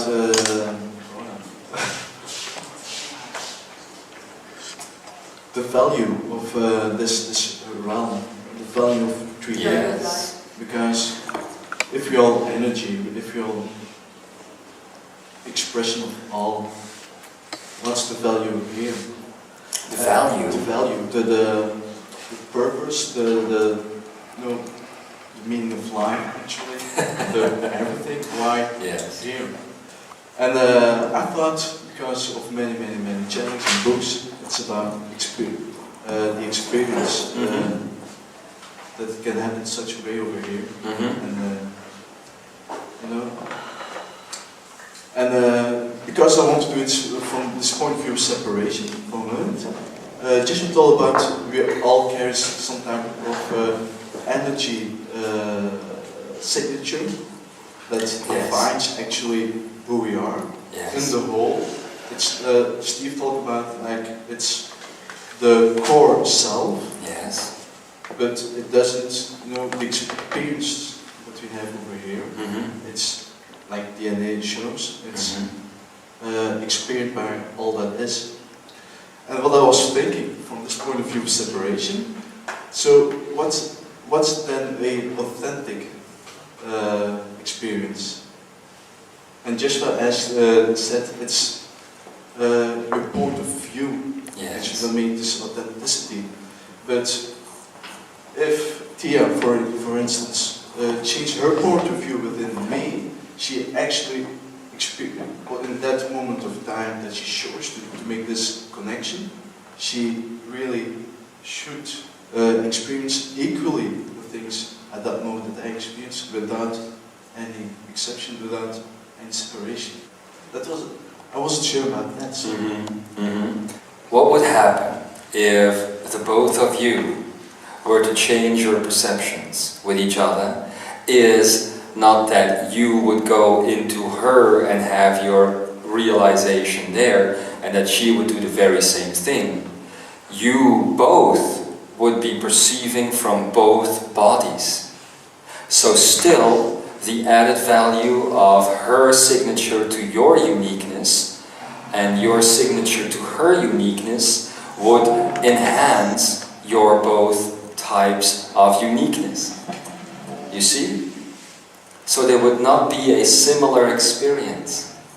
It would still be different because you are experiencing something from your point of view, She is from her point of view. If she were to experience things from her point of view and within your point of view, it would be different.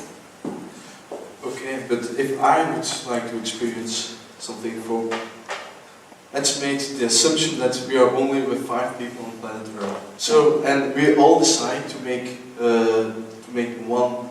We have all this singular perception. Okay, we all decide to make one perception. Yes. Of it all. So actually, we would experience then equally the same things because we would carry all perceptions together.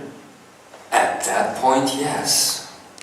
But now you are talking about something completely different. Now you are talking about an entire race of people experiencing the same thing because they are sharing. And that is the oneness that I'm talking about all the time. That is the totality that we are talking about all the time. So yes, then all experience would be the same. But you need to remember that you could not compare it to a singular experience like the one you are having now. Of course. It's just a good choice. That's Yes.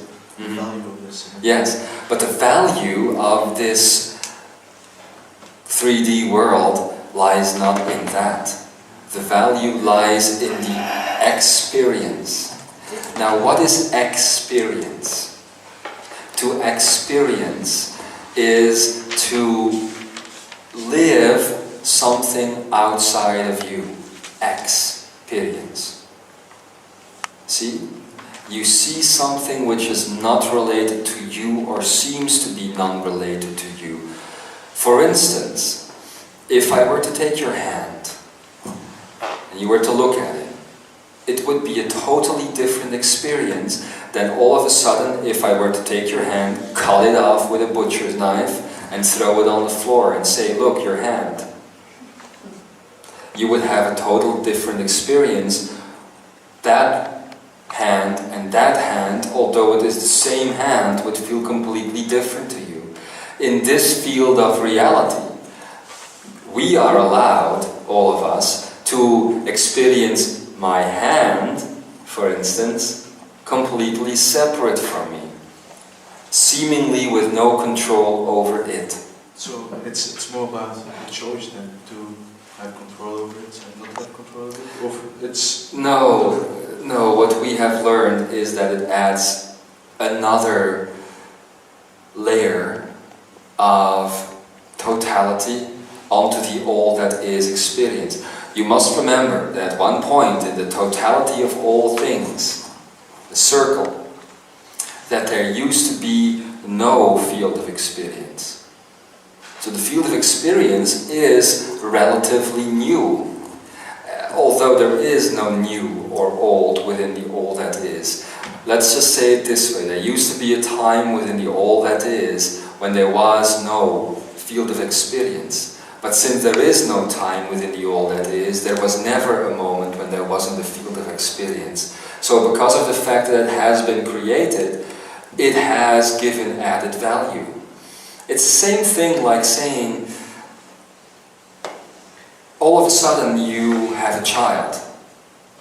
And at one point in your life, that child wasn't there. But then you grow older and the child is 7 years old and you can't remember a time when the child wasn't there. It seems people even have the tendency of saying, my life had little value before my child was there. Now I understand about life. So see this reality as the child of God. I have always told you, and Jeshua has always told, that we are the Son of God. But as I told you, that your body doesn't end with your flesh, but it is everything that is around you, then you understand that the supposed all that is, or Babaka, or God, or Spirit, only has one Son. And it is the creation of this reality, which is the Son of the totality. Not the sum, but the Son of the totality. And that is what this all is about. Now, as we have discovered that this adds so much if it is in purity and in neutrality and not in drama the way it is now. It is the point to bring the all that is energy into this space so that it is possible to let the all that is be perfused with this space as well. But before that can happen, the neutrality that is this space needs to be reinstated. And that is happening through the carriers of consciousness, and that would be humanity, no? That is why the neurons actually, if you have the neutral neurons, are showing up again. So that the neutrality can be reinstated, so that experience can once again be whole. It is not logical for one person to have a experience and another person to have another experience in the same set of circumstances. It is illogical. The Akene alone should make sure that that doesn't happen. But the Akene hasn't been fully activated ever since the DNA was cut off, you see. So now it is all about bringing all of that back together and making sure that it happens. And that is what all of you are doing. In the first place for you, but also for the rest of this world. You understand? Let's go to her for a minute. There was the demanding to write what is our problem now, our deepest problem. Mm-hmm. So I didn't see a problem. Mm-hmm. And I have written, of course I'm creating now. In Dutch it is natuurlijk. Mm-hmm. It means natural. Natural. Mm-hmm. So, what's the problem with natural? Let's say it like this. You say that you are going to let go of all your stories. Yes. Why haven't you done so? Because I wasn't at the end of the training, and yesterday I saw the point. Mm-hmm. The point is that I, as a creator, as the I am the middle, and all the circumstances and the stories are around. And if I say, yes, I will let go these stories after this or this time, or in that circumstances, then I will never stay in the middle. Then I go in the time of space, and I cannot make the decision to create from in the middle. So there is only one way, it's the moment of now. Yes. There is no other way. That is true. Do you know what I mean when I say story?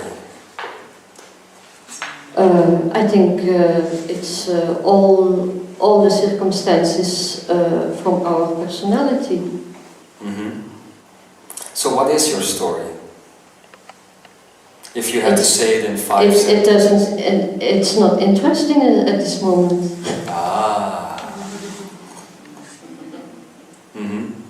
And it isn't interesting. Why? Because at this moment there is no story. There is only what is my wish to make a story, a new story. But it will never be a story. It will always be in the moment. So what are you gonna do to make sure that once these couple of days that you are here all together, once this is over, that you don't fall within the story again? Take a step to stay in the moment. Take one after one step to remain in the moment. Yes, but remaining in the moment isn't enough. You can't say that you are going to let go of the story and then you go back to the story. Hang on, I'm going to say something before you go on. Because I feel it is something that is very much alive here. When I say letting go of the story, I mean letting go of the circumstances between the players. I don't mean letting go of the players completely. Players. The others within the story. Yes. So you say... Can you repeat the two last sentences? Obviously. If you let go of the story, it doesn't mean letting go of the players of the story. Actually, it just means that you will now again see the players within the field of neutrality. Yes, so you of course. can experience them totally. Yes, of course. Yeah. But to do that, you first have to let go of the story that exists between you and the others. So I see it that I let go emotionality and rationality about these things. And definition. And definition, yes. Your daughters aren't your daughters, they are people. I know. Your house isn't a house, it is energy. An interpretation. It is a situation. Yeah. A happenstance. Yeah. A definition. How to undefine it? Well, you don't have to break it down, because even if you break down the house, you would still carry the energy of the house. To undefine it, you just have to walk away from it. That's what Joshua was trying to tell you the other day. To walk away. And to keep on walking after that. That's the only way you can ever step out of a story. Even within 3D, if you try to let go of stories, you are told that at a certain point you need to finish things off, right? Leave no unfinished business. Well, that is crap. You can't finish up something that isn't real. And it isn't because other people are believing in something that isn't real that you need to treat that non-reality with respect. That's one of the biggest problems that humanity has. They say, once they start evolving, and they say that now they have come to a point where they understand that nothing around them is real, but you have to take into account the feelings of others that don't know that. And I am very sorry, it may be hard to say this, but you don't need to take into account the feelings of others that don't know it. Because they are living a story. And as long as they are living a story, they are not real. There is an aspect to them that is real, but the personality around them is just a character. You see? Yeah. Yeah. And you are very close to that point. I can see you are very close to that breakthrough. I just wish you all the best in making sure that it's actually going to manifest and stay manifest within your environment. But sometimes, and I say it also for many of almost everybody, it sounds like a paradox. To leave like you said, your house, the situation of your house, and to go there sleeping again.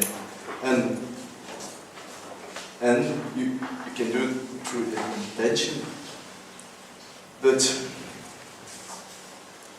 when will you know for yourself that, okay, my intention holds in the moment that is the entire universe at that moment? That's a good one. Actually, what you just said about her house is not completely the way I meant it. I didn't mean letting go of the story and then just go back to the house and then to continue living there. That's not what I mean. Because the house is still filled with that energy. The only way to know if the intent holds is to see your actions for real. to really, from a place of neutrality, to look at your actions. That is the only way, the only place where you can see if that which you want to do is actually being done. For instance, an artist wants to make a painting. And this is an artist that has been making a painting for 40 years. And he goes into a bar every night. And every night he's talking to people there and talking about his wonderful painting and that he's such a good painter, and at one point people will discover him and gonna see his beautiful work, and he doesn't, and at a certain point he gets frustrated with society because he's asked to pay so much money for his meager home. At a certain point he says, why is it that nobody recognizes my artistry? And the bartender says, well, maybe it's because you've never painted in your life. You see? He was always thinking that he was a painter. But he wasn't. He was just dreaming he was. He was just wanting to be a painter. So that's what I mean. If you want to tell that man, why aren't your paintings selling? The answer would be, where are your paintings? So if you want to look at your actions, to see if you really can hold your intent, then you should see that you are still living the same paradigm, even though the mind is slightly letting go, and the energy patterns around it and the interpretations that you have in your life are changing. You are still holding on to the same situations, and that is where the action is. Sometimes it is very good to step away from the story, to really let go of it, and then later on to reintegrate the players within that story back into your neutrality. But as long as you keep holding on to the same situations, there is no real change, and then you can fool yourself by saying that, well, I'm thinking differently, so I'm probably acting differently, but that's just spiritual mind. Well, many lightworkers think spiritually, and they will translate often like, okay, actually an energetic behavior is also needed, but the danger of it for this, to fool yourself, is like 100%. Oh yes. So actually there's one way that's really stepping totally from it, to don't, like if you want for your house, then the energy that the house carries, if you want to be totally honest, just get away from it for the time to hold this energy on. And but if you say get away from it, you also mean get away from it. yes, sure. Also everything, here. everything. But also here appears not to be enough, because then you go easily in a spiritual oh yes. mind. Yes. That you said, okay, actually I've done it. And you might have done it for some bits, or just for everything, not totally, but like in my case. But then it counts for everybody. There's only one possibility, that's stepping away from it, to be sure. Well, actually the only possibility is to actually go to that blank state that is within you. That's what I say, you also have to step away here. You have to step away here. But as you step away, you need to find that infinity within. You need to find that blank state in which lies all potential. And that is one of the things, I'm going to be talking about this pretty soon, I guess it is now. One of the things that are going to be very necessary on planet Earth is some sort of neutral centers where people can go to that are kept within a total state of neutrality with no stories. Can you imagine such a place that you can go to with no stories and just people wanting to create in the same way that you are creating? That is one of the things that is going to come to planet Earth. I've always told you this. in other bodies, but I've always told you this. So, if that were to be there, and if you could give people that they step away from the actual physical reality, they also step away from the mental reality, but then they step away from the energetic reality as well. And then they come into a total place of neutrality.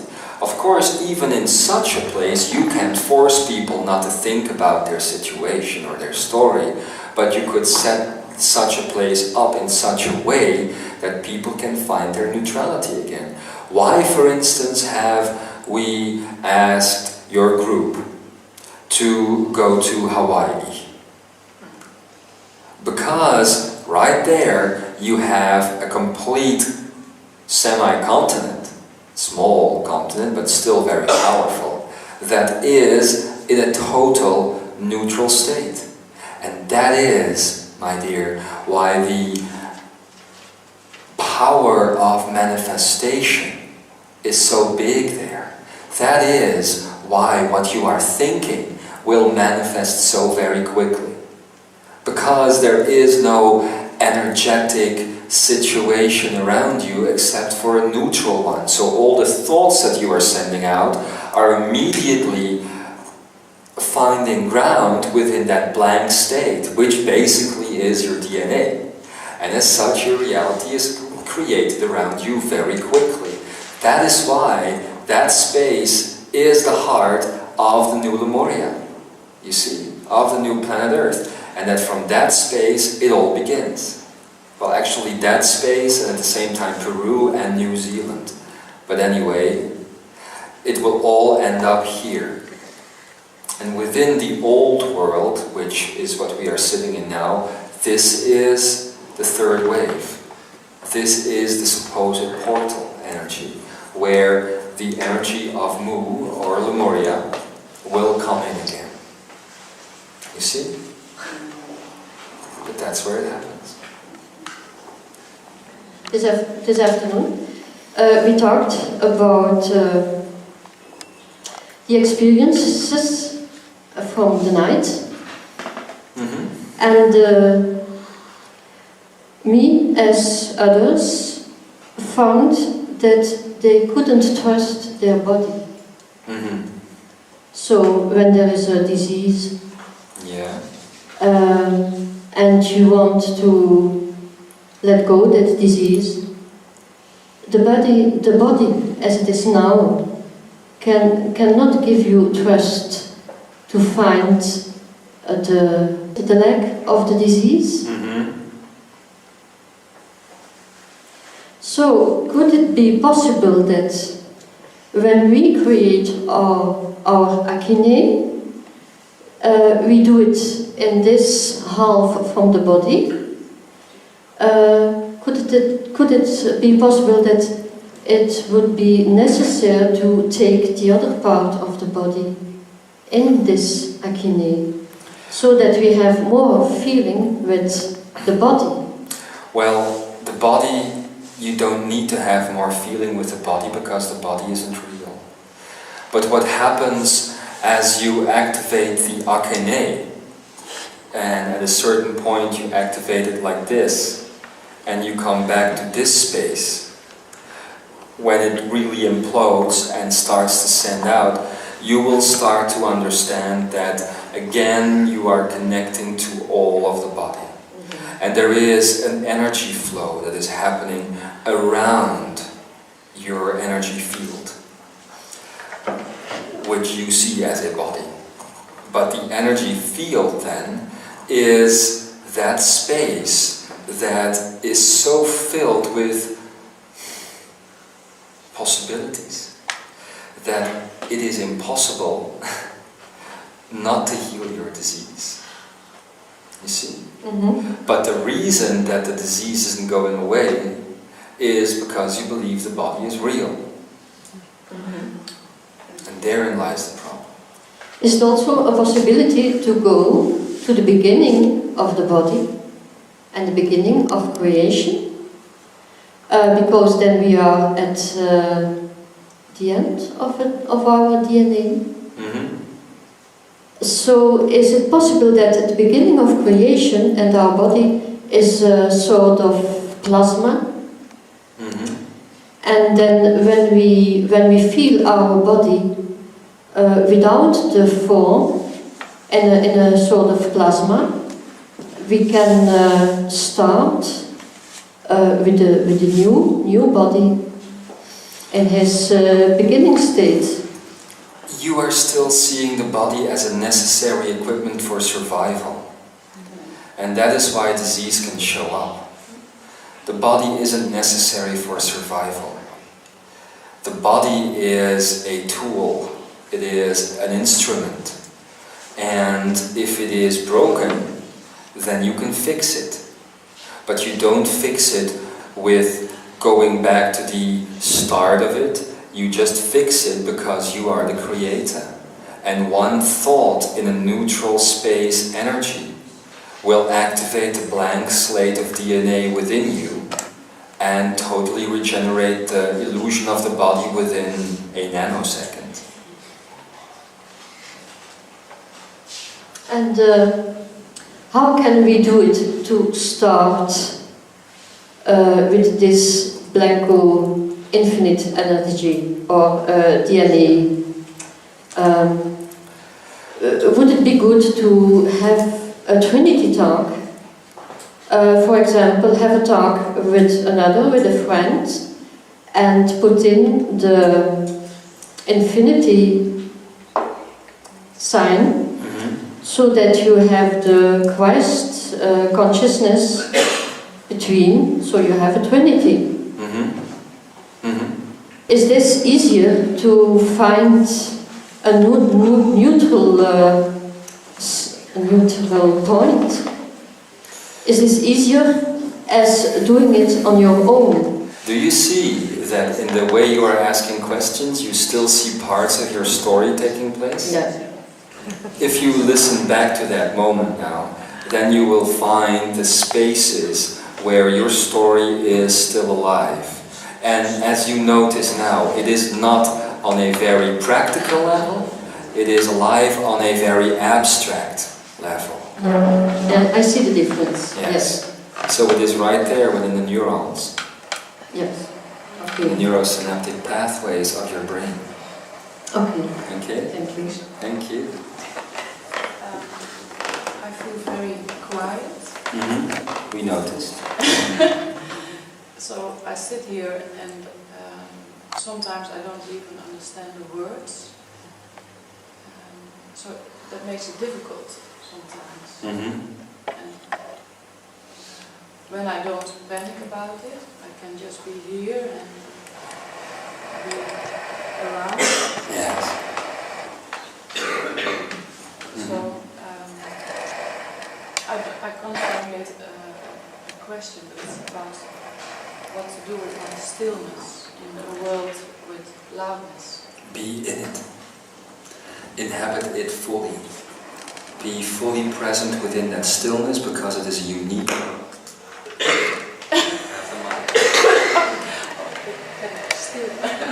Still. It is a unique pearl, your stillness. And how shall I say it? It needs to be treasured. It needs to be cherished.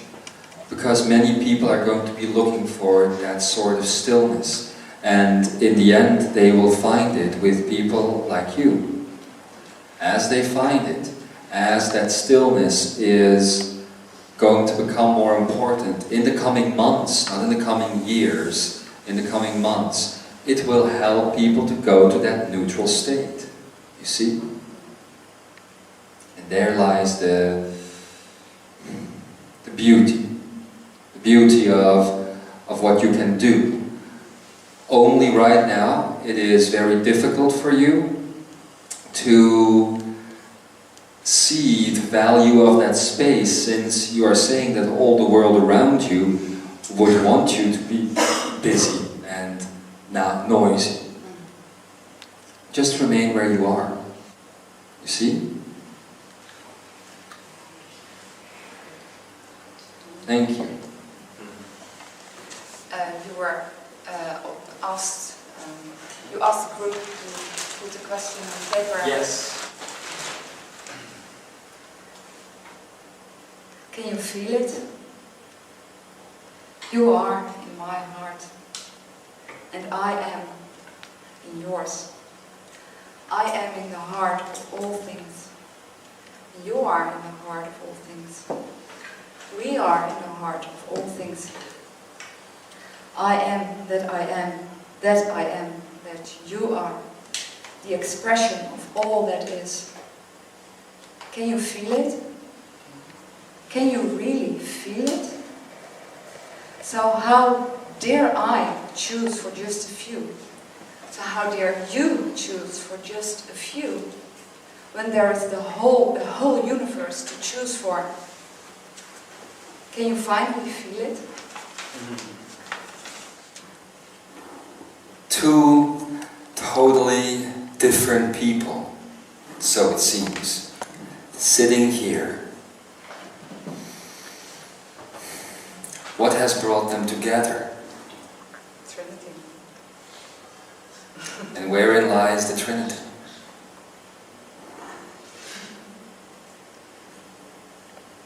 In the heart.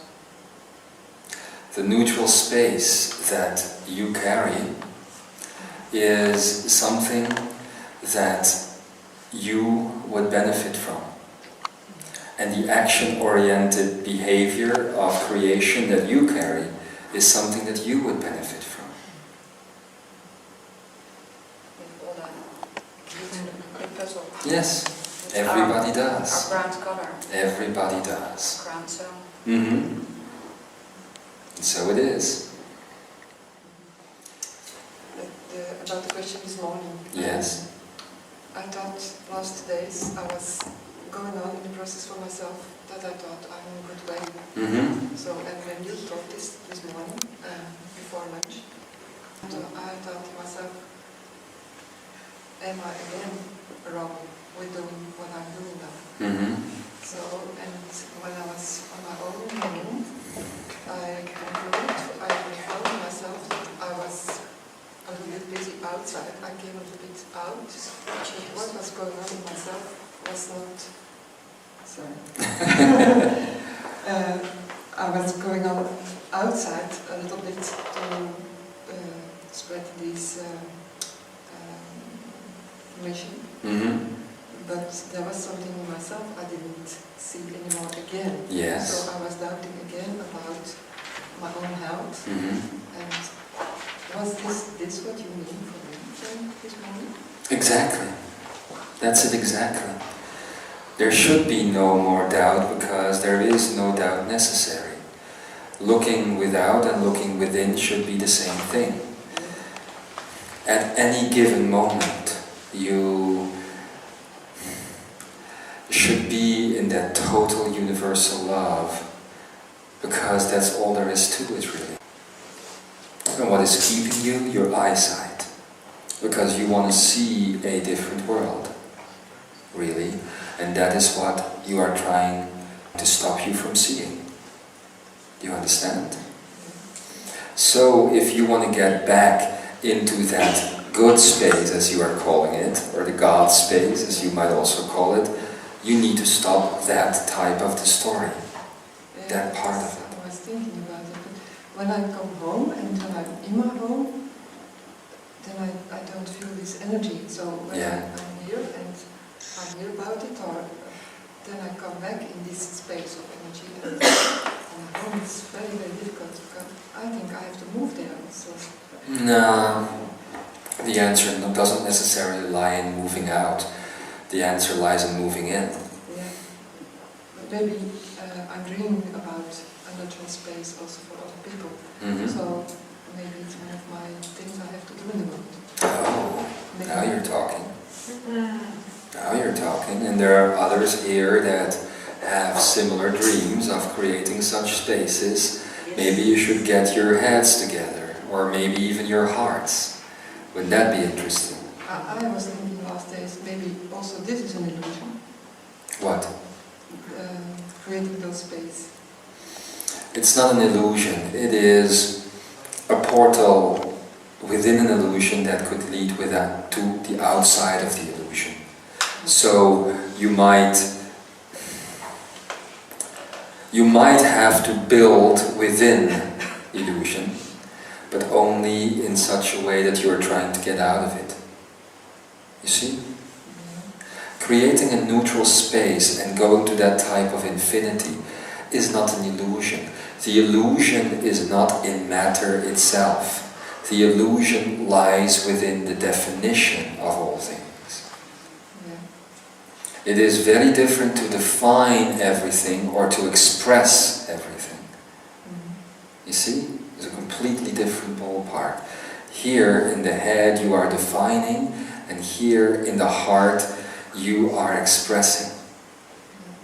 So find ways of expressing those things within this world, and you're going to find the solution that you are looking for. You spoke about the body. It's not to me. I always feel that my breathing is connected to fear. How can I say? I had depression last year, and I took some antidepressiva. Yes, antidepressants. And I always feel like if I want to leave my body, understand? But I want to integrate in my body, so the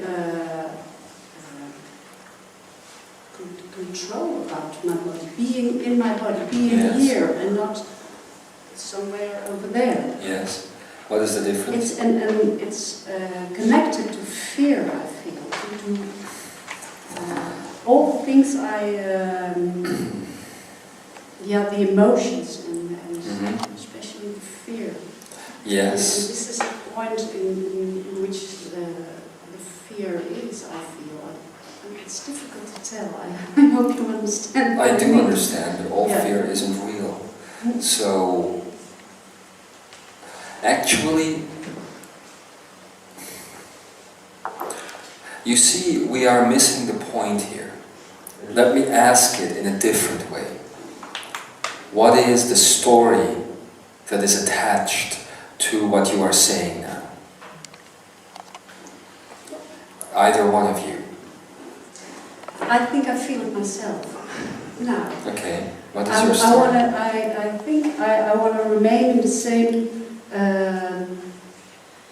story as what I know. And I'm scared in going to the other story or that's the difference. That's the turning point. Now I feel it. There you go. There you go. So do you see that your question that you had wasn't really important? Yeah. Now I see. There you go. Yeah. It seems so simple now. I can feel more joyous. I'm laughing at myself now. Hallelujah! You're so serious, of course.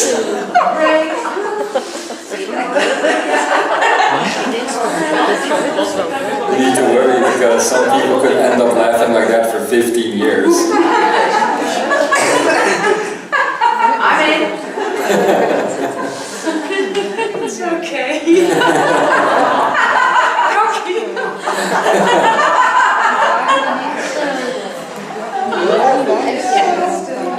Don't worry, be happy.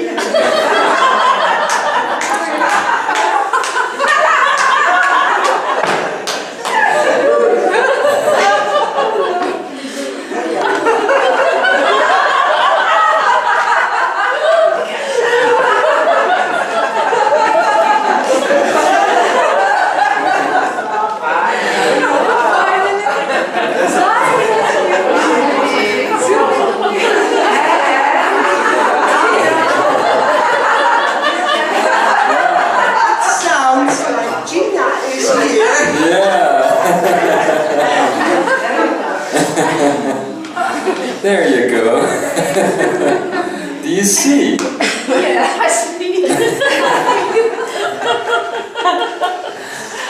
And what is that spot about now? Is that about fear or about joy? Joy. Ah. It's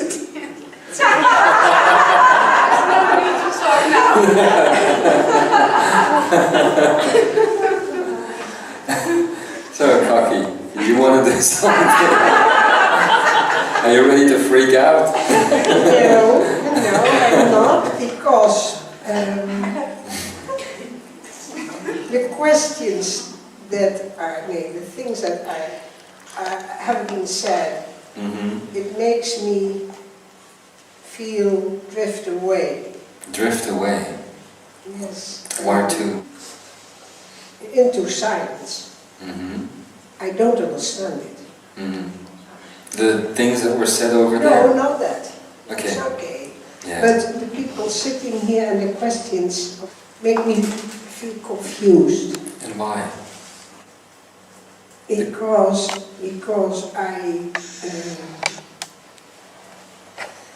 my insight is very silent, and I asked my question to you Yes. because I got a feeling that when you die, you have reached the point on which you're talking about. But my question stays on, how can I reach it? Well, that's it. That's it for me. Thank you. Well, how can you find that space? How can you go into that silence? It totally feeling. It is about a supposed death of personality. That is what you need, and that is the letting go of the story. Now, in my point of view, what you are doing now in the last few days and the steps that you are going to take probably are going to lead to that death of personality. It is also about going into that neutral space, so it is what I actually said to Peter at the beginning of this Trinity talk, that if you just let go of the mental and let go of the situational and then let go of the energetic, you can be in an energetic neutral space. That is what happens when you die, because the psyche goes. Psyche is just fired up by the brain. And the body, which is generating the situation around you, is also going. So if you can just do that, if you can just find that neutral space, but I wouldn't worry about it, because you are doing that. You are going there. You are going to that space. Yes. It is happening. You are going to that space. I ask for it. And I ask God to help me. I still don't know what to do. Just let it happen. What do you think you need to do? Is there anything that you need to do?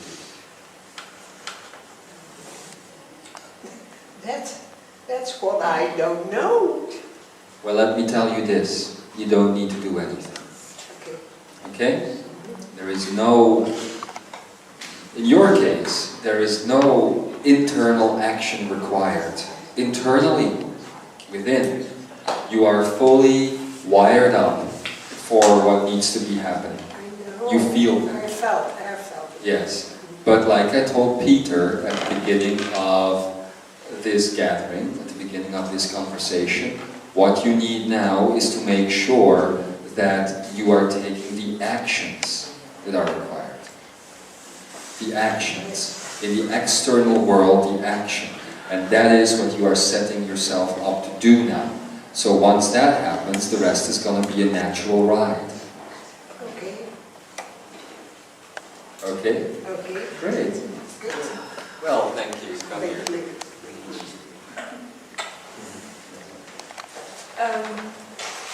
Is that the same for me then? Because what I keep on thinking about is that you say like you have to go through that door. Yes. What is your door called? There is a name on that door for you. There's a name on that door for everybody. On yours is a 4-letter word. Fear. Don't you remember you and Adamus sitting here for a chat the other day about fear?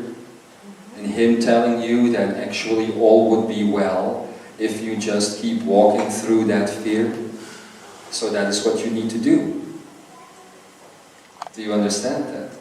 Not really. The major change is coming in your life. And it is upon you. It is very close. And you don't understand it. You don't see it happening. You haven't input that command into the blank slate of your DNA, so it may manifest. It is a desire and it is a wish, but you haven't input it into your reality yet because there is something that is keeping you from believing that it can happen. And that is your fear. And that is why Adamus told you, keep stepping through that fear. You see? That is the only thing that will help you. Keep stepping through that fear because your door has that label on it. And to everybody it's the same door, but to everybody it's a different label. Understand that? Yeah, but then I still remain with a question like, how? Because I think I'm doing it. Listen, and this is not just for you, this is for everybody. How tells you that you don't know. And if you don't know something, then you close yourself off from your higher self and from all of your energetic ability. You don't need to know how, you just need to do it. There is no how. How only takes place when you are in a time-space field and you need to move from a linear perception to another linear perception. Do you understand that? There is no how. There is just action, intent. The intent to act is the I am. Always bringing energy into action. The only thing that you need to do is to let go of your story. And I've told you this. That is your personality. It is the life that you have known. Because for all purposes and intent, the life that you have known was an illusion. And the loves that you have lived were conditional. So you can either choose to stay within that conditional love, within the box of family and friends and folly, but if you really want to go for it, and I know you do, then you just need to step into that place of divine action, where you just do it without asking how. Because there is only one way. There is only one way. You see? And the moment you ask how, you are creating thousands and thousands of potential ways leading nowhere. You get it now, I see it.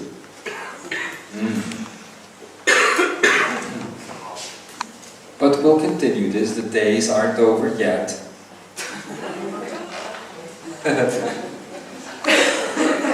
Thank you so much.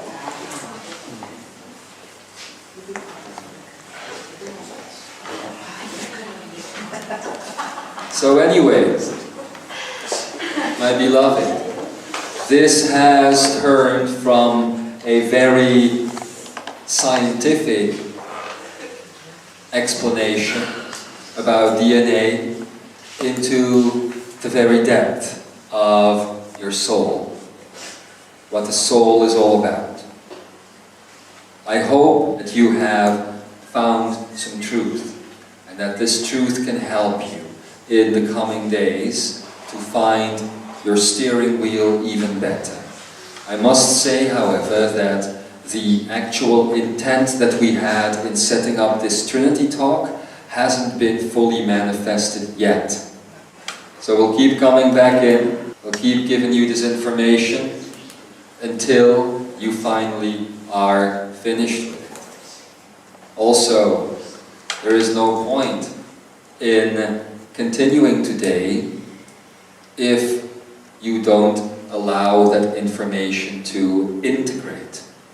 So instead of going into a break now and then throwing the next bit of information your way, I'm going to ask you to first take some time, let's say about an hour, to be in silent meditation and to let that energy fully integrate. It can happen relatively quickly, as you know. And I know when it will be integrated, as you will know as well, because that will be a moment of universal love and joy and that utter freedom that comes with that.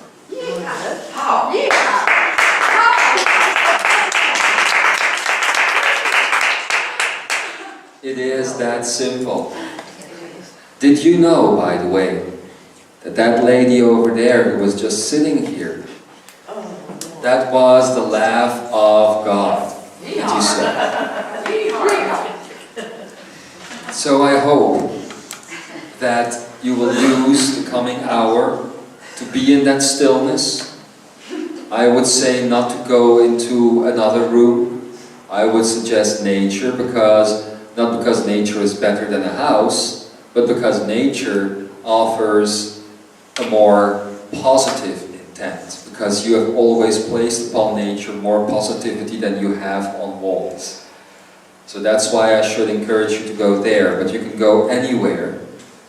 And after an hour, maybe you should decide to come back here and have a forum amongst yourselves, where you can talk with yourselves, literally, finding out what you have learned in either the last weeks or the last 2 days.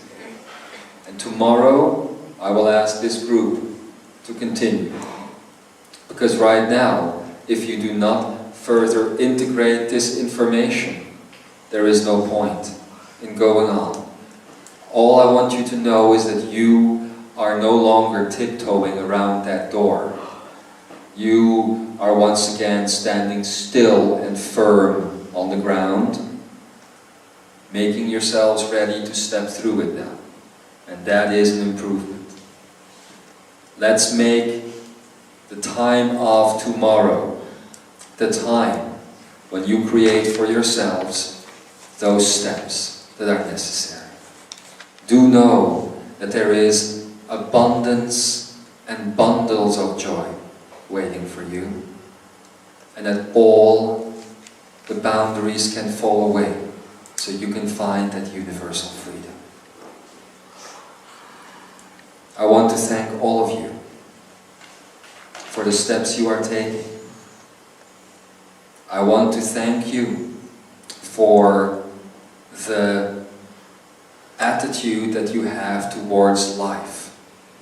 I know that you want to wake up fully, and that you know that all of life is but a story.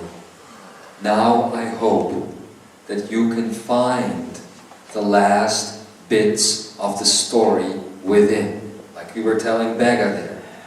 They may be very abstract sometimes, but find those bits of the story and you will find liberty, utter liberty. Without boundary, without definition, without any type of illusion, any given moment of the now.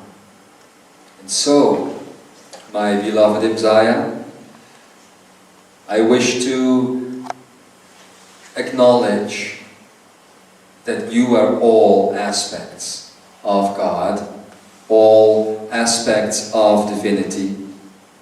And I wish to acknowledge the power that lies within you. I hope that tonight you will find the pearl that is within your heart. And in that moment that you find that pearl, you will see yourself again, smiling, as a very, very young newborn baby. Because that basically is what you are at any given moment.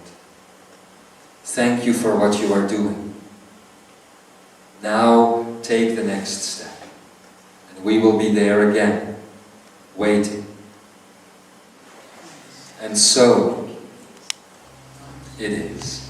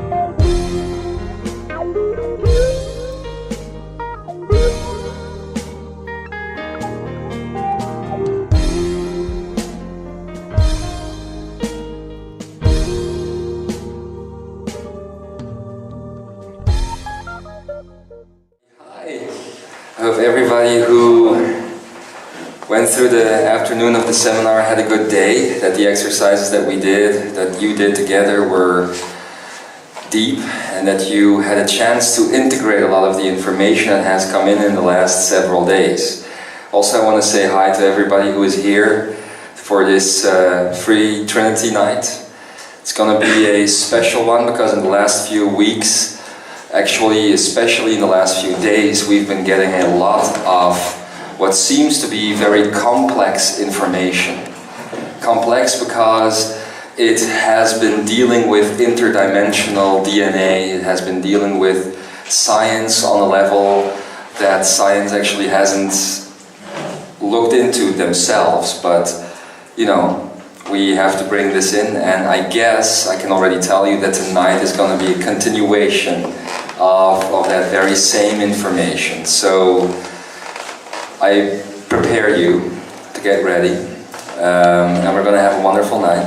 We're going to start with the Ekaraya straight away, accompanied by James and his live music.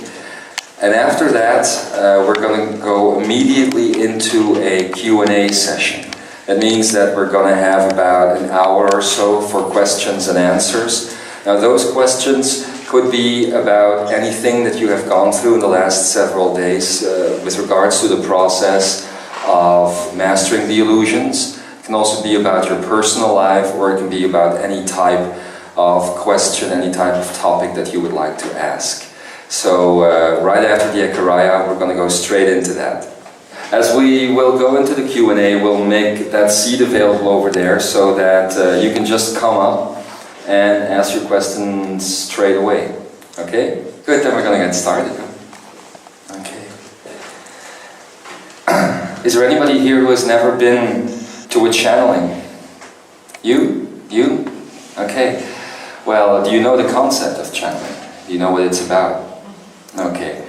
Well, if you have any questions during the channel, you can always come up, or after the channel during the Q&A, just feel free to come up.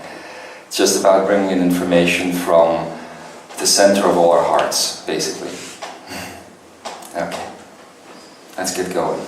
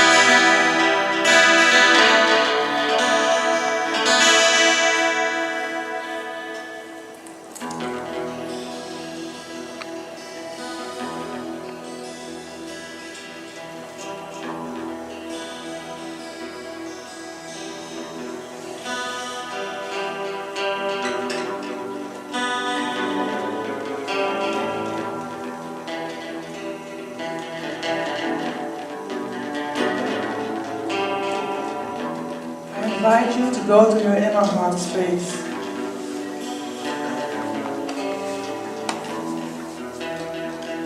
And there, find the love for yourself. And let it fill yourself. Let it shine from within. And let it fill every cell.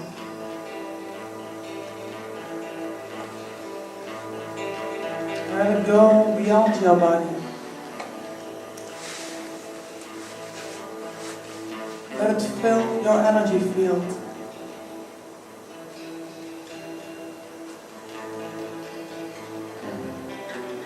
Be aware of that love. Because that's you. That's the God in you. And let all this love connect between all of us. Let it fill this room. Let it fill this building. And let it fill this world.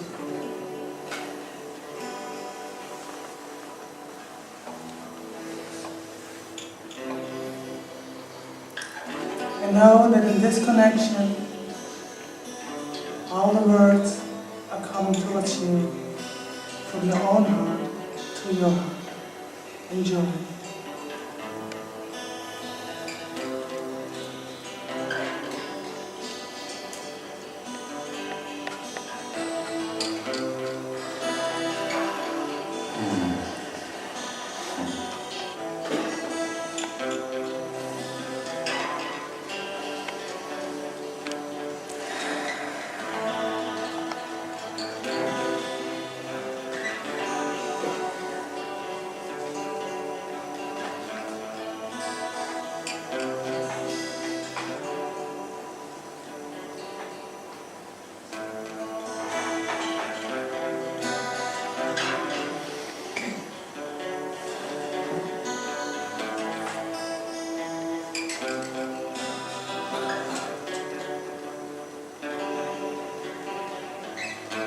And so it is. Greetings, beloved Imzaia. I am that I am, Ekara, and I am accompanied here tonight by the lovely presence of that being that you know as Adamus Saint Germain. We will blend tonight to bring you this information, the one that we need to get across. Why the blending of a cosmic being and that which you would call an ascended master? Very simple.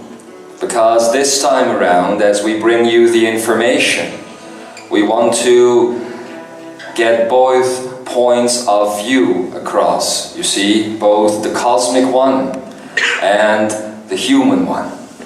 So this is a continuation of that information that you would call mastering the grand illusions. And masters you all are. You are here on this planet Earth for a very simple reason: to raise the energy, to become more aware of who you are and of why you exist in the first place, what your potentials are all about, and to see if you can bring this field of space and time that you are in, right there, into that which you are calling divinity. I will speak for now, the one that you call Ekara, and Adamus will be present in the background as he will prepare himself to answer your questions later on. As you know, all of you sitting here, all of you on this planet Earth right now, are sovereign servants of free energy. Kings and queens that have embodied themselves in a flesh husk so that they could bring this divine energy into a space that before you came into it only knew a type of duality, a type of right and wrong, of black and white, up and down, that held no merit for any aspect of creation. It was just an empty pocket of space, basically, a lull in that which you would call divinity. And you wanted to find out if it would be possible to come into that empty pocket of space and fill it up.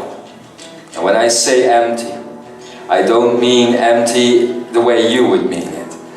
I mean empty because the whole wasn't present within that pocket of time and space. You are making sure, not just the people that are sitting here obviously, but everybody on this earth is making sure that that pocket gets filled, so that once again it belongs to the whole.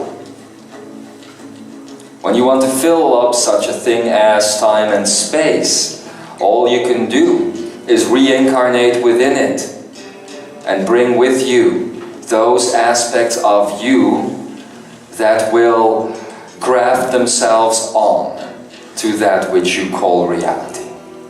So don't be mistaken.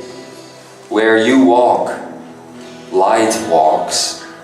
Where you walk, beauty walks. Even though you don't see it yourselves, even though you think of yourselves as little, even though you think of yourselves as small, as not good enough, you think of yourselves as having to go through a struggle, and you call the struggle life, daily life. It isn't a struggle. It's only a struggle as long as you believe in that which you call definition. When you define boundaries for yourselves, when you set yourselves up, basically, for a life which has a beginning, a middle, and an end. Now, last incarnation I had on this earth, as the being Ekara, There was no duality in the sense that you see it. There was no beginning, a middle, or an end. Not until you wanted that for yourselves. The space you know as Lemuria, the content you know as Lemuria, is one where there is so much openness. It's still going on today, you know. Only not in your timeline. It's still going on today. What is happening right now on this planet Earth is another re-merging of timelines, you see. That is why it was necessary for this Earth, this timeline that you're sitting in now, to take away all things that didn't belong anymore. All those things. And as you take these things away, obviously, you take them away from yourself. Because you are time and space. You are that field that you see all around you, that is projected all around you.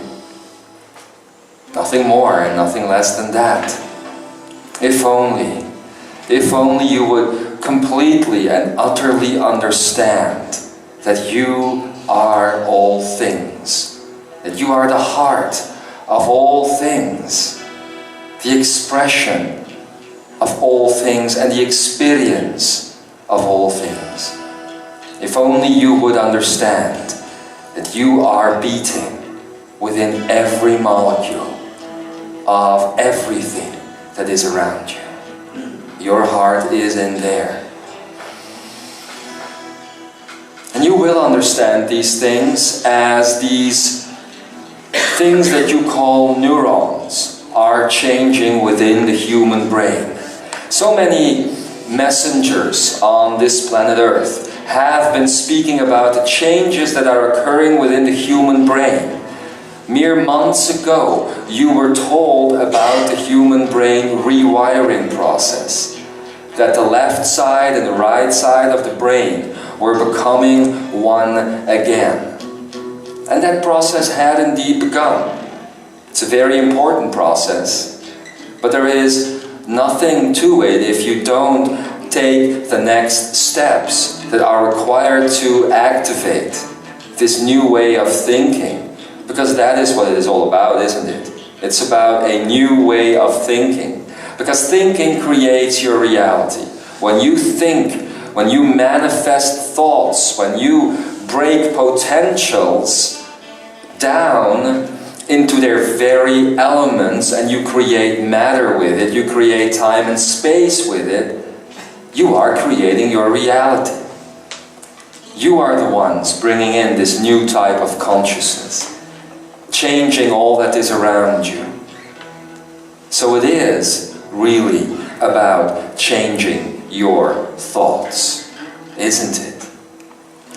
The beings that you have met in the last years, beings like the energy you know as Satya, and long before that, the being known as Michael, and so many others, all carried the same message.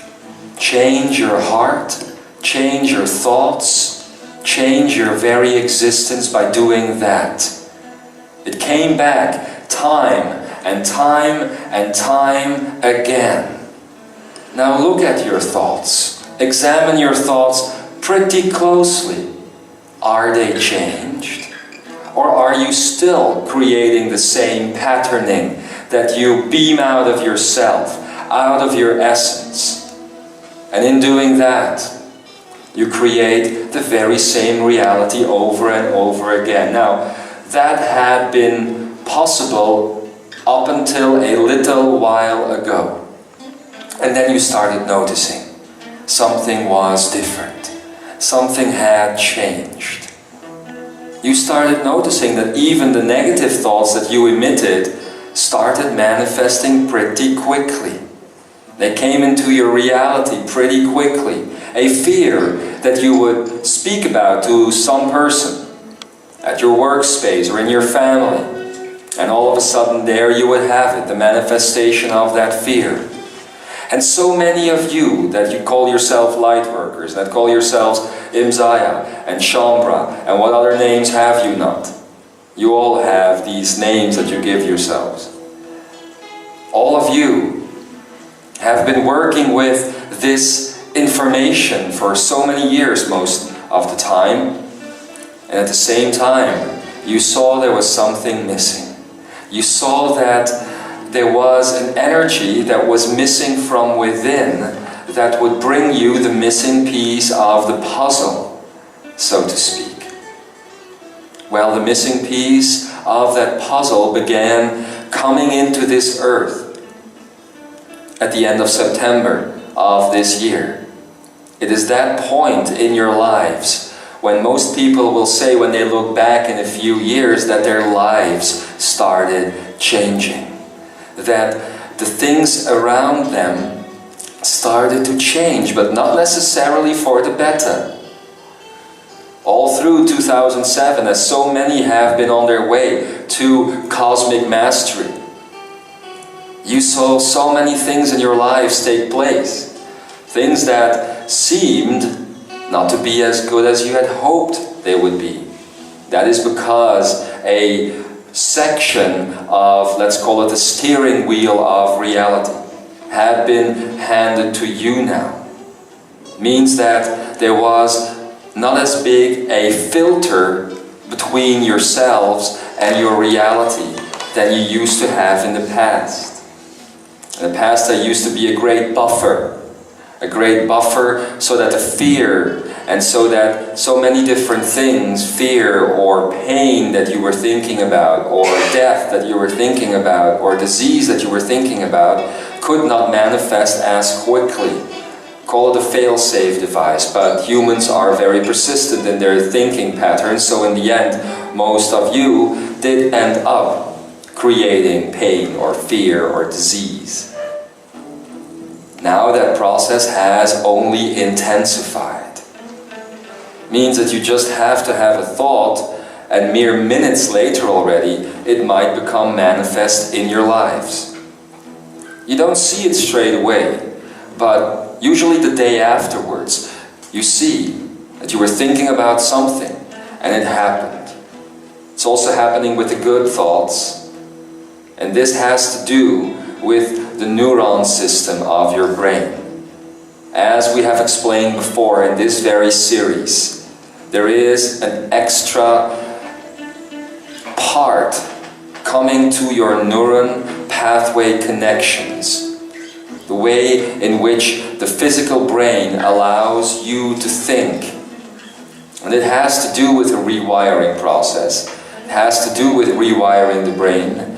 We have called this part divinity, haven't we? We have said that instead of a neuron and a neuron hanging here and sending their electrical impulses to each other so that thoughts can be created, that there is an overlay now. It is filtered through a process of divinity. Now tonight, as we give you this message, I would like to deepen your understanding of that process. I would also like to deepen your understanding of that which you have called the Akene in earlier times on this planet Earth. It's very important that you know how these things operate, even though you don't fully understand them yet. It's interesting to hear because it will activate certain aspects of your DNA. And all of these things are connected, you know. The thinking process of the brain, the DNA, the Akene, the 5 elements, all these things are connected. They're connected to magnetics, they're connected to geometry, and they're connected to so many different things. It's all one. It's all the very same basis of information, the very same point of view, so to speak, but the coming together of different aspects of all of that. We've always told you that you have a certain key in your hands. Now, what is this key?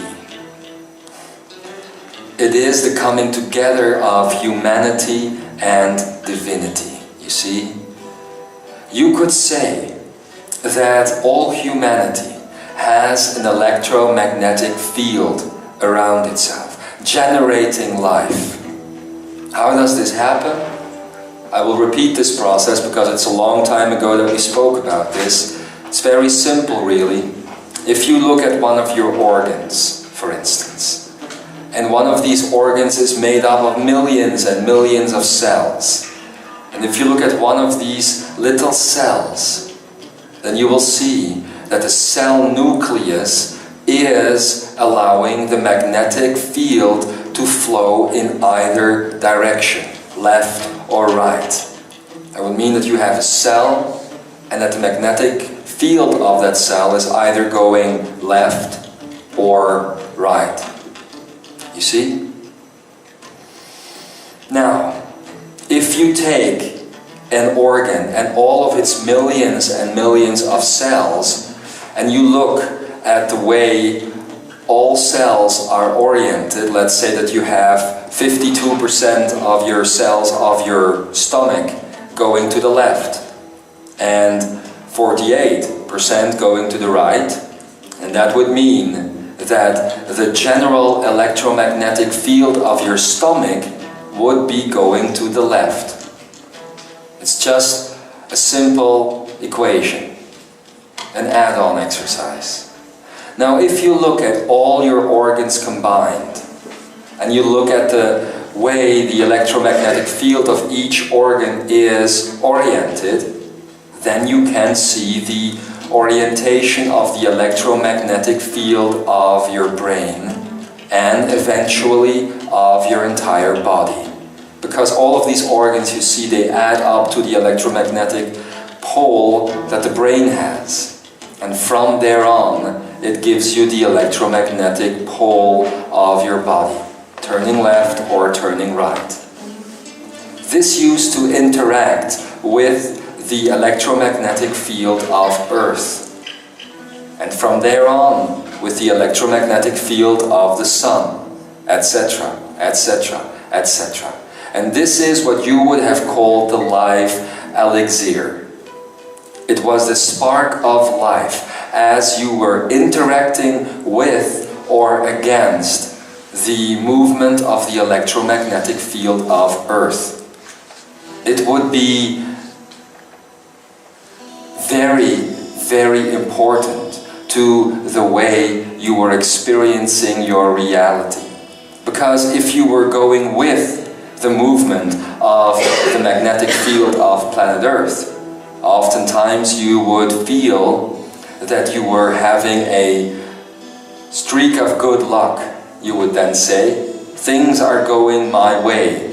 Things are going in the right direction, humans would say. It's just because you had a movement of your electromagnetic field in harmony with that of the Earth. And sometimes if things were going a different way, literally, things wouldn't be going your way. You would feel all this friction, all this tension with whatever project you would want to undertake. And obviously all of these things were connected to that which you would call astronomy and astrology and all of those things. All connections. Now, what happens if a planet is undergoing an ascension process? It leaves its duality behind. So there is no more turning of the electromagnetic field of Earth. This is one of the things that we have been wanting to tell you for a very long time, but we couldn't yet. At this time that we are telling you this, there is a scientist in Russia who is about to discover this very fact. And I'm going to ask you, if you hadn't stopped doing so, to start watching your news. Because very, very shortly, probably in a couple of weeks, if governments decide to bring the information out, there's going to be quite a little shock on planet Earth, as scientists are going to discover the slowing down of the electromagnetic field. And they're going to think that it is because of the increased solar streak activity of the sun. And they're going to think that the Jupiter field and the Saturn field of magnetics is increasing, that it's going to be covering the Earth entirely. And they're going to think so many different things. They're going to be exploring this, they're going to be researching this, they're going to be saying that the end of times might be at hand yet again, because what good is life on a planet without an electromagnetic field? It is the electromagnetic field that is keeping you as a race on this planet Earth alive, basically. It's one of the problems that you have as astronauts go in space. Bone marrow stops being produced in the body, and other systems start to fail slowly within the body because of the moving away from the electromagnetic field of Earth. You see? So people will think that the Earth and its humanity is doomed. It isn't. It isn't. There is a new way that is coming out, and it's coming out sooner than you think, actually. We're going to be calling this Ekaria Akenaic energy. And why? Because this is basically the energy system that is coming onto planet Earth. And again, it is not coming from the cosmos, especially not the external cosmos. It is coming from the inner cosmos. The entire energy system of planet Earth is undergoing a tremendous, tremendous change. Now, what is that change? Let me show you. If you look at energy that is the way it has always been, then you would see energy like this, having a direction. Energy used to move in a specific direction. And obviously, you would have harmonics and frequencies. I'm not going to give you the technical explanation as the scientists would give you, because the technical explanation that the scientists would give you is oftentimes limited to what they know at that point. But energy in an old energy paradigm used to move within one direction. Now, as that was so, that would mean that your reality would also be defined by one direction. An arrow going towards the future. And as you know, we're going to draw it once again. The frequencies and the harmonics of that energy is what would be your DNA. This is new information, so I'm going to repeat it once again. Energy shifting in one direction, and the harmonics and the frequencies of the energy itself is your DNA. You are the frequency of energy. Do you see?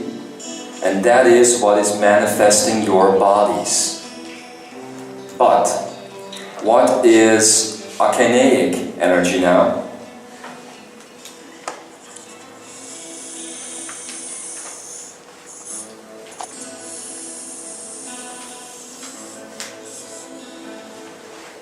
This energy not just moving in one direction, but also moving in the other direction. This is a change that is happening to the entire universe. That which you were calling universal energy, that was moving in one direction, and you having to put your nose in the direction of universal energy, or you couldn't do a thing, basically. All of that is changing. Akenaic energy is bringing energy in right from the very first moment of Big Bang, to the supposed very end of time and straight back.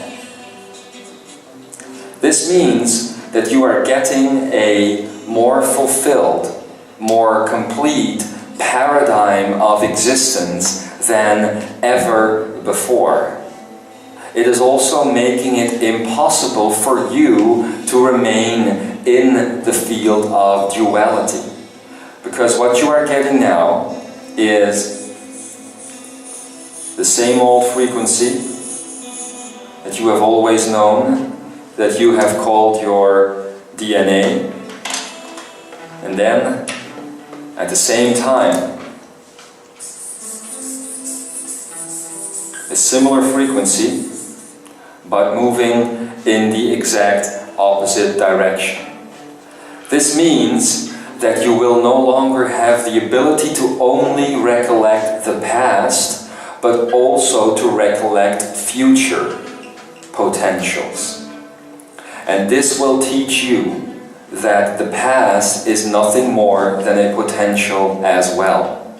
Because as you will begin to learn to work with this, as the neutral neuron system of the brain is going to be changed, as we have explained in previous messages, you are going to be very surprised with yourselves, because all of a sudden you're going to have a lot of deja vus happening to you. You're going to have an increase of that. You're going to witness that you're going to be remembering the past and the future all at once. And at first, because you are still thinking within a duality-based system, you're going to think that you are going to see an event in the future and you're going to lock on to that event, you see. But that is just because you still are in a state of duality. So you will see a future moment, say your own death. And you might think, oh God, this is it. I'm going to be dead soon because I've seen it in my future. I've got a premonition. No, you haven't. You just have seen one potential on the arcanic energy scale. And you're going to learn then that if you can remember an aspect of your own future, and you're going to have the ability to use potention to change that potential, that you're going to be doing the same thing for your past memories. Because as a past memory comes up, you're going to have the ability to do the very same thing. Now, before we go deeper into this, I want to explain to you why this is becoming a possibility. And it's very simple. More simple than you might think, obviously.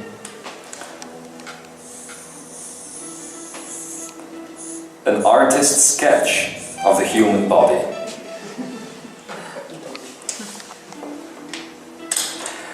We have been telling you about the akene. You know, that thing that you have in there. Oh, come on, Imzaia, laugh a little. You're all acting so very heavy. This information isn't heavy, this information is life-changing. This information is meant to lift you up, so you can fly.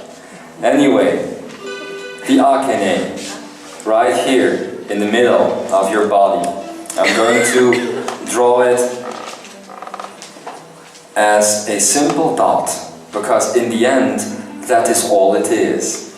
When you activate the complete akene, going to the triangle system, and then turning those triangles into pyramids, and then imploding those pyramids into the thymus, as you have been learning, all that you are left with is a tiny dot.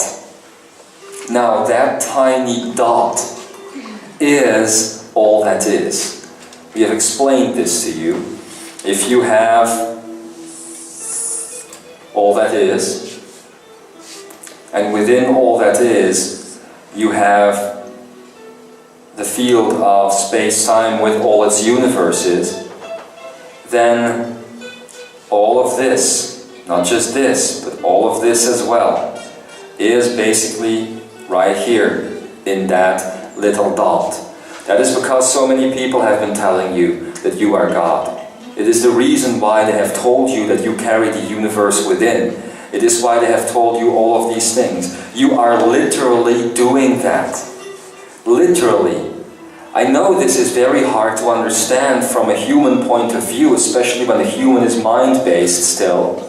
But you are literally carrying that entire universe right there. And not just the universe, but everything.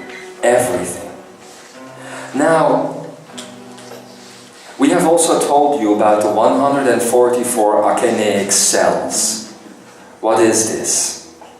It are cells that are immediately behind the space of the thymus in the body. Yes? Why are they akenaic? I have told you before, if you have the atom core and you have electrons going around normally the atom core. In the case of an akenaic cell, it isn't going around the atom core, it is making a field right through the atom core. A movement right through it. So that it is not losing the energy of the electrons, it is just adding to itself. Why would you have 144 of those? Infinite cells, basically. Well, because they are right here. I'm just going to draw just a few. They are the cells that are basically the bridge between your infinite inner self and the finite outside hull that is your body. Cells that come that close to that which you would call totality, or that which you would call divinity, have no other way than becoming divine themselves. As the human expression goes, touching the face of God is being God. So that is what these cells are doing as well. You could say that akenaic cells are photonic, tachyonic in nature, because they allow for the bridging of a gap. You see? The bridging of a gap between something that is infinite and something that is finite. And it's all going on right here, behind your thymus. 144 of these cells are making up the breach between the reality that you see around you and the divinity that you can find within. There is no divinity up there. There's no divinity below here. There's no divinity to the left or to the right. All divinity that you will ever find is right here. There is only one akenaic cell because there is only one akene, because there is only one all that is. There is only one totality, obviously. So, using the akene with the surrounding akenaic cells is making use of your own divinity. However, 144 cells out of trillions and trillions of cells in the body that remain dualistic do not a divine human make. Right? That is why, although this little part of your body right here has always been working with akenaic energy, the rest of your body was unable to work with akenaic energy, and they just worked with one layer of the energy just going in one direction of time and space, which is what was creating your linearity in the first place. Why now are these neurons, these neutral neurons, starting to show up in the brain? It's very simple. Yes, it is the brain that is guiding the rest of the body process. It is the brain that is telling your cells, that is telling every aspect of you to start regenerating or to fail. Right? Now, as the neutral neurons are entering into the brain is starting to give different commands to the body. And the most important command that the neutral neurons are making, my beloved Imzaia, is the command to make every cell of your body akineic. And this is the grand shift that is taking place then. This means that all of your cells, to say it in a more poetic way, are becoming divine, are becoming infinite. The difference between a low vibrating cell and a high vibrating cell is that the low vibrating cell just has the atoms going around it, and this one has the atoms going right through it. Why is it vibrating high?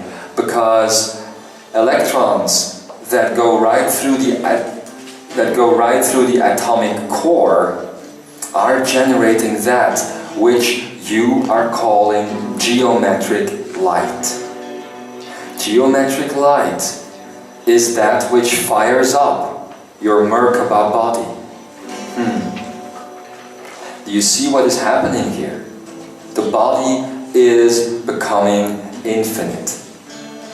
All that was once in there, just in there, is now going to be all over the body.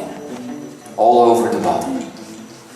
That means that we can now bring together the information that we have presented you with a while ago. Why do you think that we are training you to think of everything that is around you as your body? Because this is literally what is going to happen, you see. For, my dear humanity, as the neutral neurons are going to be activating the akineic cells of the entire body, as the bodily cells will start regenerating and becoming akineic in that way, it will not stop there. The reason why we have taught you the I am breath is because these cells and the energy behind it is not just limited to your own body. Everything in all creation carries within the heart of all cells the akineic signature. So your presence, and this is what great masters have always been telling you about, your presence is going to change the face of the earth. As you walk with a completely Akene activated body, so you will bring everything that you see around you in a new state of balance and harmony. You know that the Jeshua used to walk places that the grass would respond to his feet. Now you know why that is. It's because there was a completely activated Akeneic body. And this is what is going to happen. It is what is already happening. It is the coming of the Christ consciousness to planet Earth. Do you see? Do you see why? Do you see why this would have such a great effect on your very DNA? And do you also see why we have been teaching you about all of those things? Mastering your illusions, for instance. Why? Not because it is fun to master your illusions, obviously not. It's not fun to do that. It's not fun to be confronted, at least that's what you think. It's not fun to be confronted with all of these things and then find out that they are not real, that everything around you has always been about conditional signatures, has always been about conditional ways of living. And now to find out that all that is going to change, that it is already changing, and that some of you are already seeing those results. That's very interesting. Do you know how long so many of us have been waiting for this to happen? We have always told you, I and all the others, that the things that you could do are as great and even greater than the things that we have always done. All you needed to do was to have that moment of inspiration, that spark of divinity, to find that within yourself. As you do that, you open yourselves up for a greater truth.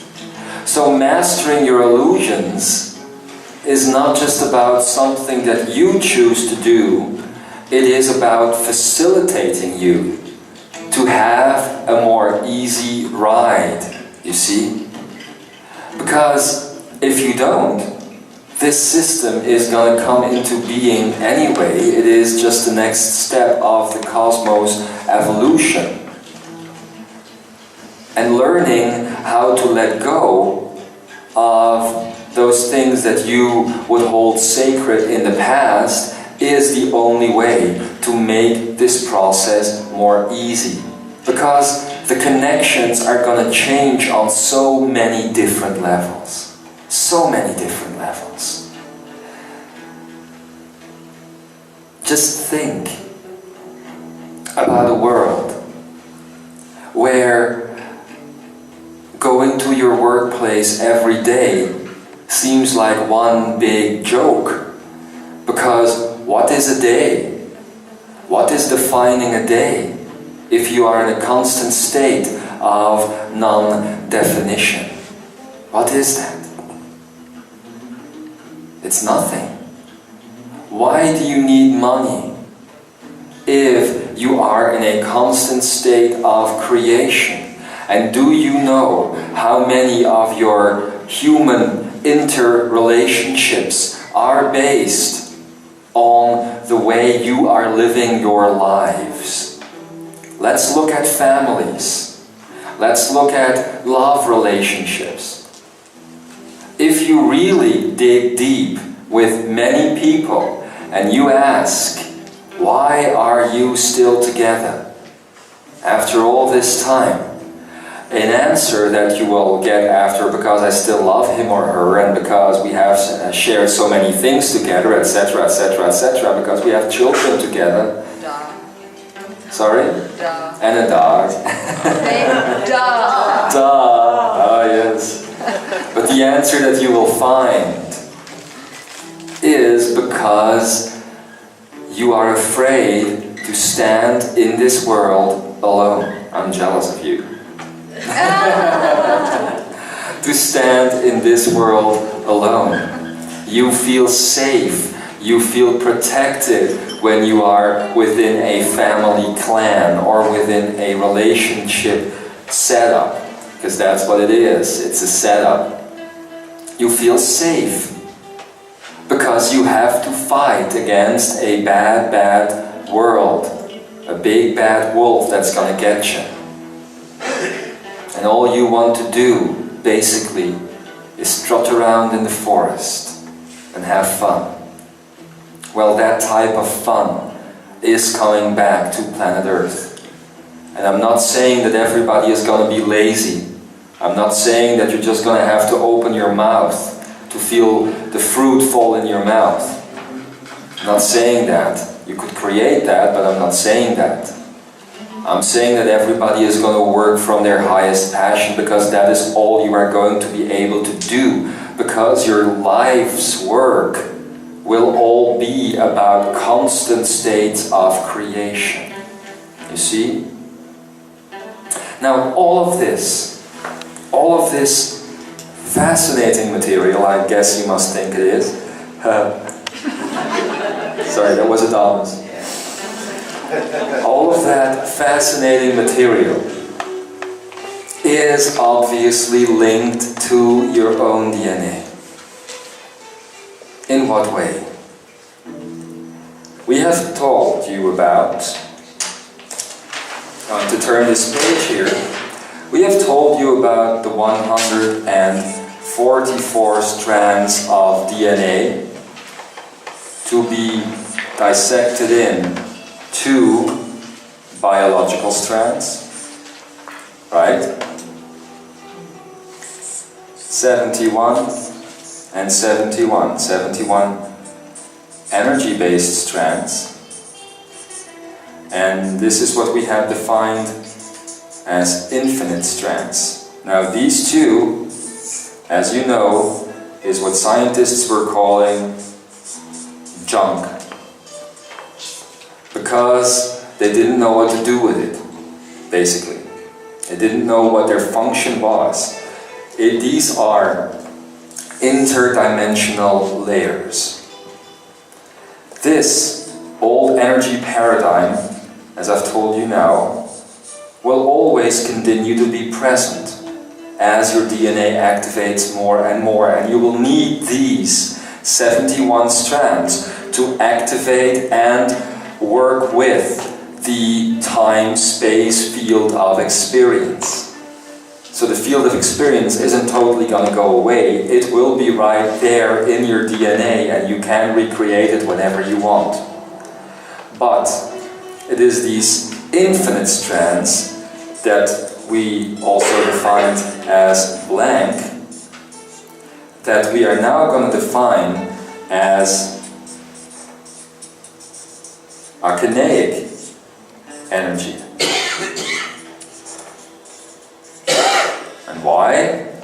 Because the archaic energy is going to flow in 2 directions. I'm just going to draw it like this.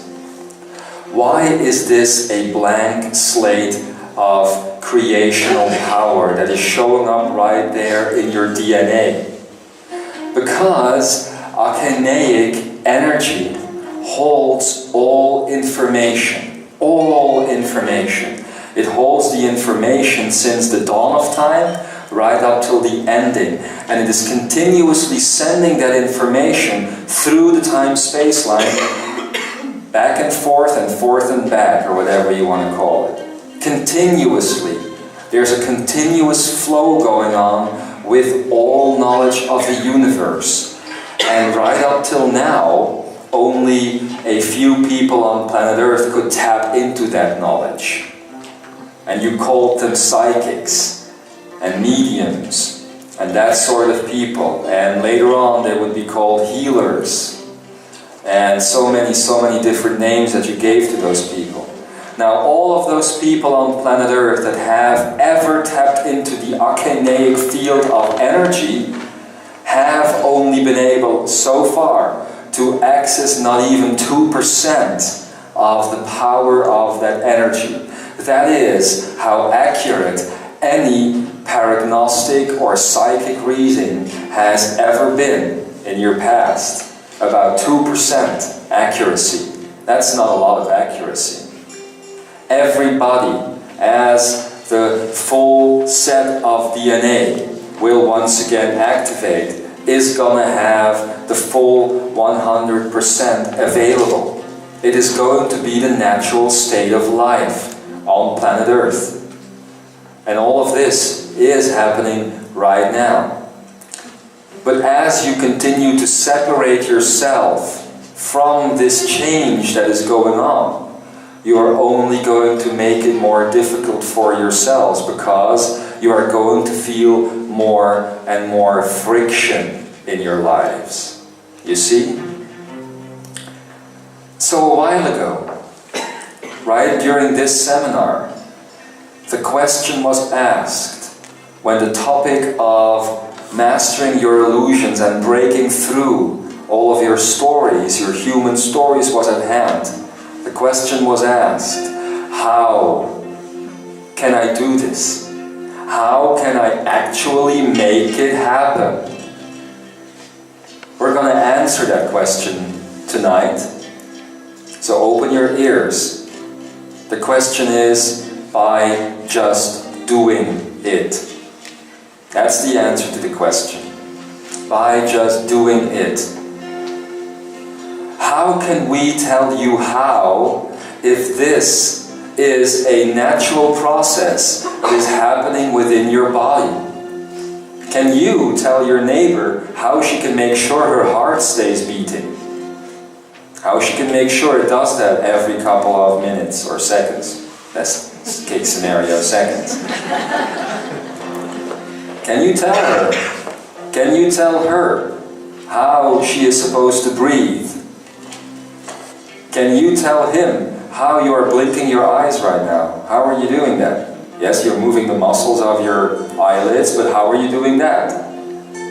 Can you say to anybody how you are walking around?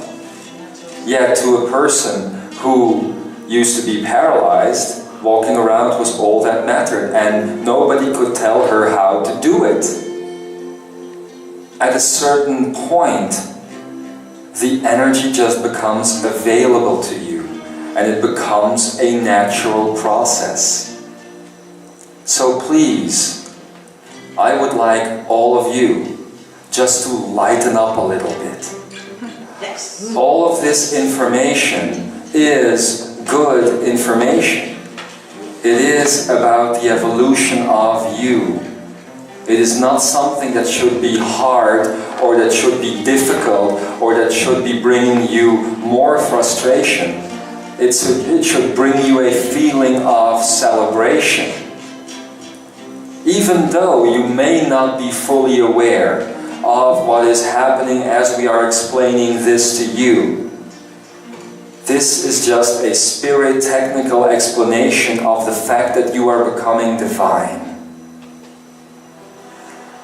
And that is what is happening to you. That you are becoming infinite. You have always known in the spiritual series that you were following all over planet Earth, that divinity was gonna come in to planet Earth, and that it was gonna come through all of you. Well, if you now know that you have all that is right here in the timeless, then it is very literally so that you are gonna bring that divinity into planet Earth. It's gonna happen with your body. It is happening with people's bodies. I see someone here that's already happening too. You could talk about your experience later on if you liked.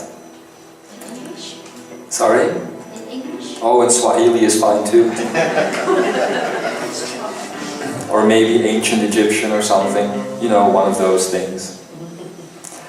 So anyway, Imzaia, this is effectively what is going on.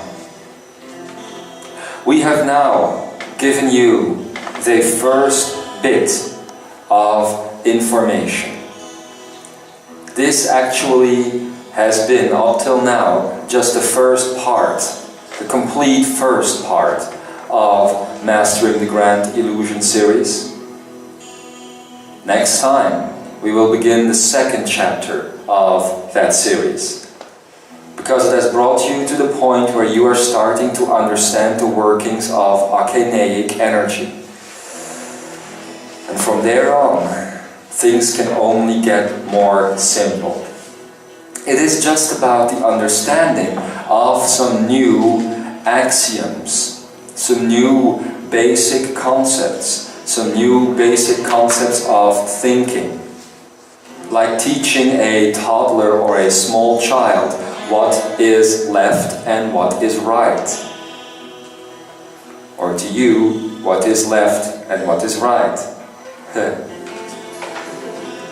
But once you start working and understanding with these concepts, there is no more need to start thinking with the brain.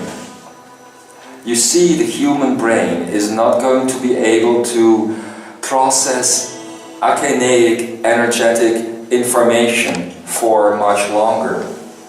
The way the brain is today will not hold that level and intensity of information. It's not going to be able to do that. Your illusions are keeping your brain in duality. Your illusions are actually hampering the entry of the neutral neuron system into your brain. That is what is happening on a biological, technical, energetic level. What is happening on an emotional and psychological level is that you feel torn between two worlds, an old world and a new world. Again, mastering your illusions can assist you in that process.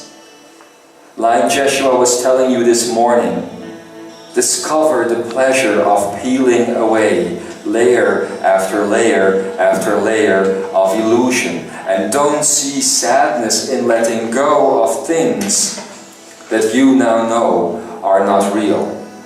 I know this feels like telling you that Santa Claus isn't real. I know it feels like we are telling you that the Easter Bunny isn't humping around anywhere. Or should I say jumping around?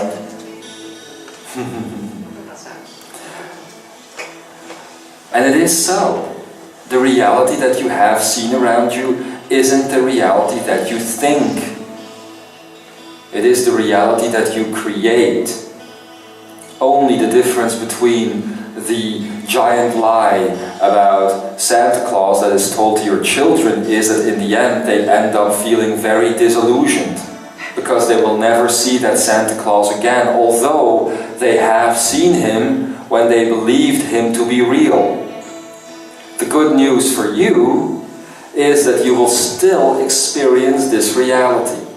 Only you will master it in a way that is not before seen on this planet Earth. So get ready for that. Get ready to take those steps. They're necessary steps. And the faster you take them, the faster things will start quieting down in your life again, and you will start having fun again, as some here know. You might start to have actual joy in life again as you feel disease leave your body, disease that seemed to be so difficult to get rid of, and other problems just vanishing because they were only based on thoughts that were not even your own. Basically, what is happening is that the mind is losing the battle. It's losing the battle for the body. It's losing the battle for reality. A question was asked also somewhere in the course of the day: is the body important or isn't the body important? The body as you know it today is not important because it is just a husk that is going to die and that you need to maintain life force in for as long as you can. But the body as it is originally intended and that you carry within you the seeds of is a very important body because it is the body of all that is. But it only becomes important when you see the limits and the boundaries of said body, not around you here, where the flesh ends, but without any set of boundaries. It is akeneic energy that will bring you that gift again. Now I can only suggest to you that you try to listen to these three parts of the first part of this series that we are presenting to you. Because all three parts, everything that was said in the last days about DNA, and everything that was said now about akeneic energy, holds one section of knowledge. We're going to give you something else now, before we turn this into a Q&A. Because the question could be asked, how are you going to implement this into your lives? You're all sitting here right now listening to this information, and some of you might think it is pretty dull, and others of you might think it is pretty interesting, but still both of you are probably thinking what the hell to do with it. How to manifest this in your lives, how to do something with this. Well, what can we say other than focus on child's play? You see, Imzaia, your children are already using this type of akineic energy.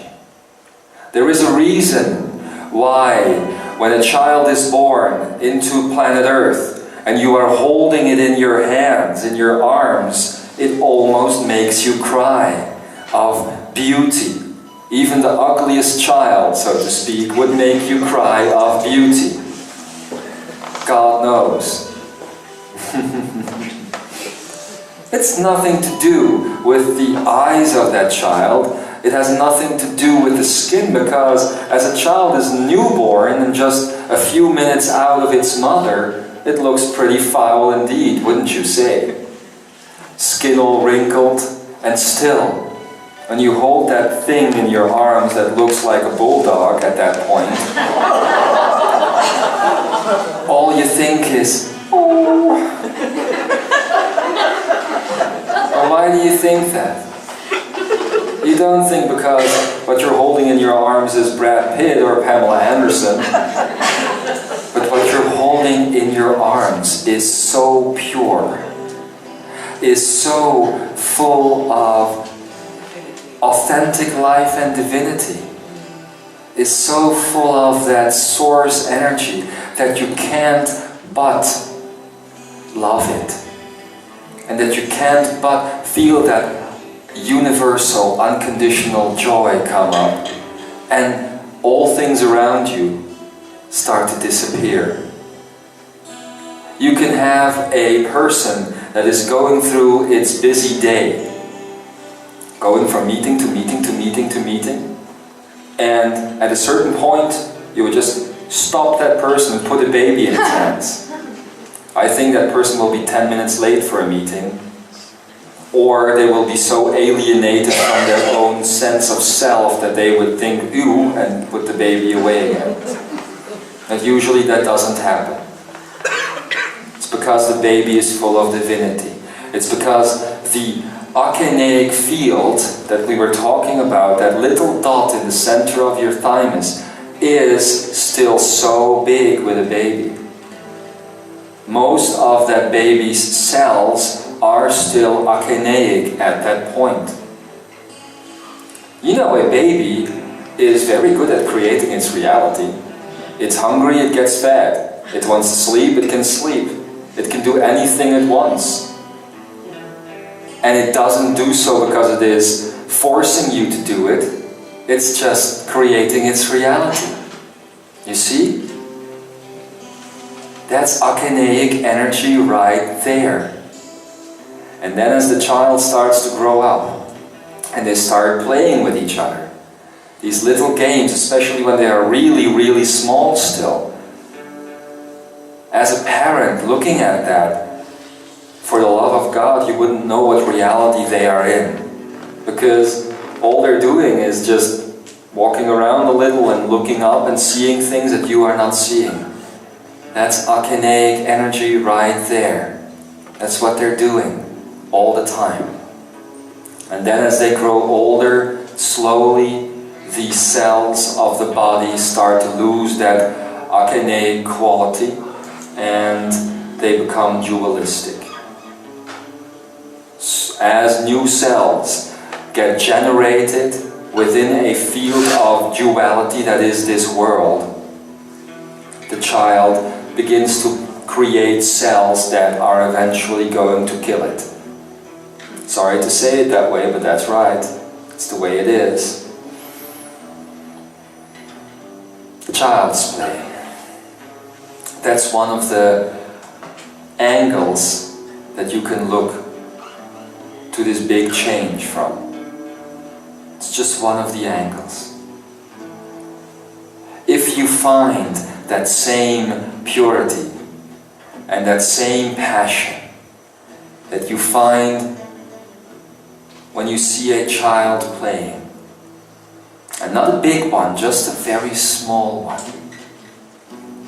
And if you see that child's joy, I don't know if you can all remember, and probably you can't, but as I can see through the entire time-space field, instead of looking at all of you sitting here now, I am seeing you just 2-3 years old.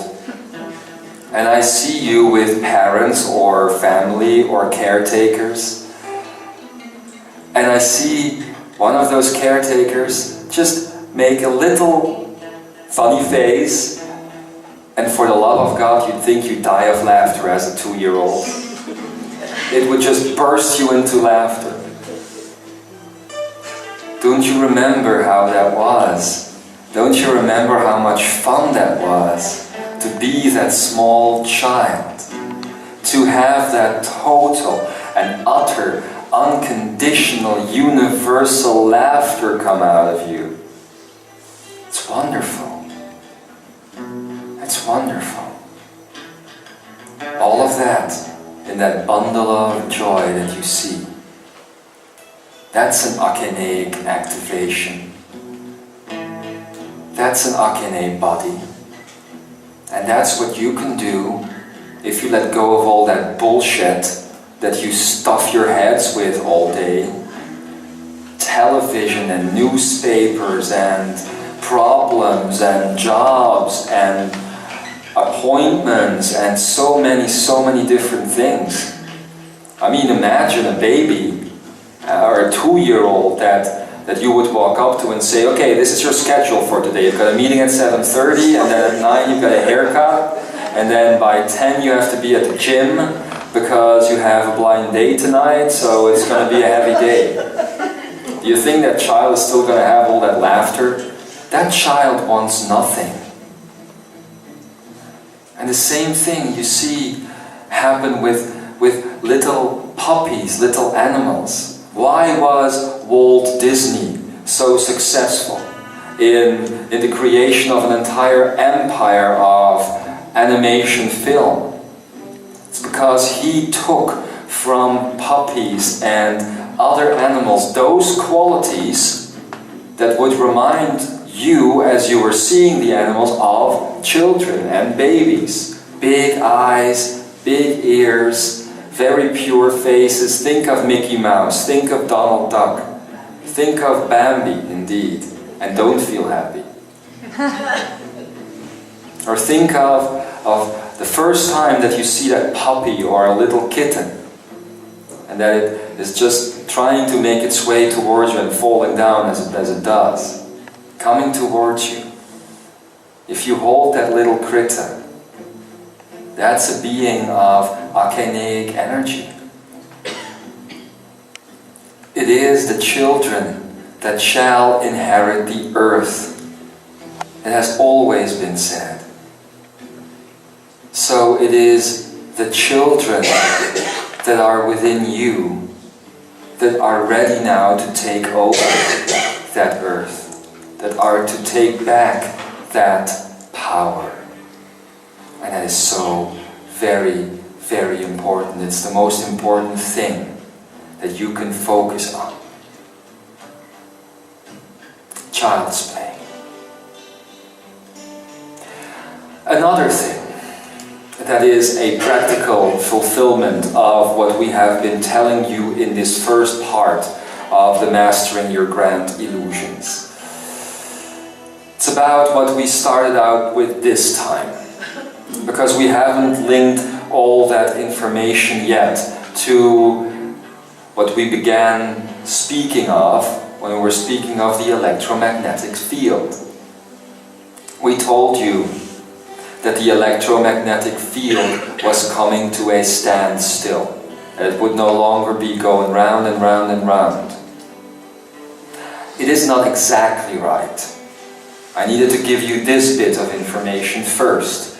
What is happening is that your magnetic field and every magnetic aspect of energy actually is doubling itself up, you see?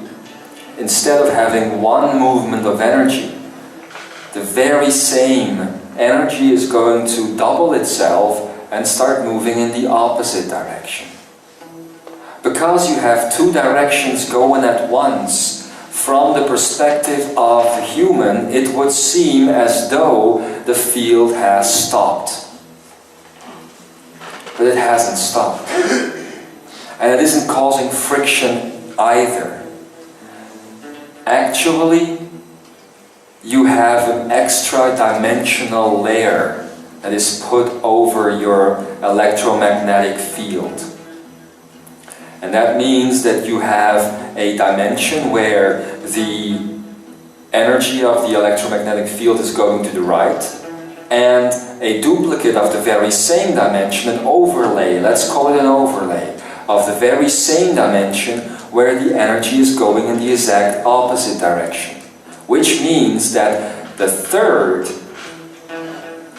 overlay would be divinity, where all seems to be standing still. That is what we have called the neutral neuron system, where you have a synaptic pathway in the brain, and another, this looks like a sperm cell, but anyway, and another synaptic pathway in the brain, and it's generating a thought by emitting its electricity towards one another so that a thought is created. You could compare these dualistic ways of thinking with the movement of your own electromagnetic field. Now, as these fields are going in both directions now, what is happening is not a type of friction, there is a third overlay coming, which is within and without this field of time and space. A third one. So instead of going like this, the information is basically going like this and right back again. So creating some sort of infinity symbol, you could say. This links to your electromagnetic field. Why? Because the electromagnetic field, for all purpose and intent in your perception, will come to a complete standstill. Because it is no longer going to be the electromagnetic field that is going to generate your elixir of life, your spark of life. It's going to be your akineic energy. It's going to come from within now, the spark. You don't need to look for anything else outside of you ever again, because you are going to be the one generating that power. To make sure that that is happening, and to start experiencing the electromagnetic field on a practical level, it would be good to start analyzing literally the things that are going on around you. What is making humans dizzy on planet Earth? It's not the spinning of the planet itself, it is the spinning of events around the human. So many things going on. Things coming in from the left and things coming in from the right. Energies getting hold of you. People catching you. Trying to trap you in mind-based thinking. It could be a very good thing for all of humanity as this electromagnetic shift of neutrality is taking place to stop the movement around themselves. At the beginning of the manifest, the beginning of 2007, the Cosmic Council of 12 that I am a part of has always said that December would be a good month to take a break. Not a break, however, from all the spiritual information, but a break from life. Now I know that as you think about your life and your jobs and your families and everything, you seem to think that that is impossible. I'm going to counter that. I'm going to ask you, isn't it sad, dear human, in a life that you are calling a free life, that it is impossible to get away from it all for 30 days? 5 days even is a lot for many people. Just to make your choice, to be within your own energy field for 30 days. Oh my God, the things you would have to do to make that happen. You probably have to fake your own death or something. But it is true. Try to imagine it just on a reality basis. You're going home later on, or in a couple of days if you're taking part in this event. And you're coming home and you are set to create a space of 30 free days. What is the first phone call you have to make? Or the first email you have to write? Work. What else? A partner potentially? Family? Other agreements with friends? And it's not just going to be that it's going to be difficult for those people to accept that of you, it's also going to be difficult for you. Because if you miss all the events that are going on around you for a month, it's going to be so hard to catch up, isn't it? Oh my God. What about my soap operas if I can't follow those for a month? How will I ever know if John kissed Jane? Well, just to let you know, Jane actually didn't kiss John. Jane starts a lesbian relationship with Janine, and in the end, John is killed by James. So, just so you know. I'm just telling you, Imzaia. I'm just telling you, it is so very difficult. Also for yourself to want that space, to want it. Because the things that you want most of the time are outside of you and are fed to you by a society that is telling you what you need or what you want. And if you don't do all of those things, have that job, go for a drink with your friends, get laid every 2 days, best case scenario, etc., etc., etc., etc. Try the newest restaurant, find the newest dish, follow the latest fashion.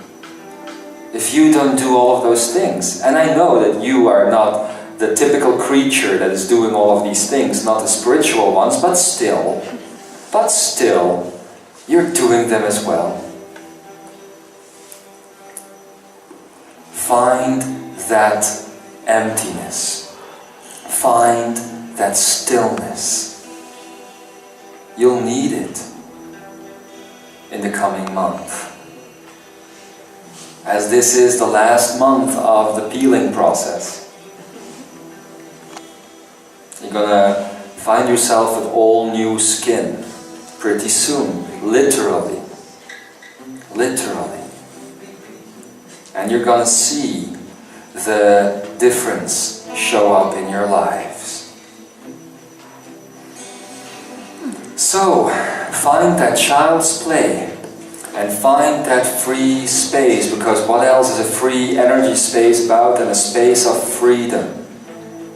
If you can find that freedom, then maybe you will be able to prepare yourself for what is going to come next year.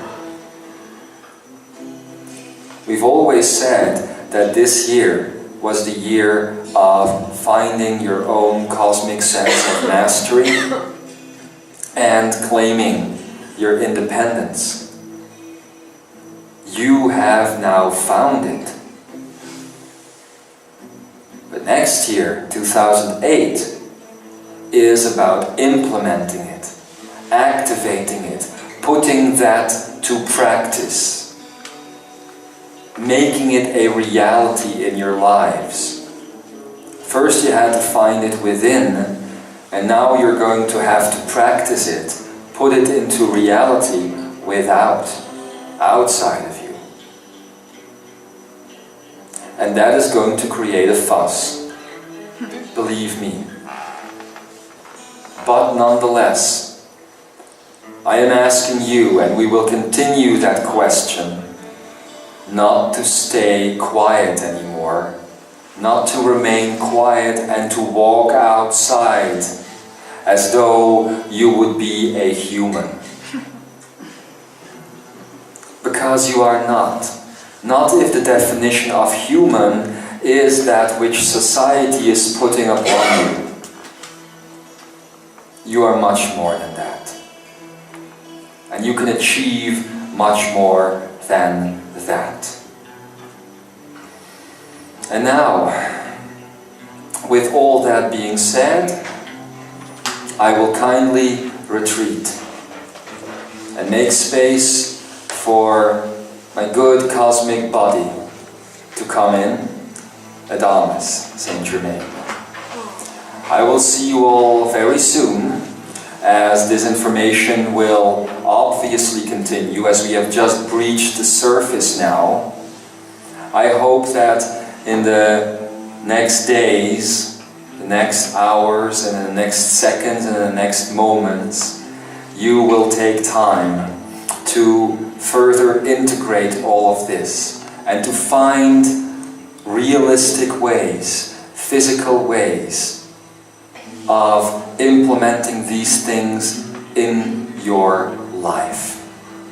And please, if you don't find the time for yourself, to say to yourself that you're going to give yourself that gift of a month, then at least use that month to actually start breaking down your reality as you have known it up to this point.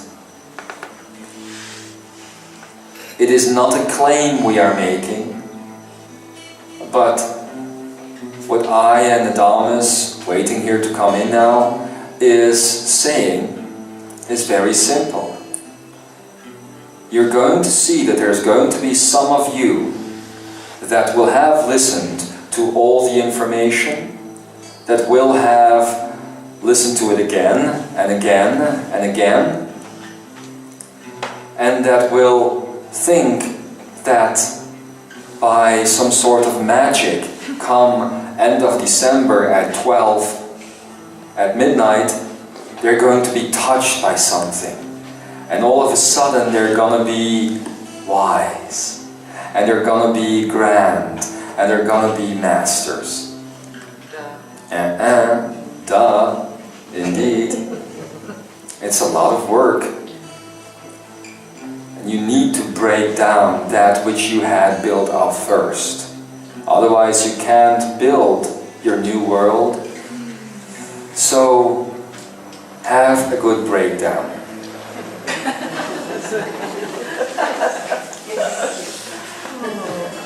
And enjoy the breakdown. Enjoy all of those things that are at hand. And know, please do know, that you are never alone. Next time when we come back, we won't be just tackling the archaic energy field. We will be talking about the fact why you are never alone. And that will be tomorrow probably. Why you are never alone. And why is it so? Why is this happening? Why can you find physical evidence of this right within your body, right within your DNA? So next time we will be talking about the illusion to beat all illusions. The one that you call separation. That's going to be tomorrow. And as I will remind you, the illusion of separation is the one feeding the 5 others, keeping the 5 others alive. So the next 2 days are going to be about separation. You will find out much more about that and how it links to the illusion of form. That's going to be the second part of this Mastering the Grand Illusion series, and from that point we'll go deeper. I bid you all a good night. Know that you are loved, and know that we know each other. We know each other throughout time and space. And as I will retreat now to that space of no space, I will be waiting for you there yet again to come through that door, as I will always wait for you. And so, my beloved, I give the word to Adamus. Good night.